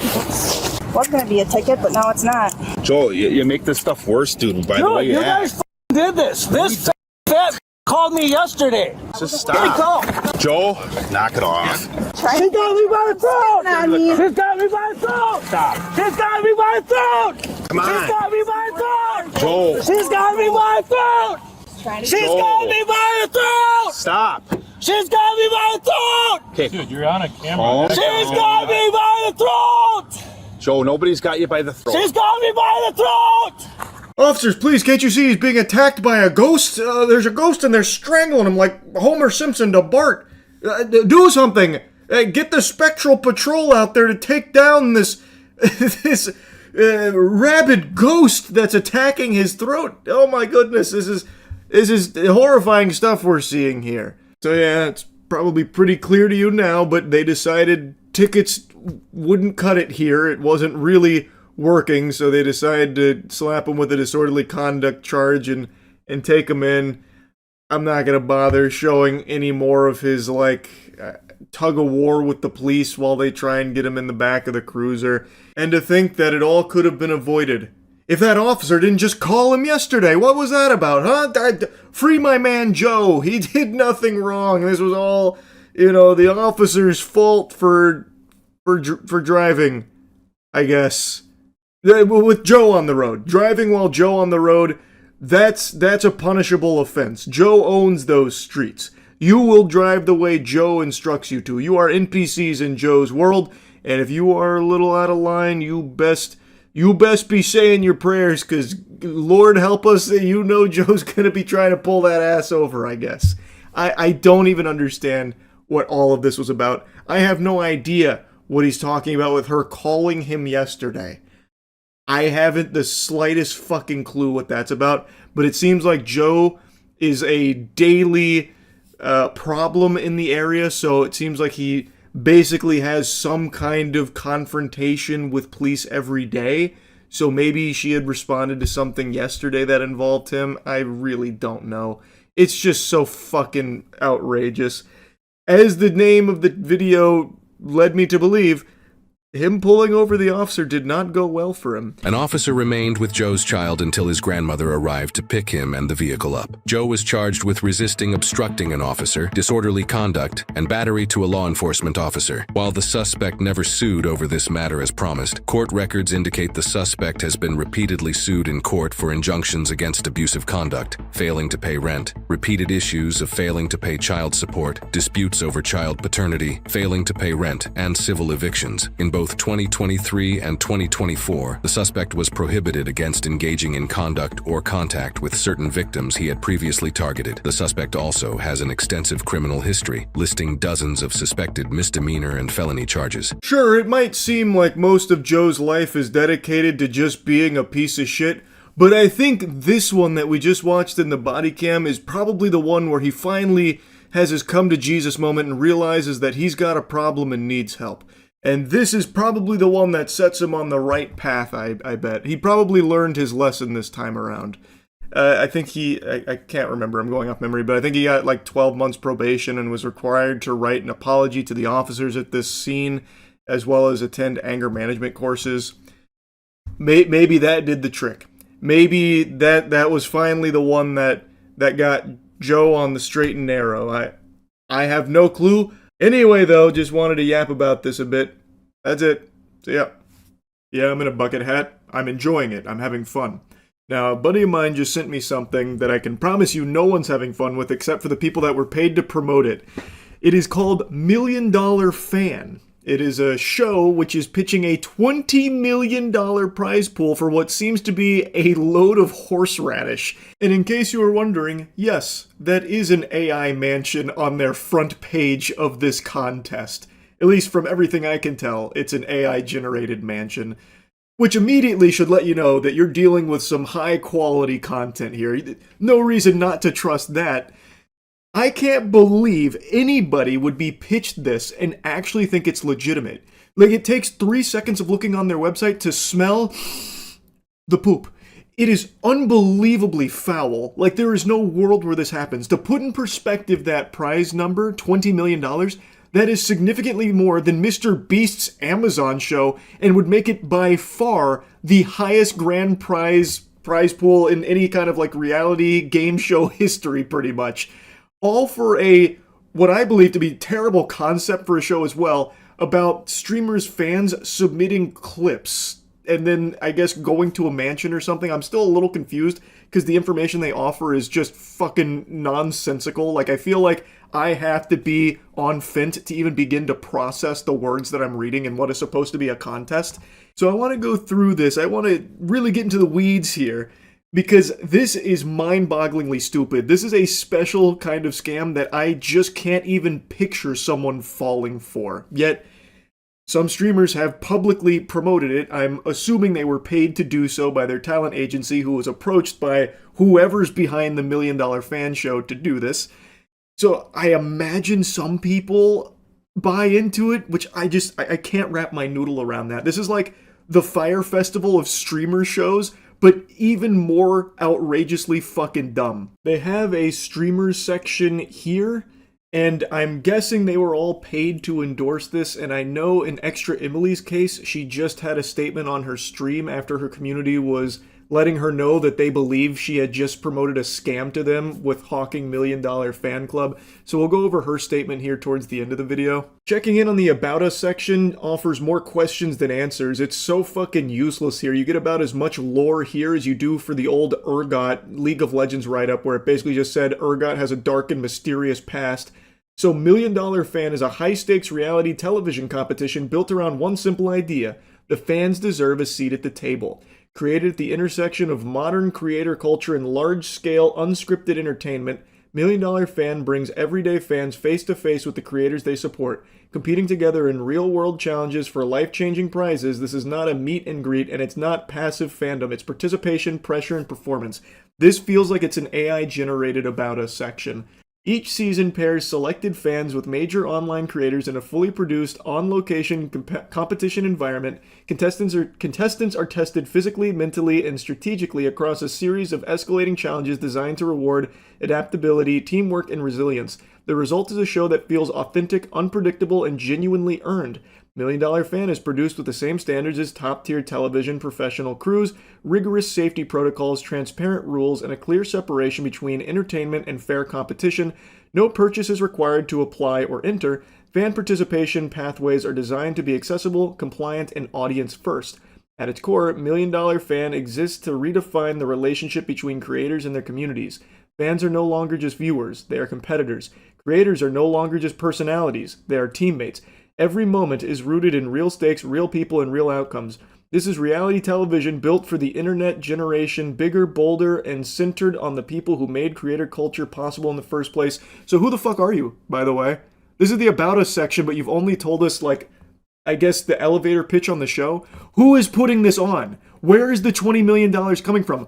Who is the professional television crew here working on this? Like, this is not providing any actual information about the team behind $1 Million Fan. That should immediately raise some red flags that they're not front-facing with who is even putting this on in the first place or where this prize purse is coming from. Their About Us section is fundamentally just like a high schooler that's cramming for a summer reading book report where they're trying to meet the word count. This should immediately be raising red flags and have you asking some questions like, why are they not being more forward with who is behind this? Is it the fucking Rockefellers? Like, whose identity are they protecting? The Elusive Man or something from Mass Effect? Like, where is this coming from? Who is putting this on and who is putting this together? This About Us section is nothing but meaningless fluff gobbledygook that doesn't actually answer anything or provide any real valuable information about this production and who's responsible for it. And then when you go further to their partners section, they have like a couple of brands listed here. Their 3 listed affiliates are Malwarebytes, Hide Me, and then that mystery affiliate in the middle there is StubHub. have to click on it to find that information out. I was a little nervous that I was about to have my fucking identity stolen or something, clicking on a random image from a sketchy website that links me to something outside of it. And their Proud Partners section actually had me laugh out loud, audibly giggling, not just blowing air out of my nose. I literally laughed a hearty ho ho ho like Santa Claus when I saw Livestream Fail is listed as a proud partner of $1 Million Fan. And so I went to the Livestream Fail, and they actually even had a big post announcing this to try and get people to sign up for it. So I guess they're like an official partner of $1 Million Fan. And I was reading the comments from like one of the mods there that was talking about it, and it seems like he's completely fucking clueless on what's even going on in regards to this whole thing. So I don't exactly understand their role in this, or like who's pulling the strings there, the puppet master at LSF that's partnering with $1 Million Fan, but the mods don't even seem to be on the same page there and don't have any real answers. Then going to IRL buffs is like going to a barren wasteland. This whole website is completely empty. It's like Squidward going to that room to be all alone. This feels like it's a prototype that was thrown together in like a handful of minutes just for the sole sake of existing on the $1 Million Show site. I'm pretty sure that's an AI-generated image there as well for their products like Anti-Tilt and Aimbot. Like, this whole thing is extremely sketchy to me. There's, like, no actual information on this website at all. It is just trash. And then their third listed partner, the VGS Robot Wars or whatever, that doesn't go anywhere. You can click the image, but nothing happens. So when it says coming soon, it literally means coming soon. One of their partners, they're still imagineering right now. They have the concept of a partner, but it doesn't actually exist. This whole thing, I truly don't know how anyone could be pitched this and just say like, oh yeah, I'll put my name on that. Now I ended up making an account, Gilman Tookus. I used 10-minute mail, I set up my account, and it seems like there's a lot of monetization here. So you can buy some emote packs, up to $5.50 worth of creator emote packs, which give you 10 entries into the competition. But they do explicitly make clear numerous times, no purchase is necessary to enter, but kind of nudging you a little bit to maybe make a couple purchases. But you can't legally require a payment. You can't legally require someone to buy something in order to enter into some shit like this. So that's there to cover their own ass in the eyes of the law, but they do very much try and incentivize you to spend money here for the $1 Million Fan show. Going to their official rules, I thought for a brief moment I was going to learn more about the sponsor here, but it's talked so vaguely that it sounds like a Destiny 2 raid boss. The sponsor, $1 Million Fan Reality Show, Inc., referred to herein as $1 Million Fan or the sponsor, is a Canadian for-profit corporation operating as a technology and media company that organizes and promotes sweepstakes events. The sponsor operates sweepstakes and skill-based contest experiences and separately provides application review and casting evaluation services. Any producer fees are charged solely for administrative and evaluation services and are not entry fees or consideration for chance. Interestingly, they say the sponsor is a Canadian organization, but the domain, when looking it up on who is registered in Iceland. I don't know, it feels a little odd. It felt peculiar. Maybe that's standard business protocol? Not really sure, but just thought it was something worth mentioning. Now I bet you're scratching at your neck wanting more details on how to enter, and don't worry, they have this section here that's nice and convoluted. So, how to enter. A. TV show spots. The TV show selection will offer 2 different methods of entry with a total of 14 show participation spots available. 1. Sweepstakes entry, random draw, 7 spots. Participants may enter sweepstakes for a chance to win 1 of 7 show participation spots. Sweepstakes entries are available through 2 methods. Paid entry, donation method. Visit the Experience webpage and follow the donation entry process. Each confirmed donation will provide entries into the sweepstakes with the number of entries determined by the amount donated as indicated on the Experience page at the time of donation. Participants may donate multiple times, and there's no limit to the number of entries per person. Yippee! Yeehaw, I can keep giving my money for a better chance at being on this imaginary television show. Then there's method 2, free entry, no donation requirement. Participants may also enter sweepstakes without donating. To do so, visit the Experience webpage and follow the free entry alternative method of entry. Each valid submission will count as 1 free entry into sweepstakes. Free entries are unlimited. Participants will submit free entry by mail, which I'm sure people can't wait to go by mail for their free entry. Then there's also 2, the contest entry. This is judge section, so this is outside of the sweepstakes. In addition to the sweepstakes, 7 show participation spots will be awarded through a skit-based contest. Contest entrants must submit an application and/or participate in the contest process as described in the experience rules. Winners will be selected by a judging panel based on specific criteria, originality, creativity, skill, or other merit-based factors as outlined in the experience rules. Contest entries will be judged by a qualified panel chosen by sponsor using the following weighted criteria: creativity 40%, originality 30%, skill or ability demonstrated 20%, overall impression 10%. The 7 highest scoring entrants will be selected as contest winners. In the event of a tie, sponsor reserves the right to conduct a secondary evaluation. Judges' decisions are final and binding. Now, let's assume that you do enter into this. You waive your right to basically everything, which this is standard. I saw some people calling this out as being like really alarming, but I don't think people ever really read terms and conditions. These kind of protection clauses are always baked into contracts these days. Not that I agree with the practice, but this isn't anything super new. This is probably boilerplate shit if I had to guess. So if you read through the entry conditions and release, if you bother to go through and read that, you'll find a lot of legalese that's there to kind of just protect themselves in the event that someone tries to pursue legal action against them.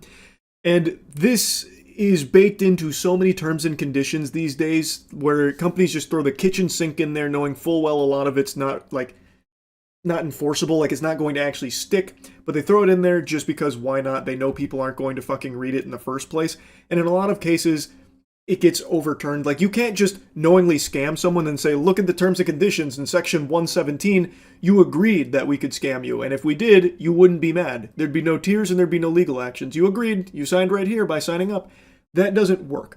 So in this case, they're putting these protections in here that read about like how you can't pursue them for any like punitive damages and stuff like that as a way of just trying to protect themselves if in the event that this does end up being a scam, which I do believe that this event will never actually unfold in the way in which it is presented on this website. This whole thing, I think, is just complete fucking hogwash. But this section in particular here wasn't like super surprising to me like it was for a lot of other people. I kind of expected that that would be somewhere in their website as part of the terms of signing up, especially when you consider that the paid entries are non-refundable based on the available information I can find. It seems like those are non-refundable. So this being in there is trying to stop someone, like discourage them from coming after them in the event that this doesn't actually happen. Which, again, if you do get scammed by this, I don't think these terms protect them. I'm not a fucking lawyer, but I don't think it actually would really even do much in that case. Anyway, though, let's move on to the next component of this, which was Extra Emily's response when people were calling it out. I know it's sus. I know it looks sus, okay? Mythic pitched it to me, and I was like, okay, sounds good, but I just don't want LSF to be part of it. Like, are you kidding me? Like, why is there an LSF person? Like they're like using, and they're saying like, oh, Emily is backing it up, and I'm like, I just posted it because I had to. Like, I had to be like, okay, I need to tell people about it. Pardon? What do you mean you only posted about it because you had to? You didn't have to. You could have said no to this when they approached you. She makes it sound like it was an obligation she couldn't avoid. You didn't have to accept the deal. And she even talks about how she didn't really look into it or anything, just said sounds good off rip. Why? Why wouldn't you even bother to take a single peep at it? Especially when they're approaching you about a $20 million contest that uses your fans and you as the face of it. That is inconceivable to me. And then she's really surprised that the LSF team or I guess it's just one person maybe on the LSF mod squad that posted that statement, she's surprised that they're saying she's backing it up. She's like, why would they even think I'm backing it up? Because you are! You are! You promoted it. That is you backing it up. You are on their website. What do you, I don't understand why that's not, registering. But then the LSF guy's like, oh yeah, Extra Emily totally, backs it. I'm like, I'm just doing what I'm supposed to do, okay? So I don't know what's happening, but for now, just put this put on the side, okay?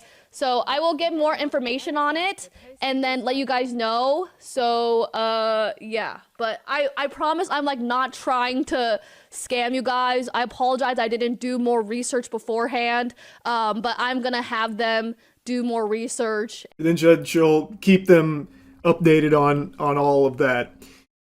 Again, they are saying you're backing it up because you did promote it. You were on their website as one of the streamers that you can go in and be part of the fan sweepstakes for. The images that I put there of like the emote packages on my Gilman Tookus account, I did that through Extra Emily's portal on $1 Million Fan. So they are saying she's backing it up because she agreed to this promotion. Now, do I believe Extra Emily was intentionally trying to scam her fans for a paycheck here? No. But as she said, she didn't do any research on it, and it doesn't. She's using the word research like this would have been some kind of Herculean undertaking in order to get down into the bare bones of it, the truth of the matter, when it actually would have just taken maybe 4 seconds of just typing in $1million.fan.show and looking at the website. You are literally greeted with an AI generated mansion. Like, it doesn't take much effort to have been pitched this and been like, all right, let me just check it out real quick before I say yes, and be like, oh, yep, this is fucking nonsense. This is barnacles. Again, I don't think she's a bad person who did this maliciously or anything, but this was so easily avoidable. And she's like surprised LSF is involved. LSF is on their website, proudly presented. Again, if she even just went to their website once, she would have seen that. She would have known. It's very clear she didn't even bother to type in the name of what she was about to endorse, which is why I believe this was probably some kind of paid promotion. I'm assuming Mythic approached her with this $1 Million Fan show pitch, as well as like what they're paying for the integration, and she just said yes to it without like a second thought, really. That's my guess. Now, I also want to yap about how surprised I am that her agency, like her management team, Mythic, would even bring this to her in the first place. Like, why they would even serve this up on the plate to the streamers to begin with. I feel like the agency shouldn't have even entertained this $1 Million Fan show pipe dream. There is no real information available on anyone even associated with this show that's apparently going to be on television based on their entry rules. It's going to be like a big budget reality TV show program somehow, somewhere with a professional crew, this and that. This is a multi-million-dollar production. Like, based on everything they're talking about in their About Us section, this sounds like this would be like an $80 million like produced show with a $20 million prize pool, which is unheard of.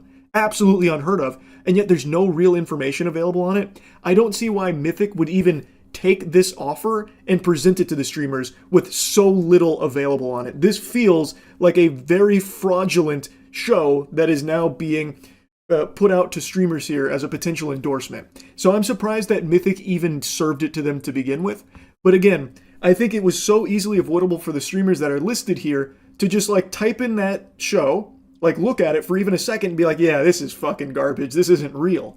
I'm just surprised that it's at this point now where there are potential victims here. There are potential fans of Extra Emily or the Botez sisters or S-Fan or someone that maybe saw this with their name on it and been like, oh, this sounds incredible. $20 million?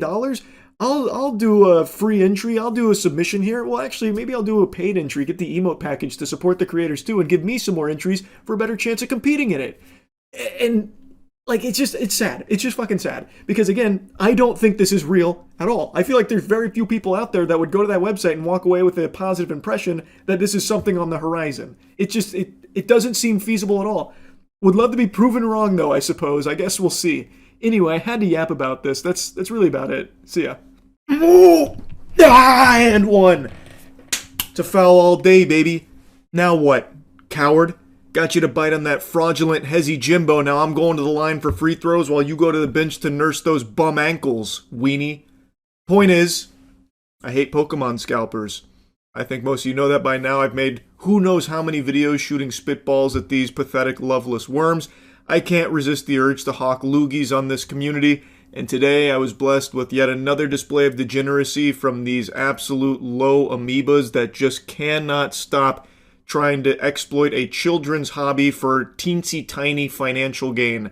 It is shameful.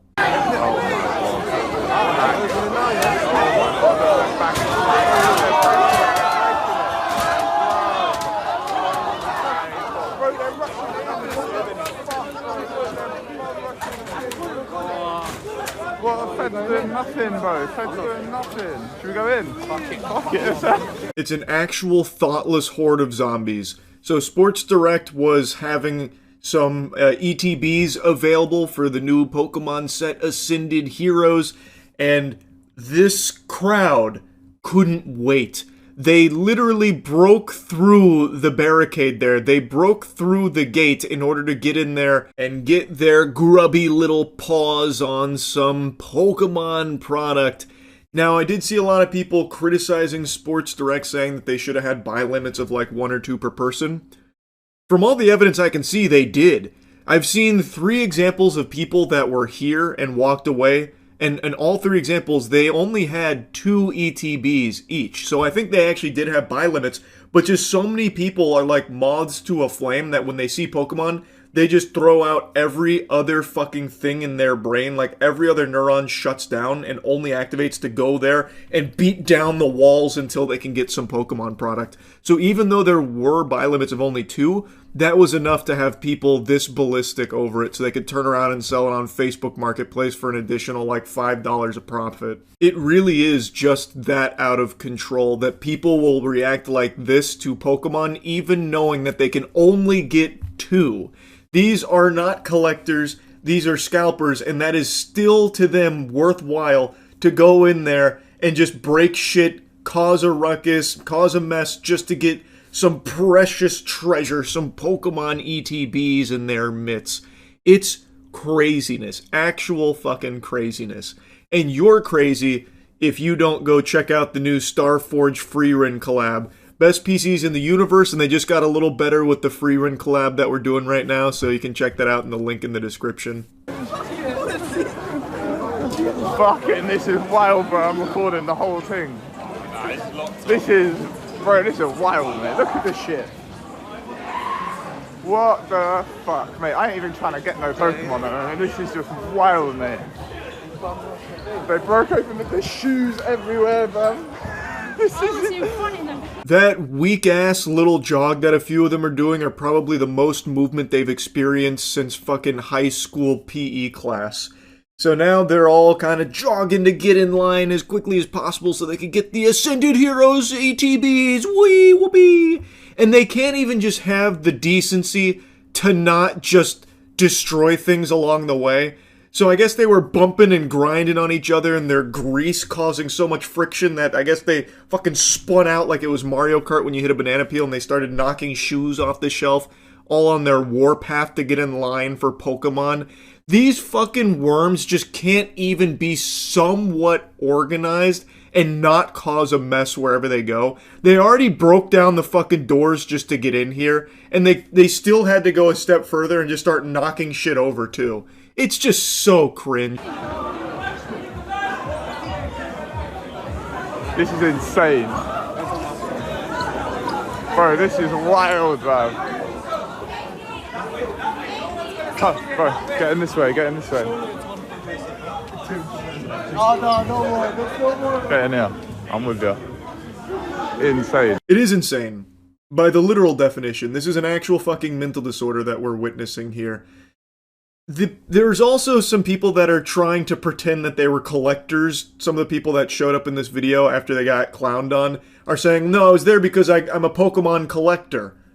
Baloney! That's fucking barnacles. No, you are not. I am confident there's not a single legitimate collector here. It's all of these hype goblins that are constantly scrapping over crumbs from the Pokemon hysteria, trying to get a little cheese by flipping these for a small markup on the secondary market. It's what all of them are doing, but now, since everybody in the world is aware of this behavior, everybody hates scalpers. So now they're trying to be like, no, I was surrounded by scalpers, but trust me, I'm actually a collector. They don't want to be identified as a scalper here, so now they're like, no, I was a collector in the middle of this madness. I couldn't believe what I was seeing. It's despicable to the hobby. But they're actually just there so they can try and turn a profit off of the product too. No actual collector is going to be engaging in this way with the hobby, or at least very few of them would. The only people doing this are the scalpers that are ruining the entire hobby across all TCGs right now.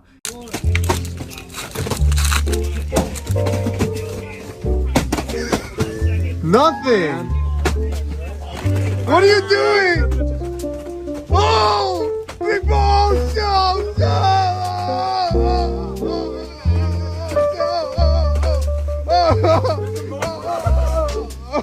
Just look at the way these worms flex. So they filled up a U-Haul truck with Ascended mini tins. That's what's being thrown on there, the golden shower of mini tins. And Nikocado Avocado there, the protagonist, I guess, of Trader's Shop, is over there opening some packs, not getting any hits, and then he dives into the back of more, all while normal people and children, mainly, cannot get their hands on this product. Ordinary families that want to engage with this hobby, Pokemon cards, don't really have any way of doing it without going through scumbags like this because they are squatting on the entire inventory. So what Trader's Shop here is doing is they have this massive amount of product and they're opening it to sell on their streams. And naturally, these sales are often higher than the MSRP that you would have paid had you been able to get it in an official capacity through like Target or Walmart or your local card shop. But because these fucking losers swoop in here and buy up everything they can get their fucking hands on, people then go to the secondary market like this and end up paying more than the MSRP on the product because, well, the scalpers gotta make their cheddar on it, and it's actual tiddlywinks of cheddar, mind you. Like, it's a couple extra bucks, but that sucks for normal people who don't engage with the secondary market. Like I said, kids. Kids aren't going to be going around on Whatnot and TikTok Shop and going to Trader's Shop to spend their parents' money, use their credit card to buy that product. At least, I hope they don't. They shouldn't. But what kids would do is while out shopping with their parents at like a Target or Walmart, they might go over to the card section and see Pokemon product and ask their parents if they could get some. That's how it used to be. That's how it was supposed to be. But now, because of this craze here, that doesn't happen anymore. It is entirely just these fucking greasy assholes that have taken all of it and are now hawking it on the secondary market over MSRP. So if a family wants to get their children some of this product, they have to go through them to do it, and they spend more on it. It's tragic. And people like Trader's Shop here are unapologetically just showcasing this gluttony as if it's something cool or something to be proud of. It seems like Trader's Shop is always live, so I went to one of their streams for a little bit. It sucked major ass. But the most egregious example of their greed is their just general pricing throughout the shop. Just scrolling around any of it, everything they have is extremely high. So like an Ascended Heroes booster pack from them is 15 clams, which when you compare it to listings from hundreds of card shops across the country, the average seems to be about $11 per booster pack on Ascended Heroes. But if you look at their perfect order booster box price, $320 for a perfect order booster box. If you look around any actual reputable card shop across the country going through like TCG Player or anywhere else, you can find them for $205. In fact, the highest I really see them go is $220. Yet through Trader's Shop, you're paying $320? Am I understanding that correctly? Holy shit, their greed is even more despicable than most other scalpers I see. And yet they still have the gall to make one of those videos when you get no hits out of your Ascended packs with a fucking U-Haul full of Ascended Heroes mini tins. Holy shit. This is gross. Anyway, I hate this garbage. Wanted to yap about it. That's about it. See ya.